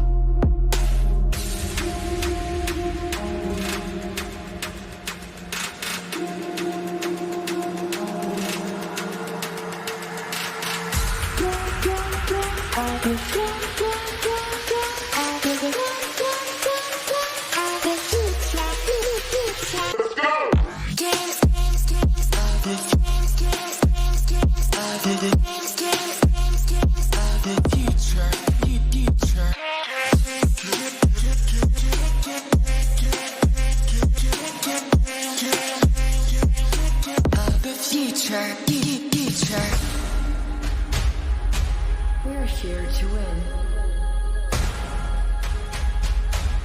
Let the best win.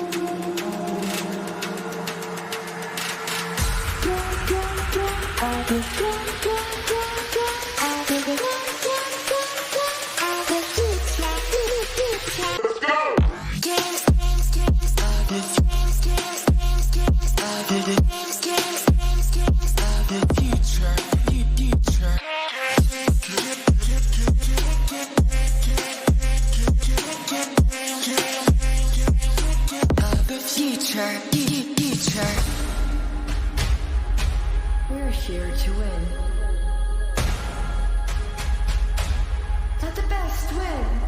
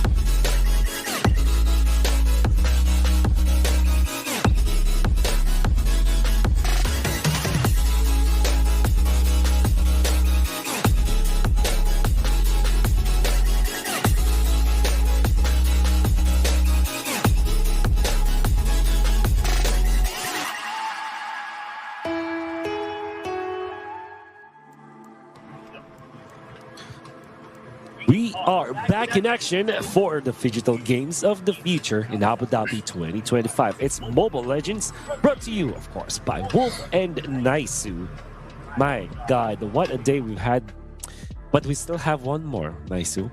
I wonder who's playing. Who's actually playing for the last series of the day? The last series is going to be none other than Team Falcons and the Mongols. That's who we got for our last match of the day. That is going back over to Group C.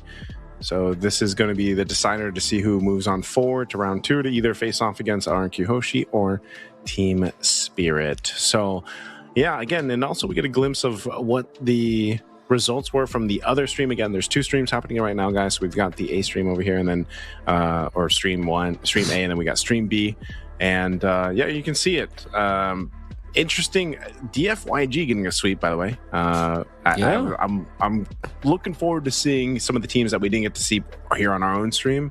Eventually, when we get to that main stage, again, it's Team Falcons versus the Mongols. And I would say for a majority of our audience out there, Wolf, like, people are going to be familiar with Team Falcons. These guys are players that have been playing around for quite a while. Again, we'll take a look at the lineup here in just a bit, but familiar names out there are going to be like Tarzan, Cuffin, Sano, Troll, I believe Koba, Sanji. I'm not sure if Boyet is still there. I think he was. He should still be there as well. But yeah, Team Falcons, very well-known team up to this point. Yeah, here we go. Here's the lineup. That's what we got. There's Boyet. So yeah, we got Sano, Sanji, Cuffin, Troll, and Boyet there. So again, familiar faces. We'll see if how they fare up against the Team Mongols. Again, this Team Mongols though might not be as well known, Wolf, but they have been competing though for a while. They have always been in the Southeast Asian scene, be it through the wild cards, be it through some of the other tournaments that we have. Even when there's a federation tournament, this is the team that you would look for in when they're coming from Mongolia. It's a very interesting team. I think that they also have a Filipino coach, if I'm not mistaken. So yeah, that's Shenlin, that's Rinks, Mikey, Mumu, as well as Zetsu. So I'm gonna confirm right now, but I'm pretty sure they have a Filipino coach, from what I remember. They have. Okay. Did they have a Filipino coach? It's not. I don't think. Apparently not. Yeah, it was Team Falcons that has a Filipino coach. Was it? You thinking of Zico for Team Falcons? No, Paui. Paui. Yeah, I'm talking about. Gotcha. Paui. I think I saw him for Team Falcons. Yeah. So we're gonna see it later on for sure. Yeah. Team Mongols, though, on the other hand, like, again, a team that maybe so many people aren't familiar with. Again, some of the teams that get to mainly compete through the wild cards. They're not everyone gets to see those games. But for those that don't know, the Mongols, maybe the last time that for a majority of the audience got to see it, that was back in MSC 2025, just this year. They went up against Virtus Pro, right? And they got 2-0'd there. But it looks like their time in their respective tournaments after that, they did relatively well, not too bad. Again, this is a team that probably needs some more reps, and that's usually what happens when you have some of these teams kind of go through these paces and these international tournaments, and they learn a lot from them. And I always feel like when we look at teams who aren't as well known or as versed in the international scenes, that's what they get to do. They get to go gain XP, gain that chance to play against, let's say, relatively stronger teams than them. But there's a lot that you can take out of those moments and that experience, and Team Falcons, their opponents, is one of the teams that did that before, and then Team Falcons goes and does really, really well in their regional tournaments for MPL MENA. They are the current most recent MPL MENA champions, who went up against the familiar faces of the last series. They went up against Axe, right? In the grand final. Yeah, they did. So, again, I think even for Team Falcons, they have been repeatedly trying to improve on the international sense, right? Like, their regional performances have naturally been really good over time, I feel like, but their international performances, I feel like, has always been something that Team Falcons has wanted to improve on. And it's good that they've relatively stayed with a similar lineup, from tournament to tournament.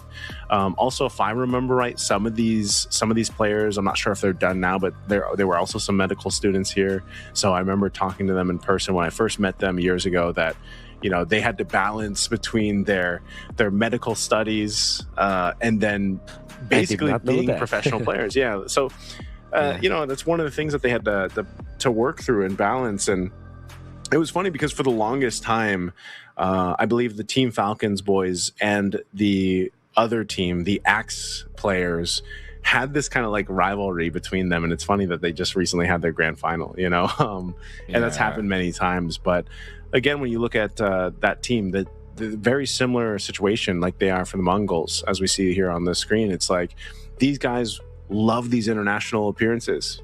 What, you know, because it's that big opportunity to go ahead and play against, you know, I'm sure some of these players idolize some of the players that have been, you know, some of the biggest names of the esport for MLBB, and they get to go ahead and try to match them and face off against them. And I think this is honestly, for our matches here today, at least here on Stream A-Wolf, I would say this is relatively one of the closer matchups that we're going to see. Again, today's been all sweeps. It's all been 2-0s. It's been relatively quick games, you know, besides the one, I believe, 20-minute game that we witnessed just previously. So this one, I think if there was any series today, at least on this stream, that we could see 3 games is actually this one. Yeah. But, you know, wait. Let me just dial back a little bit. When you said, like, medical degrees or medical studies, like actual, like, medical going to be doctors, They're going to be doctors? I'm trying to remember which player it was here from Team Falcons, but if I remember right, like either some of them were just in medical school or they were in college. Oh, so, that's crazy. You know, that balance, because I mean, a lot of the players, you know, in the Middle East region, they usually fall into like medicine categories for degrees and their studies, you know, and I think it was the Axe players that I had mentioned that there was like 2 or 3 brothers on that lineup, and they had a younger brother. They had like a whole family that actually plays MLBB. They were telling me this, and it was just unfortunate because I think their youngest brother like was too young to play MLBB competitively, and that's kind of how their origins like started. You know, like they started just as like a family of brothers like playing, and then eventually they became on a team, and you know, so those were the Axe players. And because one of the first ones I met, I believe, was Jed, and I'm not sure if Jed's their coach now.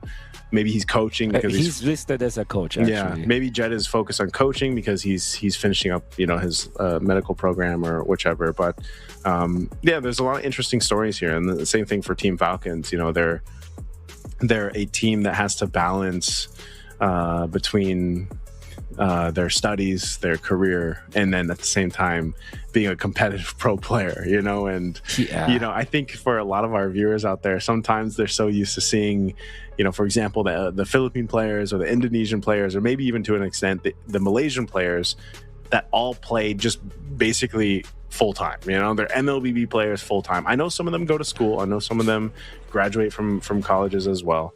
But there's a bit of a difference when you think about certain regions of the world that get to play MLBB nearly full-time, you know, or full-time, versus where some of these other developing regions are still, you know, getting to that point, you know, and that's definitely something that sticks out here with these two. But what we do know is that it's how do I say this?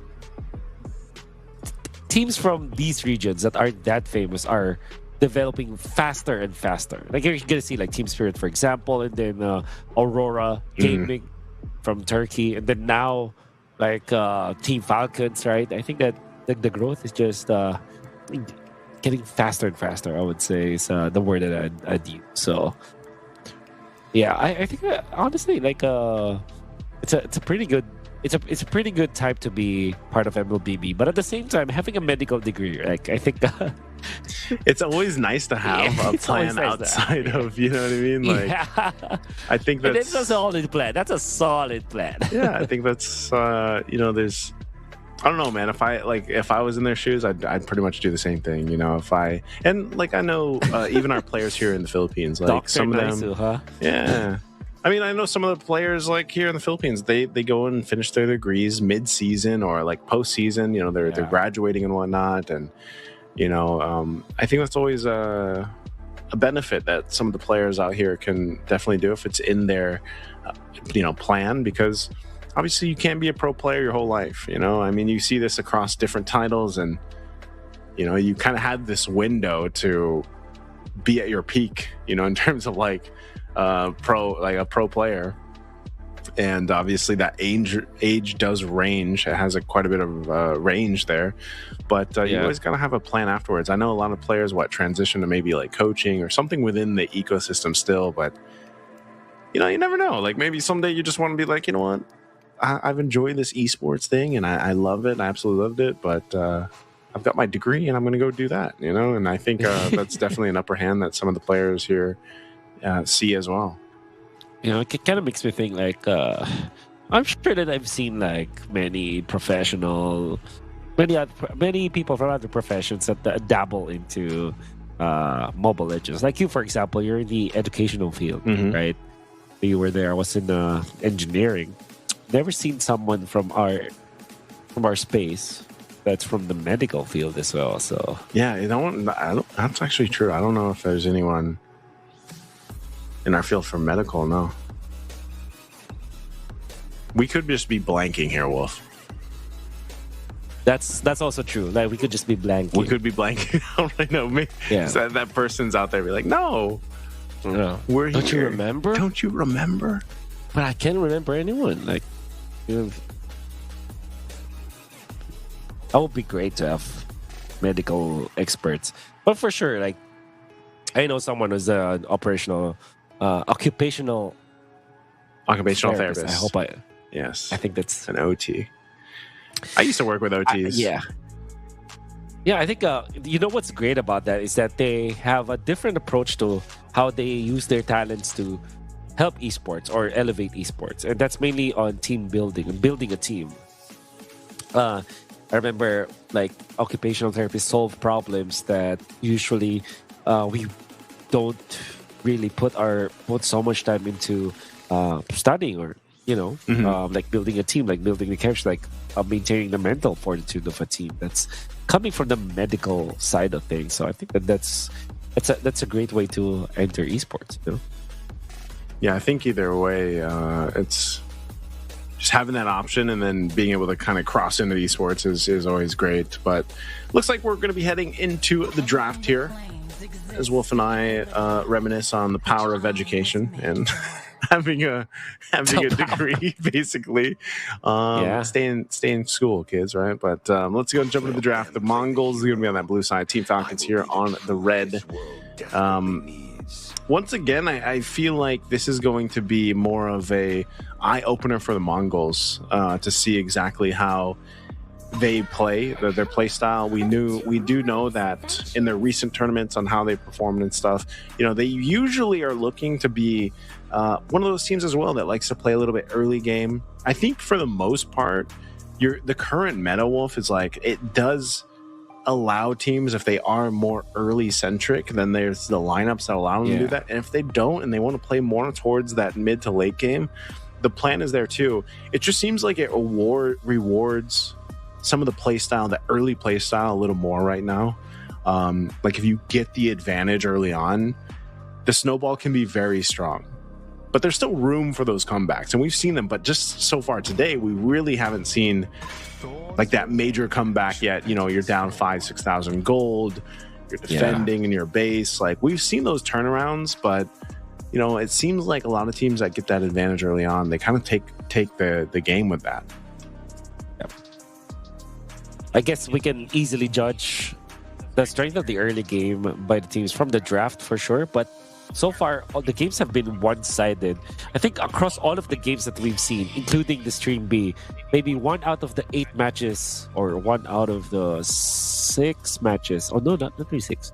1 of the 10 matches that we've seen so far were close, like went to 20 minutes. But all the other games were like 14 minutes, one-sided. If it went to 18 minutes, it's still very one-sided. That goes to show that, maybe in tournaments like these where it's a new patch, you haven't really faced this team before because it's very, it's so worldwide.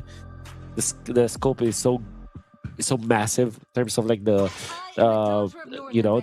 different cultures and teams. So it'd be great. Wow, Freya getting banned in the year of our Lord 2025. Is she that good now after the buff? I wouldn't say so. I mean, is she that scary? I mean, The box is going to be picked up first here. This is what we've seen now for a bit for some teams to go ahead and do. Solid choice, obviously durable, get the passive that works with him, and you just rotate really quickly. So see what the answer is going to be here from Team Falcons. I guess people just don't want to deal, like, I know the Angela was banned over from the Mongols, but like, yeah, interestingly enough, that the Freya actually gets banned. I wonder if we'll see more of that as the tournament goes on.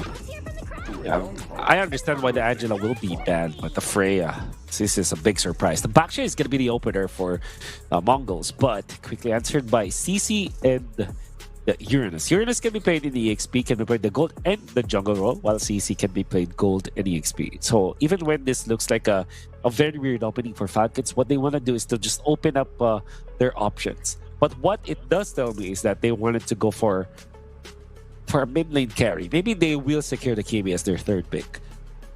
Okay, let's see if they do go for that here, because they want to go ahead and lock this in. Again, the Uranus and the CC already quite powerful, especially that front line. The Lapu Lapu is going to be locked in. Jushin's been banned out for the majority of the day, so she is locked in here for the Mongols. And again, for those that aren't aware, there was a patch that dropped today, so the Jushin was one of the heroes that did have a bit of a nerf. You know, there was a couple changes here and there for some of the heroes out there, but yeah, Jushin being one of them. And you know, so might be a little bit harder to go ahead and get the slam down. I think it is the slam, the soul snare of the stacking, and then being able to go ahead and drag the members. So there's a higher cooldown, if I remember right, which is you, like, once you soul snare them, you can't do it again for 4 seconds. But during that time, you can also deal some increased damage. So interestingly enough, it's just the way that she works. Even her mana regen was nerfed a little bit. Most people go ahead and grab themselves their, you know, early mana crystal and build into what they can. But yeah, Jushin was fixed a bit. This is going to be the first time actually today, Wolf, that we see her played. She's been either kind of ignored or picked up or banned. Sorry. Yeah, I think one of the, I would say, weirder interactions will be because there's already a good tank hero to put your lantern stacks on, and then eventually there will be another roamer here for Falcons. What it will do is, if you get knocked up into the air and then knocked into your teammates, you're gonna deal so much damage because it's HP based. And I wonder if that will ever happen in this game. I'm excited to see if that happens.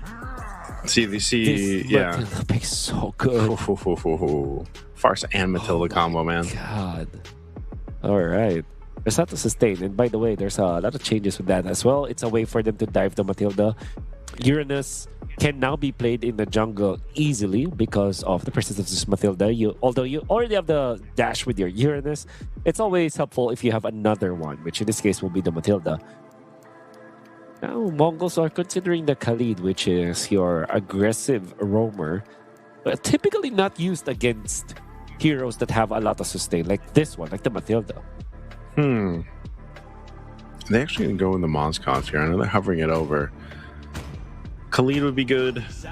Yeah, Khalid's locked in. It is the Mozcov, so they go with that. I wonder what our gold lane is going to be, unless for some reason, I mean, are the gold lane CC days gone here, Wolf, or are they still a possibility? No, not enough. But I think they need the marksman. So to answer your question, no, I don't think that should be the case, because if they're going all in on the Matilda plus the Uranus, there should be late game carry, which typically comes from the jungle. What is this lineup from Falcons? It's kind of wow. It's very unorthodox, you know. Oh my God, there's no carry. Well, yeah, that's why I'm wondering. Like, well, you could say, you know, that's why I was saying, like, is it, you know, is your gold lane just going to be the CC? Wow, new patch, new things. It's 12 a.m. in the Philippines there, and I'm sure that this kind of lineup from Team Falcons will get you off of your seat, and we'll have you thinking. We'll have that juice run. It's like a way for our adrenaline to shoot up at this hour. But for them, it's just a simple afternoon or an evening, early in the evening for Team Falcons. I wonder if this will work. Okay, let's find out. Again, this is an interesting draft to say the least about Team Falcons. The Mongols, I feel like, is a little more standard, right? This is something we're really used to seeing, but although, again, it will be the first time today anyway here on Stream A that we see the Jushin in action. I guess the biggest change with her that we can see in effect is, like I was saying, was the ability to pull heroes again. Oh, wow. Early Purify already burned out. Good pressure here in the mid lane, but also the mana regen. It just feels like she doesn't really go like out of mana anyway. She doesn't go ooh. Yeah. Especially when she gets the mana gem, right? The crystal to help her. Elegant gem, yeah. As long as you are able to hit with your landers, you're gonna be fine. Just make sure that you are actually hitting someone. If you're not, just quickly let go. I'm still in shock, dude. Like, I don't know what Team Falcons wants to do with this composition, because my instinct tells me that there should always be a scaling hero from your team. I mean, obviously the CC can scale, but it will not scale as hard as the Moskov. Yeah, probably won't. Not only that, but eventually that trade, the value of the Moskov, if they get to the later portion of the game, you got your Trinity of items, your value of damage is way higher in the Moskov, right? Not only that, but also macro level. Like, you're way more valuable on a macro sense as that Moskov. And that's why for a while he was picked up in nearly, all the games in that gold lane. Kind of fell off a little bit, but still very valuable with the Spirit of Destruction too. So definitely one of the things that the Mongols can play into. But right now, we've got to play into this first turtle.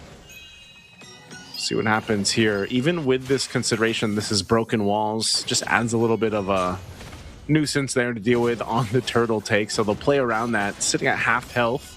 Zetsu should be able to go ahead and start this and secure. They're going to force a fight. Zetsu gets the turtle. A Raging Sandstorm going to be thrown out, but no one falling. So they'll just disengage. Objective secured, though, for the Mongols. Yeah, a team that wants to dive and a team that wants to disengage. So it's like a... So Matilda's forward, just trying to hurt each other. Yeah, just kind of works that way, If you have a Matilda, I mean, I guess that's your biggest question, right? From Team Falcons is like, where is that damage going to come from? Other than the Farsa. Obviously, Farsa with the Feather Airstrike from Cuffin is going to be valuable. But are they just trying to... Like, where is that scaling going to happen for them, I think that's the main question with this lineup. And maybe it could be in the sense of Boyet just landing his Spatial Migration Requiem combo, and that's enough to go ahead and burst someone down if the Farsa's there. Yeah. Oop, Raging Sandstorm. Sanji will go ahead. He'll be fine. Again, this is Uranus. He did pop the Flicker, though. But he'll just heal back up. He'll be fine afterwards. Has to burn the Flicker, but it's okay. I think... naturally, you're going to see the Mongols to have better damage profile. Even without their Moskov, their early game to mid-game damage is already there. If you look at Team Falcons, I think their only power spike is in the mid-game. Afterwards, it's going to be difficult. Before that, it's also difficult. It's literally just the mid-game for Team Falcons. Again, Flicker burned. That's the Feathered Airstrike I was talking about. But yeah, it's one of those senses that, like, in these first nearly 5 minutes of the game, it's so flashy, right? Like, everything is happening. It's like fireworks, but no one's dying. Which, maybe is a good thing. Like, I don't think we want people dying during fireworks, but, like, it's like there's way too many things just being thrown at each other, and then there's all these abilities to just kind of disengage. And even more so for Team Falcons, because they have a Matilda, and you get that, wings by wings of the guiding, the circling eagle to kind of help you out with that. So fighting for the objective, though, Mongols are going to take their chance, go for it, try to get the second turtle. That they do. Here's a fight that's going to break out. Again, going for it. Sano trying to get away. They're just trying to disengage once again, but this time the Mongols say no. Sano going to be the first to die. A good Requiem, though, Setsu trying to get away. Spirit Destruction thrown on out into the fight. Now Boyet could be in trouble. It's going to be the trade, the 1 for 2. Looking for more to follow through as Sanji gets away with the Guiding Wind. And once again, that's what the Matilda helps do. So a trade, but again, objectively, plus a bit of an advantage for the Mongols. Yeah. Whatever, for how much they lack when it comes to the damage output and the scaling department, they make up for it with sustain. Team Falcons are way too tanky and sustainable. Although they were not killing anyone from Team Mongols. And to be fair, Mongols are dealing enough damage. I really like how they included Rinks at the last moment out there, but it's far too early for the Moscow to ramp up when it comes to the damage. But yeah, that's what is happening right now. They will find finally a kill here after a long while for Team Falcons. Big plays here. There's the drag, though. Oh, even on top side. Double kill for Troll. So a good play. Finding on the board. You know, this is kind of insane. It's a double kill for a Matilda, man. Troll, I'm wondering how he's going to build this Matilda, too. Like, do you still just... What's a typical build path now for Matilda? I know she fell off for a little bit. Yeah. Still appears here and there, but... You know, when you have this kind of advantage, the poke that she has from the Wisp too actually hurt. You know, they build up pretty well. Look at that. She's got the Flask of the Oasis already. Flask, yeah. That double kill really helped her. Him, I mean. But I'm wondering how Rinks died there. Well, he was alone, so he might have not have enough dashes as well. Did not pop the Purify. Very, very stingy utilizing his Purify. Any other Moscow player would have popped the Purify to get out there. But he's actually contributing to the fight now. Yeah, look at this. Control once again for the last turtle of the game. Shenlin fighting that backside. They're going to force this down. Feathered Airstrike comes through. Shenlin's still going to be alive. Now Cuffin could be in trouble. There's the startup from Mumu. And again, the Guiding Wind to get him out of dodge, get him out of a bad situation. Mumu's still going to be forced out of this. They're in the jungle. No one dies in the exchange just yet. Like I said, it's a whole lot of fireworks here. Zetsu popping that. He's going to get Spatial Migration into the Requiem, thrown in the air. Finally, a kill going over. Team Falcons, once again, looking for more. Makey trying to get away. Won't be able to go away from Sano. Again, that CC is a nuisance to deal with. Even with the Vengeance, Feathered Airstrike, able to find another mark. Control is on a killing spree. Team Falcons finding a whole lot. Despite trading the objectives, they'll now get a Tier 1 turret, take the purple buff for themselves, and take more from the Mongols. Big mistake coming up from the Mongols. They have overstayed. Zetsu was overly aggressive against Team Falcons. The moment that his ultimate expired, Team Falcons just went up on him, and there was nothing that the Bakshi could do to save himself. Everybody from the Mongols has dispersed already. And they coupled that mistake with another mistake. They tried to save Zetsu as well as Meiki. And the result was they've lost 2 of their members. That's the total 3. And then they've lost the purple and a turret. In just a span of a few bad engagement coming up from Mongols, they have lost so much of their lead. You know, with this pressure up on the top side, I'm not sure if they're going to be able to get much. An SOD thrown out, but Rinks doesn't want to take that. Clearly bring him to his death. Waves being cut down on bot. Lord's coming up in 20, though. But with Team Falcons and the Mongols, despite everything happening in the last 8.5 minutes, so almost 9 minutes of this game, it's pretty much even economically. Yeah. So you can't count the Mongols out. It's more so of, you're seeing when these team fights break out. They've given us a good preview of what this Lord fight's going to look like, right? It's kind of this push and pull. The Mongols' biggest obstacle is just playing against this kind of mobility that Team Falcons has. And if they get Mumu down here, it's going to be a good early advantage. They already get the Vengeance out from Sano, so it's a little bit of resource down. Up top, though, Rinks is actually really low. Rinks doesn't even have the Purify. So a cross-map play happening here. Spatial Migration into the Requiem's going to be able to find Shenlin. He is gone, and Rinks is forced off the turret from Sanji. And so now Team Falcons in a position to take the Lord if they want to. It's going to go for a bit of a reset. So the Mongols might be able to hold on and get back into this fight and dance off against Team Falcons. Shenlin, though, still 6 seconds away. Looks like Team Falcons just has this advantage. They're going to go for it again. Again, this combination with the Guinevere from Boyet. to be able to secure them another kill, and it was the jungler of the Mongols. So now, even more so, this Lord is theirs. A bit of a push from Rinks up top, potentially able to put down some damage on that tier 2.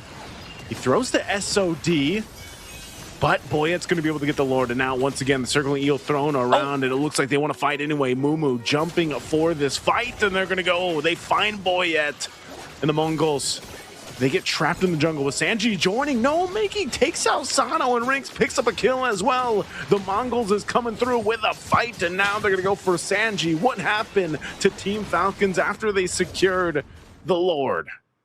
Well, Mumu happened to them. What a great usage of the Bravest Fighter, landing on 4 members of Team Falcons, 3 or 4. I cannot even see it because of how explosive it was. And what happens afterwards is that you have so much minus physical, you have so much defense basically with whatever you get from the Lapu-Lapu when he's landing all the shots. And then of course you have Rinks, who dealt enough damage for Team Falcons to get out there. And Makey as well, we can see the strength of this Zushin. As long as you're lifting high HP heroes and then you smash that against your opponents, that's gonna deal so much damage as well. If there was even a damage recap during that moment, I'm pretty sure that Makey dealt the most damage as well during that clash because of how clumped up Team Falcons were. Still can't change the fact that Team Falcons managed to take advantage of their power spike in the first, I would say, 8 to 12 minute mark. That's where their power spike will be. But now the Mongols have gathered enough steam. They want to fight again, but the Mongols is actually going toe-to-toe. Sanji can't escape. He does try to get away with the wings by wings, but he's still taken out. On mid lane, Team Falcons scrapping a feet to fight back here, hold on to what they can. So the Mongols, you know, like I said, this is probably the most even series we're going to have today, and it's our last series of the day, Wolf. Yeah. And you're seeing that already in game 1. The Mongols will be in a good position to go ahead and contest that Lord when it comes up in about 60 seconds. And that's the thing. Rinks is going to play this macro play style now with this Moskov. He's been doing it now for a few minutes. He's got the items that he needs. Maybe a little more defense is what he could use. But as long as they avoid the majority of the setup that's coming from Team Falcons is Boyet. Yeah. You know, Boyet's the one jumping forward, trying to get that spatial migration off at Requiem, catch somebody if they can. But eventually the Mongols is going to be itemized in a way that just doesn't result into a automatic kill, you know, that we've seen previously in the early portion of the game. That's right. I agree with you. I think, like I said, the power spike for Team Falcons is between 8 to 12 or maybe 13 minutes. This is the part where they can actually win. I would say that because there's a little bit of lead for Team Mongols, in this upcoming team fight, there's only a slight advantage for Team Falcons. It's like 60 to 40 favoring Team Falcons in the next Lord. But that will change if Zetsu gets poked like this once again. His ultimate was forced by Team Falcons, and that's already bad news for the Mongols. Yeah, it could be troublesome. I don't... Again, it seems like Team Falcons is almost in a sense of, like, come fight us, you know? And they're playing into the fact that they have a Matilda. That's one of the big parts about this lineup that's working for them mobility-wise. Feathered Airstrike coming down. Rinks popping that Purify. So it's actually really important. He doesn't have that for this fight. Could just choose to go ahead and push on one of the off lanes here, and it seems like they might do that. Just delay this Lord, let him get to that lane, push that in. It's not the best fighting position anyway without the Purify. If you're the Mongols, you're okay with this. That every time the Lord fight is prolonged, but that will only be applicable if you're able to land the SOD. Right now, the most crucial spell for the Mongols is that Spear of Destruction. And of course, the ultimate on the Zetsu. You gotta have to take care of your Bakshi as well in this game. Let's see what they do. Looks like Rinks is actually gonna make his way up towards this fight, maybe to clear out mid. Stalling this out as much as they can. An opening if they will. Mumu jumps forward. They're going to fight for the Lord. They're going to force this down to a retribution battle. It's going to be Zetsu that gets the Lord. And now with the beacon, Mikey leading that. Boyet's going to be the one to fall. And now Sano able to get away with the wings by wings. But the Mongols have won at that fight. They'll get the Lord. They'll get the tier 1 turret. They got the kill. I'm actually in disbelief that Zetsu was able to win that even after having that source of stun coming up from Team Falcons. However, there wasn't any CC that you saw from that fight. It kind of felt like Team Falcons did not even connect their spells, their abilities. There wasn't any violent requiem that was started by Team Falcons. They waited for so long. The Mongols was able to get there, and right now, Rick, you can see that he was almost able to take out the Uranus. That's how strong the Moskov is right now.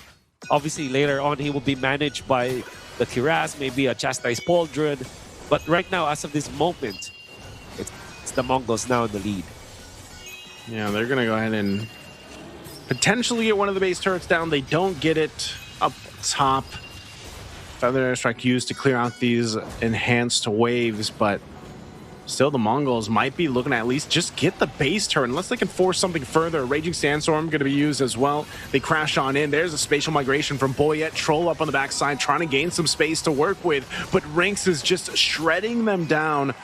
Sanji will be fine. They lost to Troll. They lost a base turret, and the Mongols will go ahead and disengage after taking that base turret down. So they have fought hard to get back into this game, and now they have a lead. This is scary for Team Falcons. We've already mentioned so many problems that they have to face, but now it's even more from the Mongols. Again, forcing the fight. Mumu jumps in with the rest of the team to follow, but there's no wave in the mid lane to take down that mid turret. It was cleared out already. So unfortunately for the Mongols, the play was there, you know, trying to get that base turret down, but it doesn't end up happening. So they'll go ahead and grab these buffs. They still have plenty of time for this Lord to come up here, so I'm not sure if Team Falcons has an answer to deal with this or if they just want to go ahead and wait for that contest to come up. Lantern is one way to go. Need the extra damage from the tanky heroes of the Mongols. But already Mongols are itemizing against them. You mentioned about like not dying in the initial burst of Team Falcons. Well, Winter Crown was the choice for Mumu. And I think it's very smart. The way you do is you force Team Falcons to utilize their massive spells on you, like the Farsa ultimate, for example, or maybe the Curtain Call, and after, or the Violent Requiem even. And when that happens, when they rain down on you, pop the Winter Crown, and all of a sudden, the heavy commitment of Team Falcons will not net any kill for you, and then you can turn it around. I would not be surprised if there are more heroes from the Mongols that will pick up the Winter Crown. See if they can do it in here. Lord was started up, but they might just delay this for that Evolved Lord to come through. They don't actually have to force this. Lantern now picked up by Meiki. Help with shutting down some of the tankier members once again, Team Falcons, and they're already doing that anyway. Even Sanji, you know, you see how many times he's got to pop an early consecrate. Ooh, Raging Sandstorm going to be used. Shenlin caught on this side of the jungle. Now Sano going for the fight. They'll get the angle to go for the Lord anyway. Feathered Airstrike going to be dropped down. Who's going to be able to get this Lord? It's going to come down the Retribution. It's Mumu that gets the Lord secured. Winter Crown going to be popped. Boyet is gone. Team Falcons losing a major objective. And now Rinks throwing out that SOD. They already got the Lord, though, so they're ready to go ahead and march towards a potential win here, depending if Team Falcons can clear this out. Again, they have great defense, especially with the Farsa. But can they withstand this? They still got 26 seconds for Boyet to be up. Yeah. How? The way that they actually denied the guiding wind to save Boyet. Oof. Raging Sandstorm. So good from the Mongols. Going to be able to find two. Turret's going to go down. They're going to force the fight anyway. Even before the Lord comes up, Troll's going to be gone. They don't care anymore. They want to end the game. Sano jumping into the backside. Rinks already has the immortality. He's going to be fine. Gets the space that he needs. Sanji's going to be next. He has to flicker defensively, but the base is going to be worked on, and the Mongols fought hard for this. They'll take game one against Team Falcons. We expected lack of damage from the side of Team Falcons. We also expected that their power spike was in the mid-game during the 8 to 12 or 13-minute mark. It was actually seen during that moment that they can actually win in team fights. But one Lord fight that the Mongols have found with just a miracle play coming out from Mumu, the Lapu-Lapu, and then you can see the strength of the Jushin, the third pick Jushin from the Mongols, coupled up with the good positioning coming out from the Moskov during that Lord fight. Even when they've lost the Retribution battle, even if they lost their jungler, the Mongols have found the opening courtesy of this Lapu-Lapu And because of that, they split the game wide open. Even when they were poised to lose the mid-game, the tail end of the 12-minute mark, they've gotten some footing, and it was more than enough. The MVP of the game, Mumu, this Lapu-Lapu, I couldn't say otherwise. This guy just really blew the game wide open. Lapu Lapu is so good, man, and it's even better in the hands of players like Mumu here. Very decisive on how he wants to use the bravest fighter, how he wants to initiate fights. Again, that major fight that they had around that Lord when he came back, and then like he, I think that's where it just started to fall apart for Team Falcons. It was off of that, and it was the performance from Mumu there on the Lapu Lapu. So hats off to him for that great performance in game one. Team Falcons, it's weird. Again, we talked about the lineup, how that would have played out, and I feel like it was really that way. They struggled to make it work. Eventually, they just didn't have enough damage, and that's unfortunate because the feathered airstrike can only do so much with the Farsa. So that is game one for Team Mongols. Let's see if Team Falcons can get a game in game number 2, or will this be a sweep for the Mongols? Let's find it out after this break. See you after this.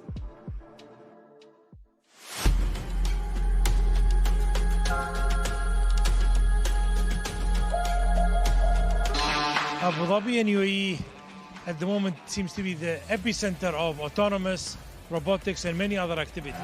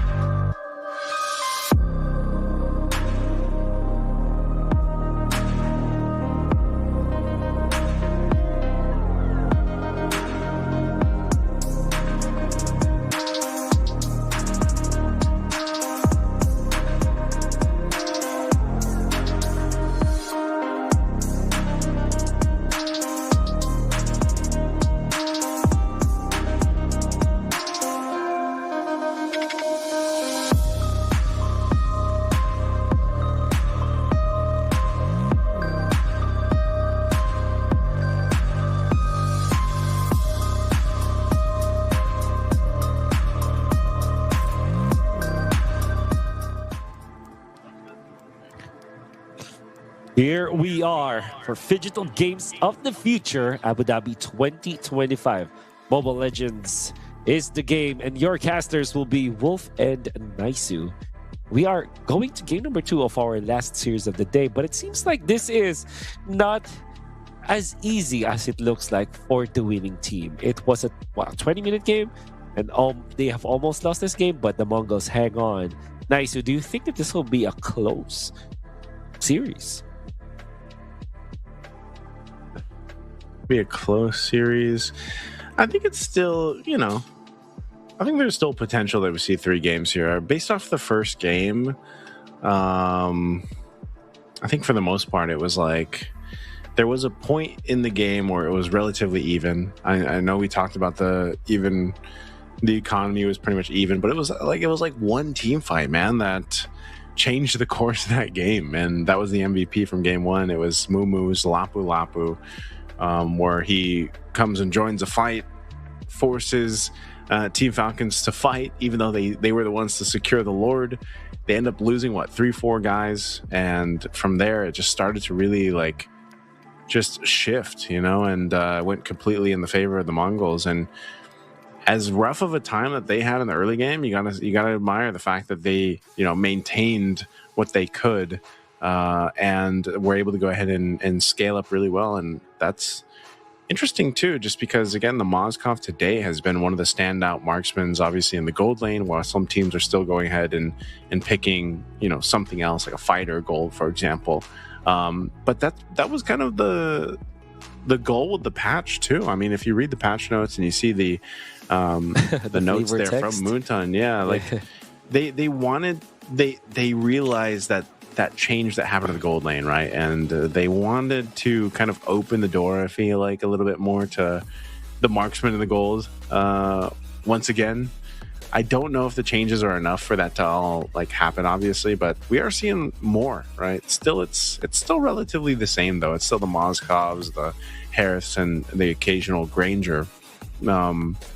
But teams are still liking to pick up fighters if they can too. So we might be in a situation where it's just one of those things where it's jungle, how they have the fight between utility and assassin. Well, now you kind of have that choice, and you've had this for a bit now, where it's all right, we can either take a traditional marksman or we can take a fighter in the gold lane. Yeah. Now, usually when you pick up a traditional marksman in the gold lane, you have a utility jungler, and if you play the assassin junglers, you get a fighter in the gold lane. Rarely do you mix a utility jungler with another fighter. And that's exactly what happened with Team Falcons. It's so mid-game centric. And I wonder what they were trying to do. It feel like they were considering it. I honestly felt like if they picked up a marksman in that last pick with the Matilda Uranus as the roam jungle combo, I think that makes so much sense. But they chose to do it differently, and they have suffered the results.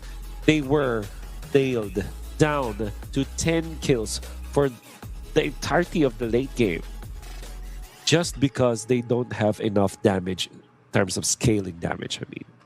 So, yeah, that's something that I'm sure the Team Falcons will not repeat. Yeah, I wonder what the coach is saying too, because you look at that game 1, and we said the draft was interesting.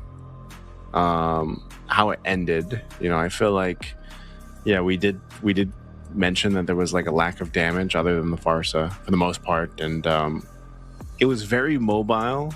You were very good at moving around the map. Obviously, there was a lot of saves there with having that Matilda, but it's just you need something to kind of be the carry. You called it out in the draft. You need that carry to pop off later on in the game to match the Moskov, and they unfortunately just didn't have it. Because even then, if it's a gold lane CC, for example, and yes, you have a Vengeance. By the way, Vengeance, minor nerf, does less damage now to the attacker when the Vengeance is used. But we saw that happen when you jump in with the CC. The Moskov just has way too much mobility in its own kit, so he's fine. And then, you lose a major point of that team fight capability when you lose your gold lane quickly, because it's it's CC's job to jump in, So That's unfortunate, but hopefully they have a better draft for game 2. Yeah. By better, we mean like at least there's the existence of a carry for the Mongols. For Team Falcons, I mean, it kind of felt like they were playing well. Like especially during their power spike, you really felt that they are pressing the issue against Team Mongols, right? They were forcing out the kill. Every time they see the back shot, they try to go at him, force an ultimate, and then take over the ultimate afterwards. So whenever there is an overextension from the side of Team Mongols or the Mongols, Team Falcons are quick to punish. So you know that they can actually identify when they are weak and when they are strong and when they have a kill potential or not. It's just that the tools that they have in that game will never be enough in the late game if you compare it to the Mongols. And it's a very natural way of looking at Mobile Legends or MOBAs in general. So I think that's definitely something that they have to look for again. I don't doubt that they can actually draft normally, honestly. Yeah. They can. I think I was just impressed with the way the Mongols played that game too. That's true. Considering, you know, how they knew that that lineup was going to have a certain timing on it for it to shine. And, you know, there was maybe a couple surprise kills that Team Falcons was able to get in the early portion of the game, but the Mongols like adjusted quickly. You know, they through the game itself, they were able to go ahead and then adjust the way that they needed to. And, you know, like, again, a lot of the viewers watching will be very familiar with Team Falcons, and I feel like for the Mongols, again, if you only got to go ahead and watch, let's say some of the wild card appearances that they had, some of the recent tournaments that they had, were, you know, maybe I think they did have a tournament just a couple weeks ago too. Like again, majority of these teams went off of tournaments that they had competed in and participated in, and then they came here to the Games of the Future. You know, so I feel like definitely there was some improvement here for the Mongols alone. For, like I said, a lot of people saw them way back in earlier this year when they were at the MSC Mid-Season Cup, and you know, unfortunately, they weren't able to get past that. But already off to a good start here for this series. Yeah, we have not seen so much of this team of the Mongols, but when we see them, it's like it's a breath of fresh air. It looked very jittery though the first few minutes and then the mid game, but I think that they also have that kind of skill in Mobile Legends where they can identify when they can fight and when they cannot, because really like how Mumu addressed the situation during the time where his jungler died before the Lord actually happened, and even after they lost the actual Lord, the post-Lord team fight was theirs. I think that there should have been someone who actually called that, and probably it was the Lapu-Lapu or maybe it was the Jushin, but both of them worked together in great harmony to eventually punish the Mongols. So I can really see that even when we have not seen so much of the Mongols as of late, they know how to tackle Mobile Legends. They have their own approach, and they can actually go toe-to-toe up against teams that have way more international experience than them. So we'll find out if looks like the players are just kind of waiting to get things situated for this draft here. We'll see if it's sorted out. Looks like it's going to be on Team Falcon's side. Yeah, looks like I think Wolf, we are going to be taking a bit of a break here while they get things sorted out. Yeah, don't worry. For all of those who are really excited to know how Game 2 will go, we'll just have to hold on for a little bit, because after this break, we will be back for Game 2 of the Mongols versus Team Falcons.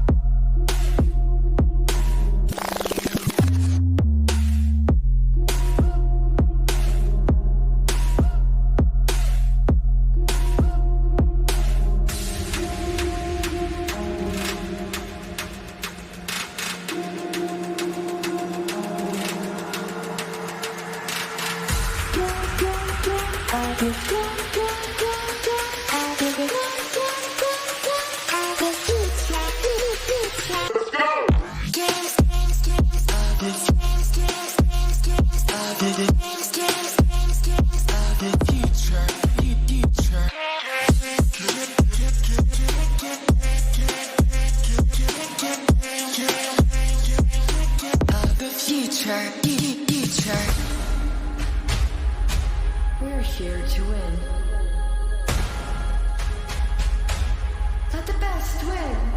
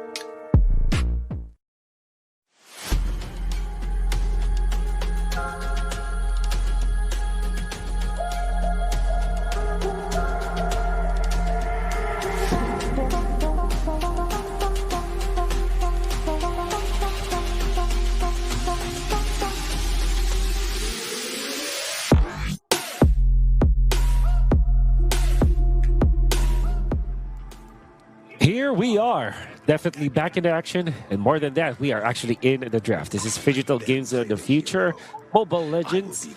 It's gonna be the Mongols going up against Team Falcons for game number 2 of this best of 3 series. Game 1 went in favor of the Mongols. Let's see if this will be the same result in game number 2.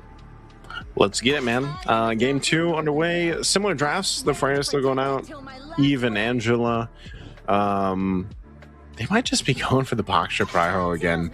Unless this is going to be the last ban from Team Falcons. And that seems to be the case, which is actually fine. Maybe they go for the Lampu Lampu priority anyway. The fact that Boxer was banned out was a good move because I feel like, again, for the teams that like to play around the Boxer early pick or, utility junglers, it gives them that kind of upper hand to work with. And we saw them pretty much contest the objectives if they had to, especially the turtles and everything else. But now that we have this, what is this, Expanding Rivers? Expanding Rivers, right? Or yeah, this is, yes. Yeah, that's just should be expanding. I think that's expanding. I'm so used to seeing the little map, roulette thing. But yeah.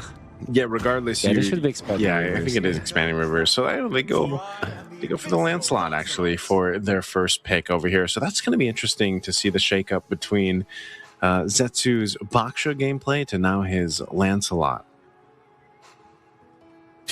Whew, okay, I wonder what they will pair this up with, because again, usually you pick up something like a CC to go with it.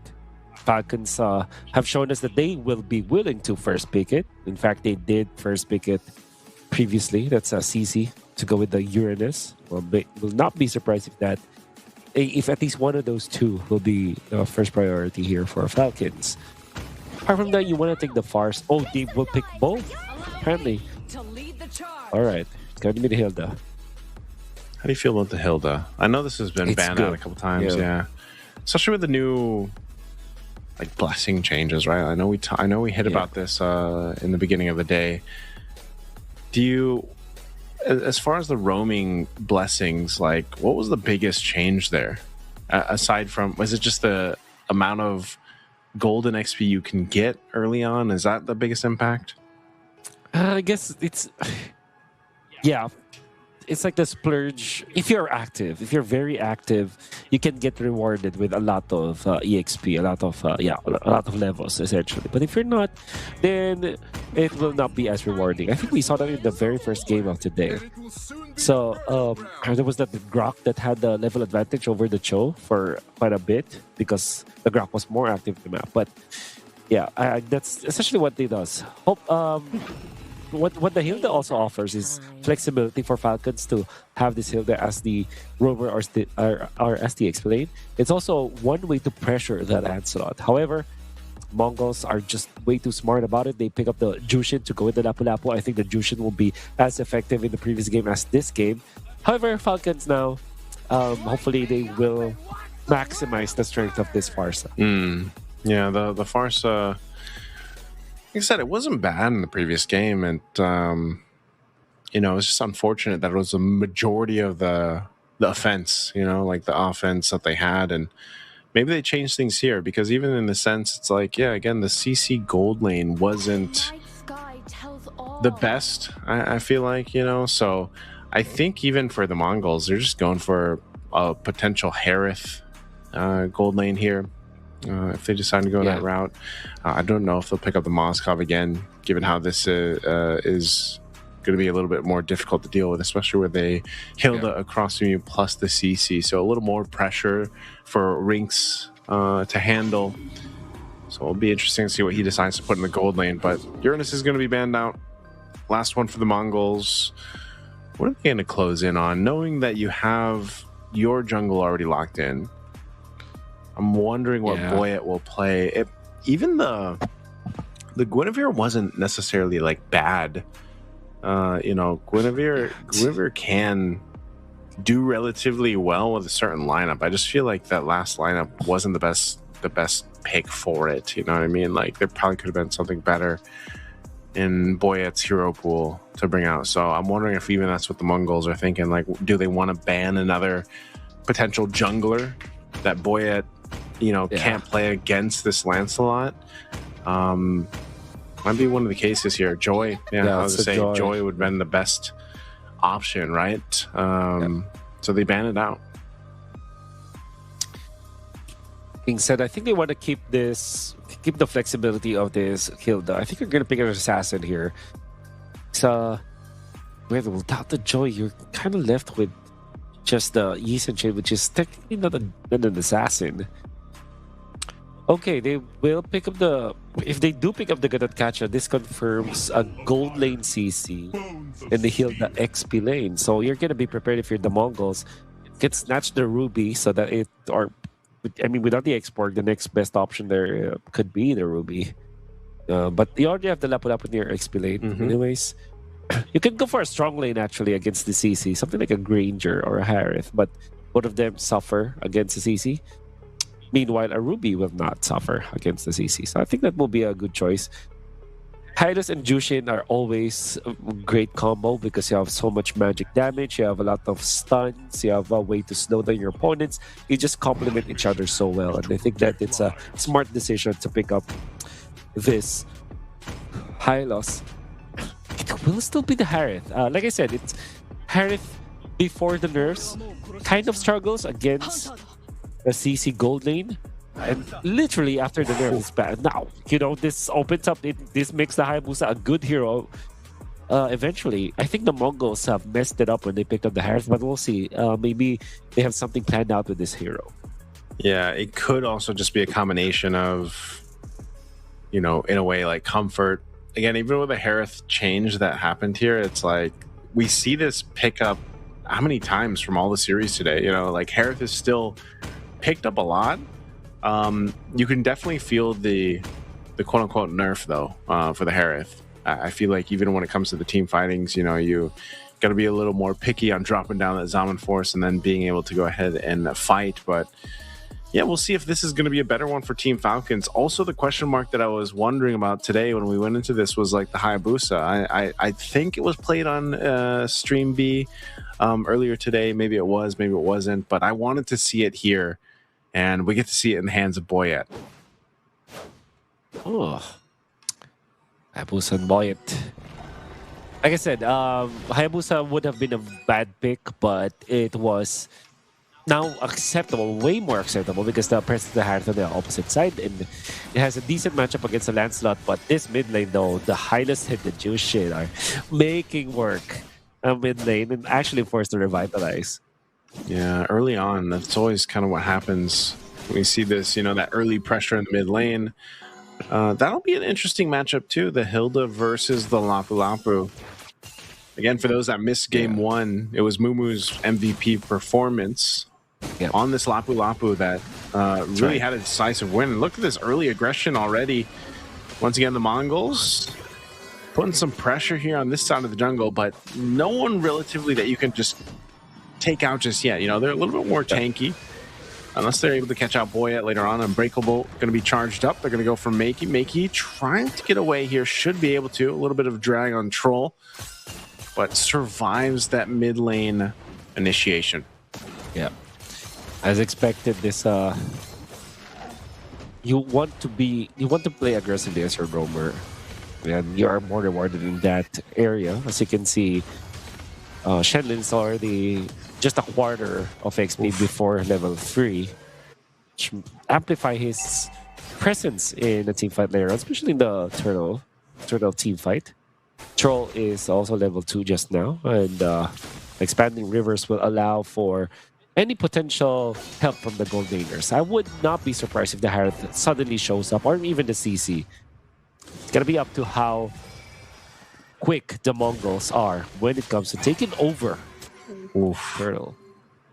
They're gonna flicker out, yeah. You know, you see in the way the Mongols like to move, if they can get a battle spell out, they're usually gonna put the pressure there. We saw this a lot in the previous game too. Shenlin will tank this up. He doesn't have a glorious pathway, so he could be in trouble here. Sano's gonna be able to get the kill, but it's Zetsu that gets the turtle. Now trying to survive this fight. They lose 2 so far. They didn't have that level 4s they were looking for, but Mumu, there's Rinks. He's joining the fight with the expanding rivers that you mentioned. Wolf and Troll goes down. It's a double for Makey, so a bit of a trade. The 2 for 2, the objective going over to the Mongols. The Mongols did a really good job forcing the flicker out of Sanji, but I think that they overstayed during the turtle just because they started the turtle way too soon, that the Harith was a little bit late when it comes to that fight. The CC from Team Falcons was able to respond to the team fight way faster than his counterpart, the Harith, and actually net 2 kills for the team, but good recovery coming up from the Mongols. They might even take a kill on the Troll right now. Nah, it's AOG denying that one. Zetsu would have loved to get a recovery kill, but fortunately it would not be the case. Yeah, anytime you get out the AOG, though, at least, you know, at least for a bit, it's not going to be available to go ahead and start up a fight or be utilized that way. So they didn't have to expend too much either. I mean, it's just kind of setting things up. And you saw even with that Hylos, like now earlier on in the last fight, the last objective fight, they didn't have the glorious pathway just yet, you know, and so now that both sides have those ultimates available on both on all ends, the next turtle that comes up is going to be a more of a even grounds. But like you mentioned too, with expanding rivers, you know, you'll get these gold laners there fairly quickly. And, you know, depending on how the fight's positioned with a Harith on your side, the Mongols might have a bit of advantage. There's the shadow kill. Makey's going to be able to take a lot of that one. But that's used up. Beacon as well. So 2 ultimates used up. Feathered Airstrike too from Cuffin now. So Turtle's going to be up. I wonder if they'll just delay this until that Feathered Airstrike's up anyway. They should, especially because they don't have the shadow kill, and Zetsu is already feeling confident taking over this turtle fight. They also have the Harith coming soon. Oh, he's pretty low though too. He's got to be careful. Zetsu gets the turtle. Second one of the game. Troll's going to go ahead and defensively AOG on out of the fight. Revitalize was used, so I said the same thing in the last game, man. The Mongols has control over the objectives. They're really good at fighting around these objectives. not sure if Boyet's going to force this fight. Feathered airstrike after the shadow kill to follow through. Zetsu not able to get away from Sano. Sano picking up a kill. Troll could be next. He does heal back up a little bit, but this is a great trade for Team Falcons. Able to get a couple kills off of it. So still trading, keeping things even here in terms of gold. Able to capitalize on that fight, and now might even get this turret up top unless Rinks is able to clear it out. But this is a 4-member of Team Falcons up on this top side. Mumu's going to join and clear out that minion wave, and now Sanji has to flicker out, could be in trouble, get stunned, and there's a kill. A bit of a misplay from Team Falcons. Yeah. Already a big recovery for Team Falcons after losing the second turtle. They were trailing by 1,000 gold, but they have gotten so much value out of the kills that they got up top. The kill of the Sano Zetsu. died. They tried to go for up top, but Sano died. The only hero from Team Falcons is having a good time. That's actually a shutdown, which is very important for the Mongols right now. And they did not lose their Harith. We kind of doubted this Harith pickup, mainly because of the nerfs and of course the Hayabusa making it good for the Hayabusa to be a good pick. But Riggs have more than paid up for it. I think that he's playing so well, 2-0 and 2, defended up top, punished with a kill onto Sanji, and now they got a kill onto Sano as well up top. This Harith has more than paid for his 4th pick, gold lane. Yeah, he's working on his next item too. There you go. He gets his Stardom Scythe, so he's got that available to him. This next turtle is up, man. And Team Falcons really has not been able to secure themselves a turtle very well here. Boyet's going to be jumping in. Doesn't use the shadow kill. He does get stunned. Shenlin is the focus. They stun Boyet. He finally uses the shadow kill to stay alive a little bit longer, but he's going to be melted down now. And now joining the fight, Rinks dropping down the Zaman 4. Sano on the run, popping the vengeance already, and Sanji trying to help him out. Shenlin does get killed off from the team and does go down, but Zetsu in position to take this turtle. Last one of the game. Team Falcons can't do anything about it with their jungler being down, so the Mongols will win that exchange again, further in the lead a little bit further. Yeah.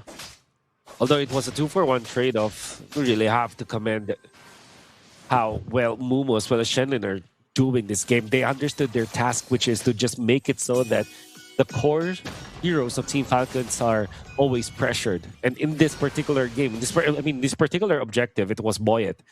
They had to really put a pressure on. Even when 2 of them died out there, it was a positive trade. And Zetsu not having the retribution during that moment still got the turtle because Boyet was killed anyways. And they have converted to another kill up top. This is the Mongols maximizing the lead that they have right now. And they are increasing and inflating when it comes to the gold.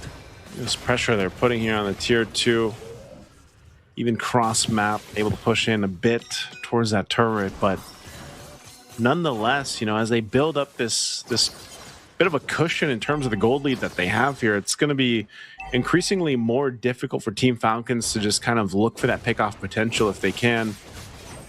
And kind of just have to go face to face in these fights. And that's been the troubling part. You know, when they decide to go ahead and team fight against the Mongols, it just seems like they're not able to get that break they're looking for.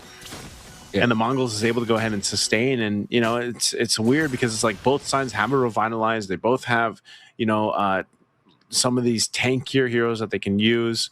But, you know, even for Sanji, for example, on this hill, though, it's like if he gets killed by himself up in the top lane like he did a couple minutes ago, you know, you lose some of that opportunity with this lineup to work. So they're just kind of managing what they can at this point.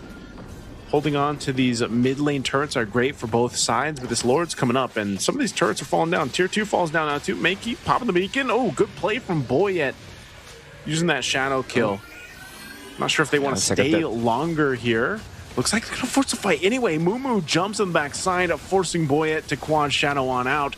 They're going to force it, though. AOG dropped down, able to find 2. Zetsu looking for his own angle to go into this fight. Punctures on through. Thorn Rose to follow. Sano going to be in trouble as he falls next. And it's a fight. It's an exchange, and the Lord is up. What does Boyet do? He's down 2. They're going to work for the tier 1 turret. Feathered airstrike going to be dropped down. They just want to clear out the wave to maintain the turret. and his buff is going to be taken here as Zetsu starts it up. Rinks starting up the Lord. They might just want to go for everything. Take the buffs, take the Lord. Oh my goodness. The Mongols are making a play, man. Yep. Now the Jushin have respawned. There's nothing that Team Falcons could do. They had a great pickup onto Meiki, but the Mongols have found an opening. You can see how Zetsu just waited for the right moment, for the opportune moment to get into the Team Falcons lineup and find the right angle to assassinate Team Falcons. He did not just straight up went to the fight after the initiation coming up from Shen and Mumi, knowing that there is Troll that can actually take turn it around with the AOG. Right after AOG, he swung it around, waited for the punctures to be back off cooldown, and then that's where he was able to strike. Team Falcons could only do so much and just watch literally them getting sliced in half by Zetsu. And then the Mongols took the Lord afterwards very cleanly. I thought this game would be very close, but seems like the Mongols have found Team Falcons' number. They have for now, but I think Team Falcons can still defend, clear this out. Glorious Pathway dropped down, trying to get the stun on Boya. They do, but he's under the tier 2 turret, so he's going to be fine. And it's actually Meiki that gets in trouble and AOG drop down. They didn't get the tier 1 turret in the mid, so they're deciding to fight under it. Meanwhile, the Lord decides to go ahead, push that bottom side, gets a charge into this turret, but man, the Mongols might have misplayed that a little bit, getting caught out. Shield's going to be popped up top. Zensu going in, gets the Phantom Execution off Thornrosa. Stay alive, but won't be able to get away from the last feathered airstrike. Mumu jumping in. But man, it's the Mongols just kind of forcing what they can, but they get punished at the same time from Team Falcons. It's the first Lord push of the game. And they have taken all but one of the other turns of Team Falcons. Technically a win for the Mongols, but I'm sure that Zetsu is going to be scratching his head over that one. To be fair, Coffin actually played that clash so well. The way that he kind of anticipated that Thornrose will be there, so he just managed his Feathered Airstrike procs greatly. Made sure that he was able to reserve one after the Thornrose was up. So the fact that he was able to start Zetsu as well. Yeah, he's not going to survive that burst. It's starting to look like the Mongols is making their own mistakes, you know, and it started with that Lord push. They definitely could have waited a little bit longer, but they're going to find themselves giving over some space to work with the Team Falcons, and now Team Falcons has an opening themselves. They do still have work to do here. 20 seconds for that Lord to come up, so Rinks will be back for that fight. So the Mongols will have to get in position here. So this is probably one of the better opportunities that Team Falcons has had to do this. And Unbreakable is going to find Shenlin, drops down the Glorious Pathway, is actually able to survive too. Wow. Just barely. Oh, but Boyet kills Mumu, a key target to take before this Lord. Ah, that's the big kill. Zetsu wants to get something up top, but he wants to go for Sanji. Quite an ambitious kill here. He's putting pressure in. Phantom Execution already used. Boyet too. There's the AOG. He's able to sidestep it. There's the Thorn Rose. He's going to be going for Cuffin. Cuffin is still alive. Burning the flicker. A good try from the Mongols, from Zetsu, but without a jungler. Boyet's going to wait patiently. He's got a shadow kill available. Can the Mongols delay this Lord take? That was massive that Cuffin survived that. There's this concept in Mobile Legends where if you make extra moves or unnecessary moves, basically, sometimes you suffer. I mean, for sure, if he got that kill onto Coffin, he might have gotten alive, but it wasn't the case. The extra move that Zetsu did kind of lost them this particular Lord, and now Team Falcons are gaining up momentum. And we'll have Boyet to even get the steal on this purple buff. This is going to be massive for Boyet. Yeah, dropping down the Glorious Pathway too. It looks like Rinks got hit theirs, so Rinks actually took their purple buff, I believe. But yeah, with this, the Lord's going to be making its way down bot. Did he leave the little... Oh, he did. Yeah, he left a little purple minion for them, so they just traded basically purple buffs. Right now, it's Team Falcons getting these turrets they desperately needed in this game. Again, off of a overzealous push with that first Lord from the Mongols, now they're facing a defense here against this Lord. as they look at some of the turrets fall down. Mid lane's getting some action here, though. Rink's going to be in trouble again. AOG. Boyet's actually going to be able to survive it. Mumu on the chase. Meanwhile, the rest of the team fighting is going to crash down on Sana. Gets the stun, but won't be able to pick up the kill because he's got to support the team here. Troll going to be the next focus as he falls. A bit of a hectic fight in the mid lane that broke out, but Team Falcons got what they wanted. I love the turn I used, hectic. It was actually very hectic there for Team Falcons. This was the Mongols. But the important kill is onto the Harith. And I think the Team Falcons wants to go for more plays out here. Smartly, the Mongols will just back out of that area. Of course, they don't know where exactly Team Falcons are, but they have kind of an inkling of where they are, so they will not force the issue. I think that we have gone back to an actual break-even between these two teams. Of course, Team Falcons are leading by a little bit of gold, but essentially this is an even game. Heading into the next Lord, the third Lord of the game, I'm surprised that both teams have managed to keep one of their 6 outer turrets intact as of this moment. But of course, that will not matter as much. It's going to be the Lord who will matter in the next literally the next minute. Yeah, there's going to have to be some adjustments here on how the Mongols decides to deal with this, because Team Falcons, the way they've approached the fights, I mean, even for Troll, like his Avatar of the Guardians have been really good lately, the last couple fights. And Boyet has been able to go ahead and pick off a target or two on this Hayabusa. So it's the Mongols with this kind of lineup that is actually trying to put this into play, trying to make this work. Glorious Pathway is going to be dropped down. I think Shenlin just goes in for the stun on Cuffin, forcing the wings by wings. Do they disengage from this? Boyet just waiting patiently for that team. If they do decide to overcommit to this, I think it's better that they don't. They're just going to go for a reset. 10 seconds from this Lord to be up. Rinks' positioning crucial here. He does have a flicker, but he could get cut off. Again, this is a Avatar of the Guardian available to Troll if they decide to sandwich them in. But Lord is up, and with the expanding rivers, they should be able to go ahead and get in position quickly here. Yeah. So the minions are pushing a little bit into the bottom lane. I think this will be a little bit of an advantage for the Mongols since it's the long lane, but gonna catch up of all heroes out here. The Roamer is the one to slow push the bottom lane. Oh. And Team Falcons will be very happy about that. Well, so they're going to go for the blitz. Boyet gets the information. It might come down to a retribution battle. Feathered airstrike going to be dropped down. Boyet gets the Lord. Secured. Rinks dropping down. Zaman Force. They find Asano and now Cuffin on the run. He's going to disengage. They know they already got the Lord. Rinks goes down. Boyet with a big pickup on the Lord, plus the kill. Zetsu falls, and now they can turn this around. Team Falcons looking for more. Shenlin leading the charge. They're going to be going for Sanji. Sanji trying to run away. Pops the flicker. He's fine. Boyet wants more. He could have the shadow kill available again. The lower cooldowns on this Hayabusa might work out as Mumu is the one to fall, and Team Falcons fought for this game.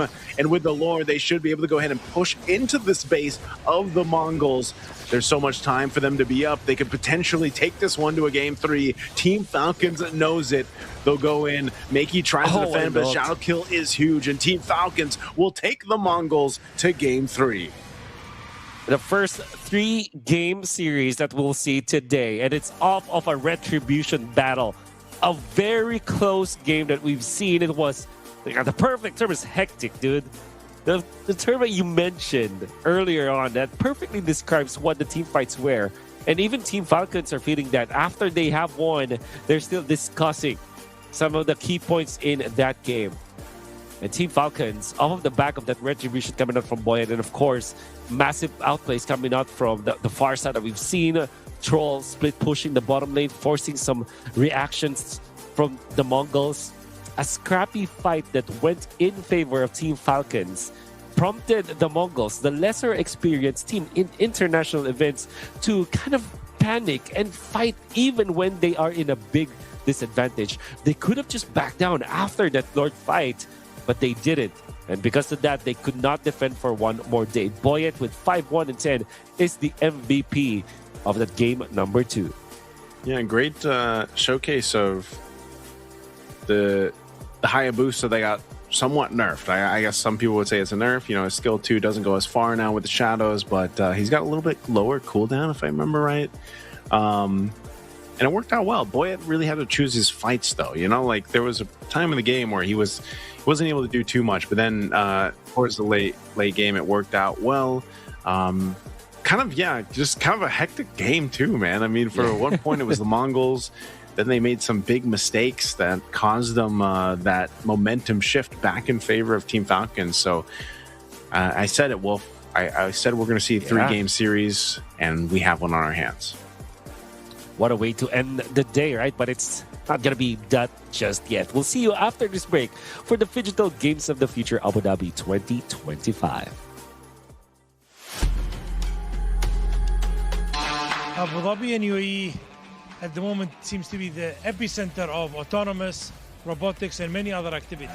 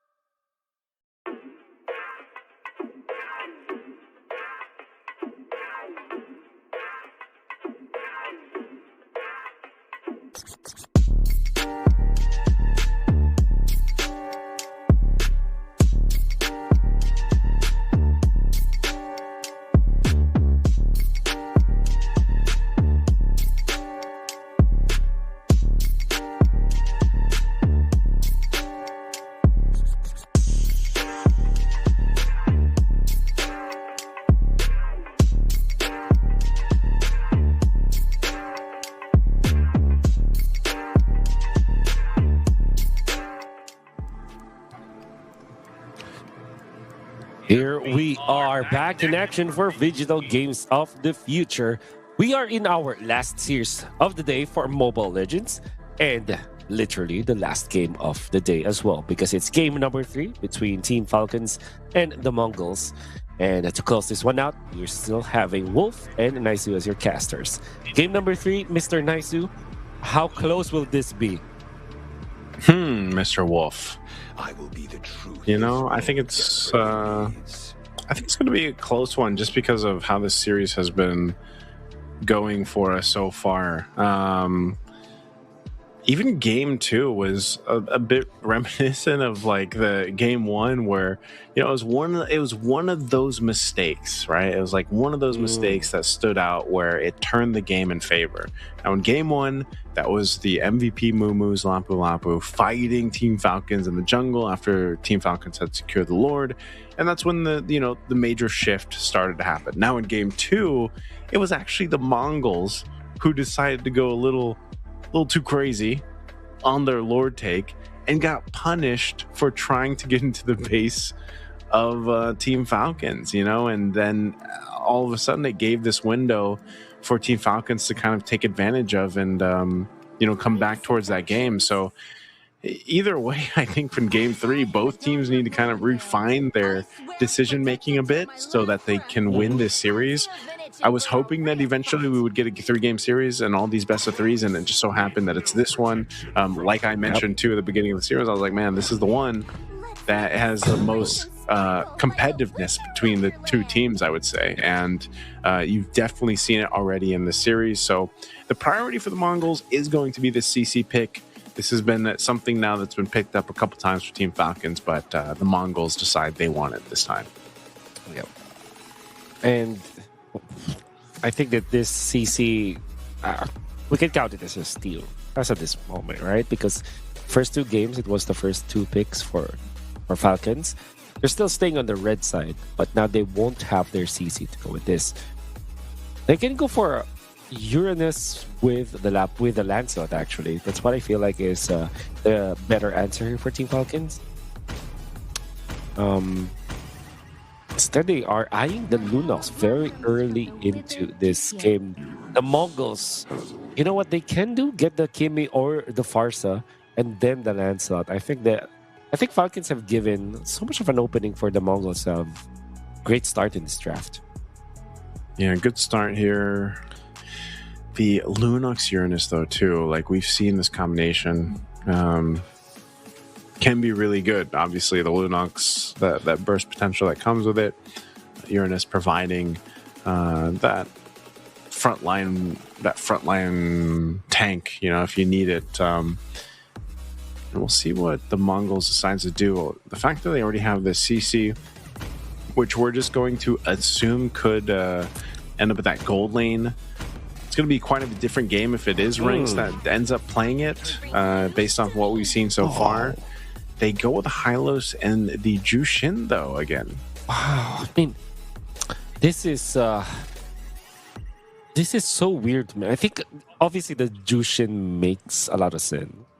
It's okay versus the Lunox in lane, and generally, it's just a good hero to have. But having the Hylos after the previous game where, yeah, it was actually very effective. Like, Jushin Hylos is, like I said, a classic combo, but the presence of the Lunox should already discourage you to pick up this Hylos because there's a lot of damage that hero can output. You know, they can just go for another assassin here. Instead, they will go for the Esmeralda.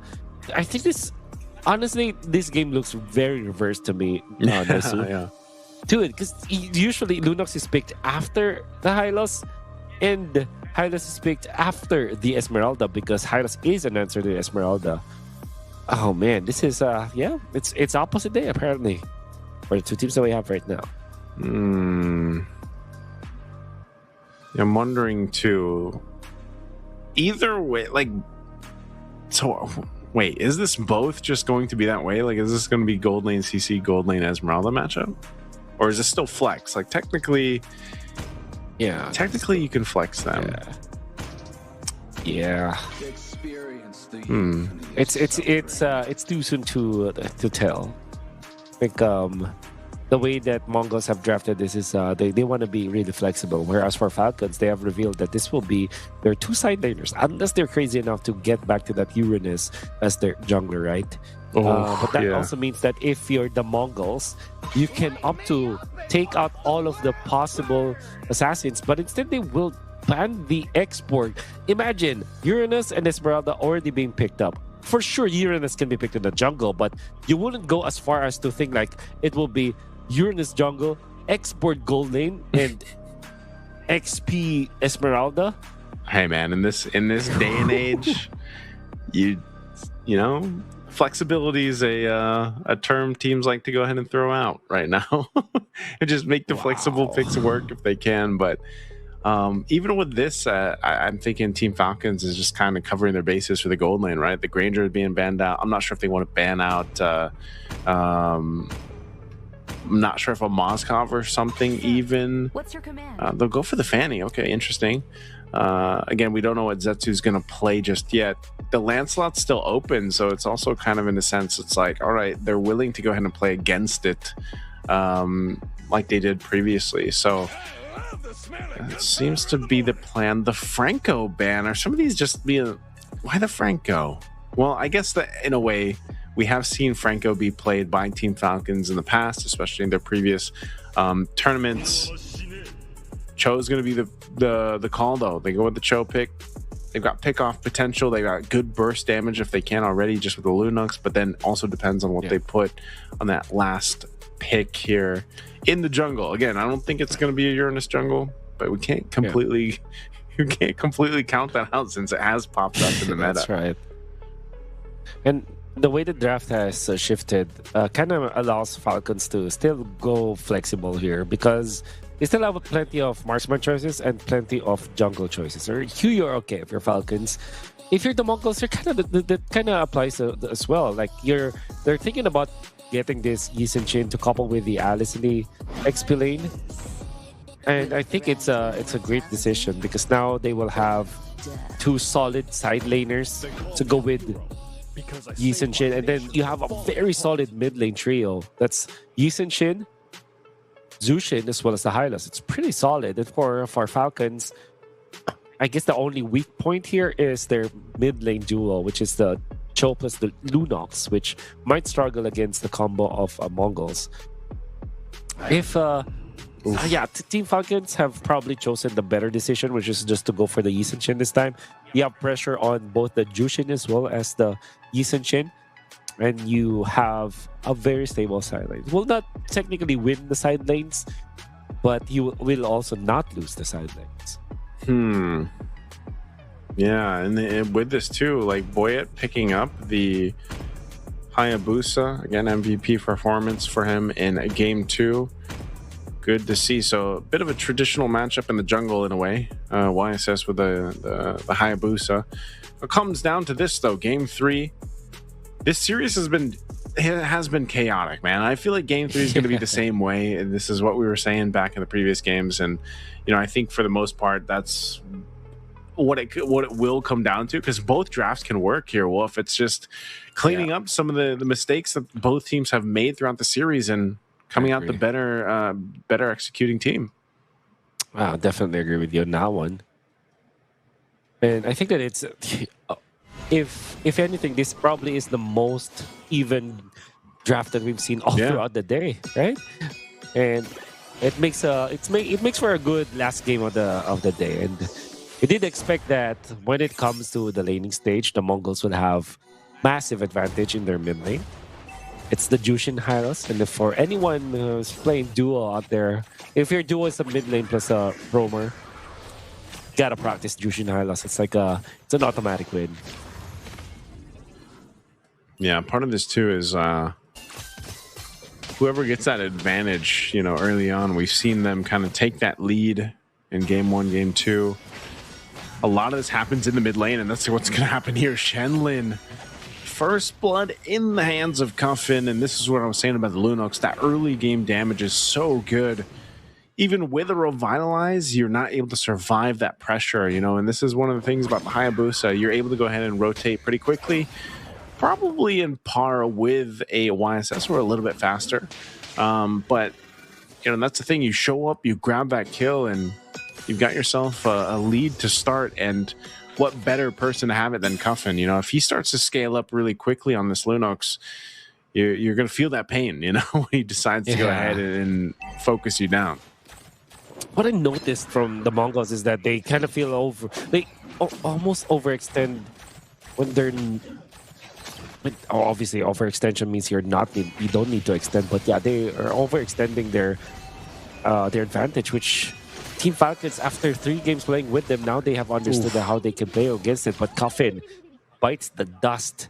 They got the revenge. Bit of a misplay out there. Yeah, the revenge is there. Didn't even pop the flicker in that exchange.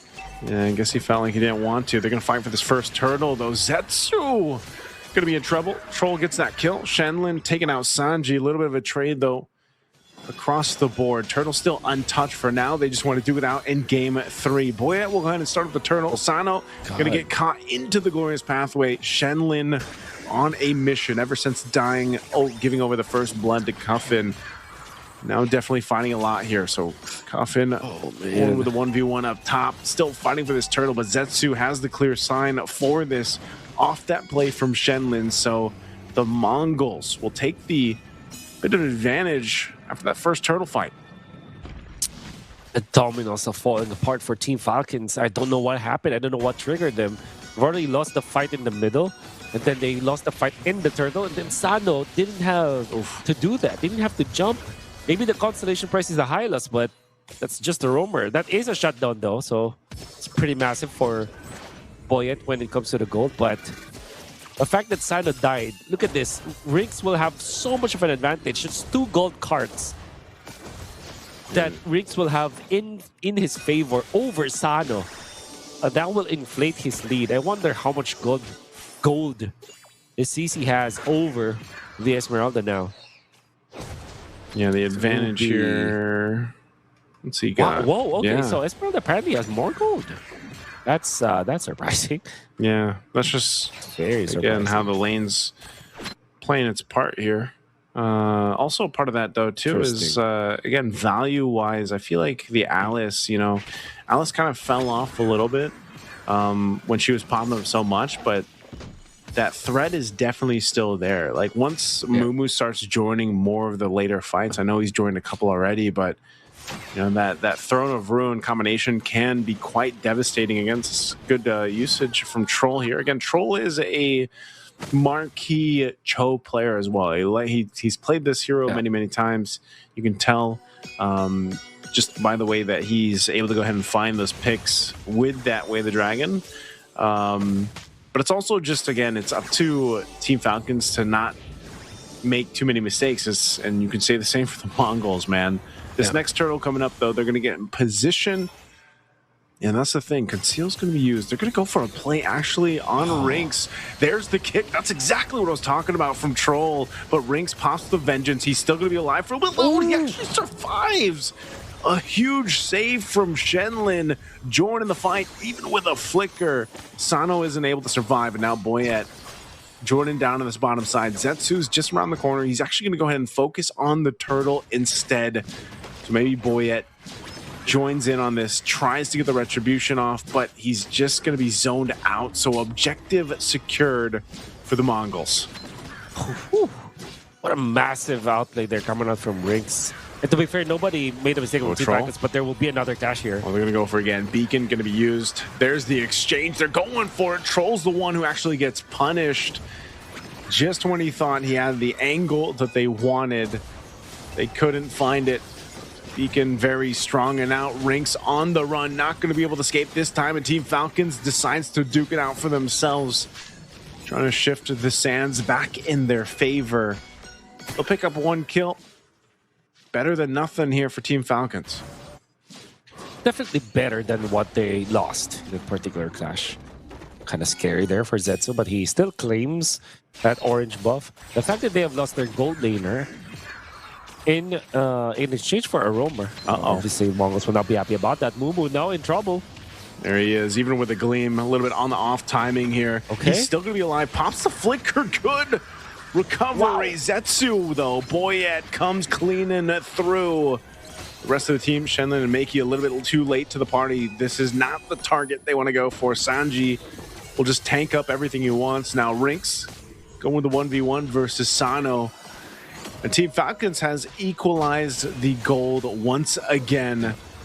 Shenlin, Oh man, they're not going to be able to kill Sanji here. That's one of the things about the Uranus. the Mongols will be scratching their heads over that play up top. They could have just backed off once again, but they still fought afterwards, and they were duly punished for it. Now another punishment as the kick once again. No protection of the turret, no protection of the outer turret energy shields, as compared to the previous time where Team Falcons went on him. Rinks will die because of that. And Team Falcons have more than recovered in this game. Now they're taking over the momentum. It just seems like they've just kind of like poked the beast, man, and both sides just keep wanting to fight here. The Mongols will go ahead and utilize their ultimates down in the bottom, but fighting for the turtle. Boyette should be able to secure that one just fine, as he does with the retribution. So now Team Falcons in a very good position. It seems like they've caused enough chaos. Cuffin picks up a kill against Zetsu. Meanwhile, in the mid lane, Sano still surviving alongside Sanji. And just everything's happening everywhere, Wolf. Yeah. You know, you feel when you play video games and you keep on losing, and you try harder the next time you want to have your death do counter it, there? but you, yeah, exactly. Like if you die from a boss fight or just a single level, and you constantly die, and you thought that you'll get better by trying harder. I don't know what word is perfect for that, but it kind of felt like the Mongols are trying to do that kind of thing. They were so anxious to bounce back play after play that they're forcing their errors even more. You can see Rinks getting punished. Zetsu tried to go for kills and then gets punished afterwards. Makey even committing the ultimate just to dive under the turret. Eventually opens up a lot of openings for the Falcons, and now they're getting pummeled by the Falcons. Man, Boyette's having a hell of a game here on this Hayabusa, making it look like, again, wasn't really affected by the patch much at all. Maybe he's got a little more distance to cover with the shadows, but that's about it. And playing this really well. So leading into that Lord take so far with the way the objective fights have gone, I feel like the Mongols are the ones really kind of scrapping to see how they can get to a point of contention for the Lord. It just seems like the answer for both sides is just, fight. Let's just fight. Yeah. Fight here, fight there, fight before the objective even, and see if they can get the advantage. Let's take a look at the items here, though, before that Lord fight breaks out. But what we do know is that there's a massive gold lead that Boyette has able to amass over Zetsu. That's 2,000. Almost. It's actually literally 2,000 gold, and he's got 3 items where Zetsu only has 2. And now, unfortunately for the Mongols, that is gonna be massive in this upcoming Lord fight. Okay.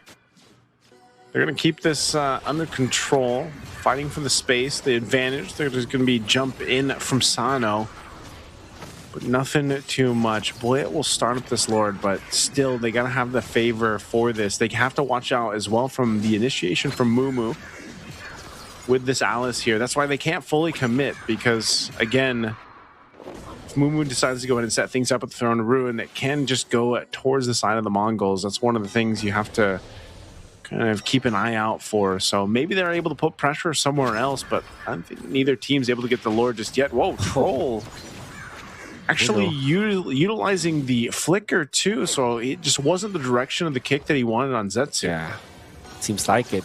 Missed the timing.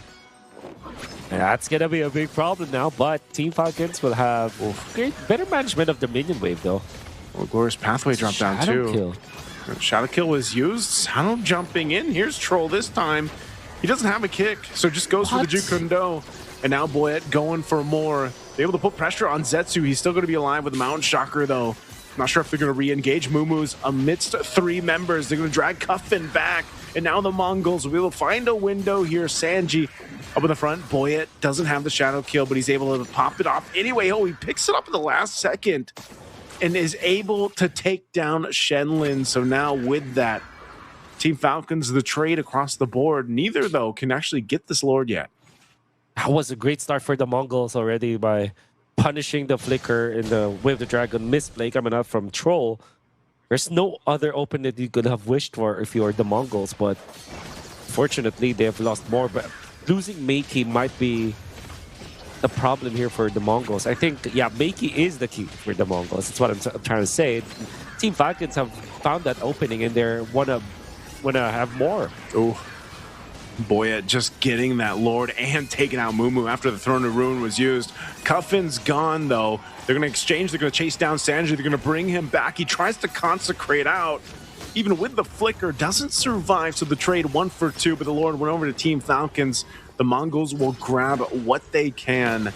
Taking down the tier 1 turret, maybe potentially getting a little more. Maybe even this tier 2 up top. That Lord will make its way up there. So Team Falcons are going to be okay. They'll secure the buff for Boyette, and they will continue to put pressure here.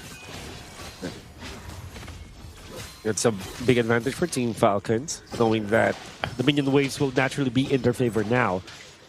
The Mongols have scrapped away some kills, but it will not be enough. The Boyette will be able to run away, but the rest of Team Falcons are now prepping up for a massive Lord push.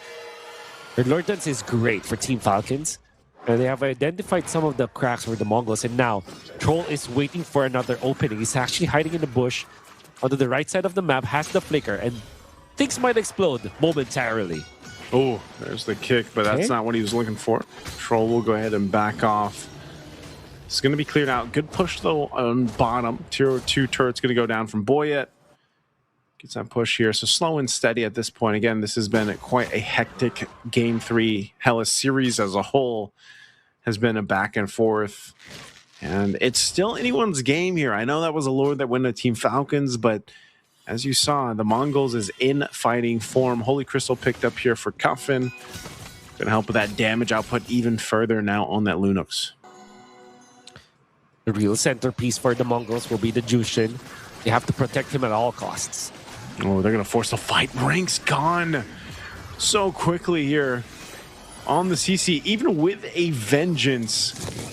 So for Team Falcons, they'll get this tier 2 turret down. Boyette there to put the pressure, forcing the Mongols back. They still have a minute from this Lord is up. So slow and steady for Team Falcons to go ahead and take down these turrets, get the space to work around with, and they go for a reset before they find themselves fighting for this Lord, potentially getting a tier 2 in the mid. Not sure if the Mongols can actually hold this down. They'll be forced off of it anyway. That's one of the things this lineup allows Team Falcons to do. There it is once again. Shenlin falling. A shadow kill, but a huge Throne of Ruin thrown out.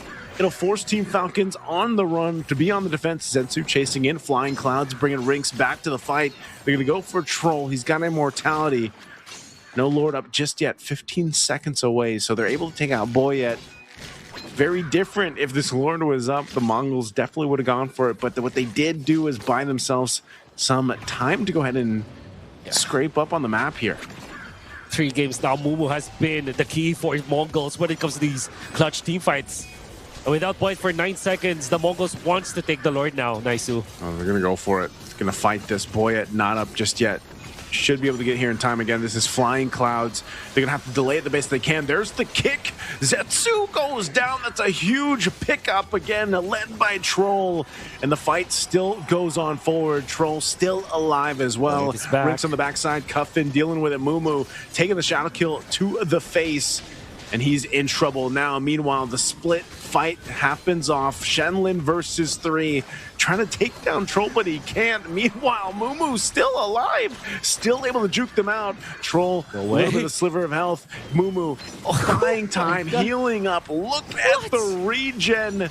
Mumu just bought them so much time. And still part of the fight, Shenlin and Rinks can delay this a little bit further. How did that happen? Mumu still going, throwing out the Gling.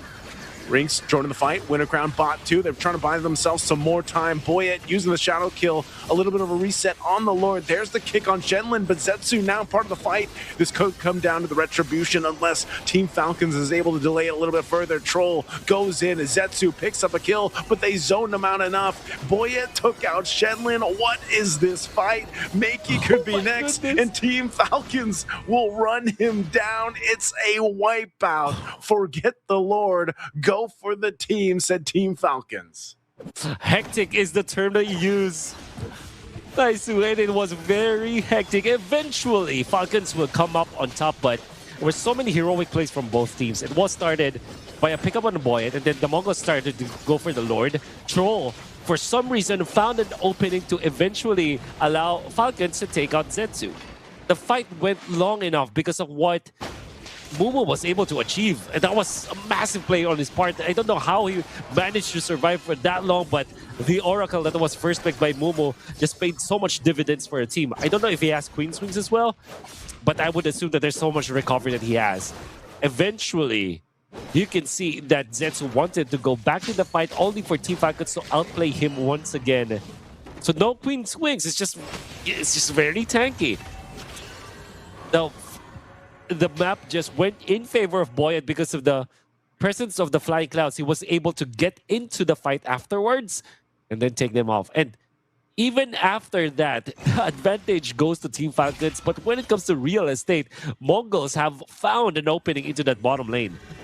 Yeah, they have, and now this is going to give them that opportunity that they need here to continue in. The base turret's going to fall. Lord is still up, trying to maintain what they can here for the Mongols. Team Falcons calculating this approach. Lord still making its work. They're going to work on that top base turret. They get that down now too.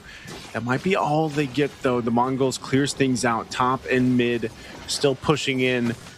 Unless Troll decides to force an initiation for this last turret, that's potentially what they could do. If they take the safe route, I'm not sure if Team Falcons is going to do that. I'm not sure if safe is in their dictionary or their player book here. They're going to jump in. Sano goes in with a falling Star Moon. There's going to be a stun on Cuff, and he has to pop the Brilliance. Now on the disengage, they dodge the Throne of Ruin, though.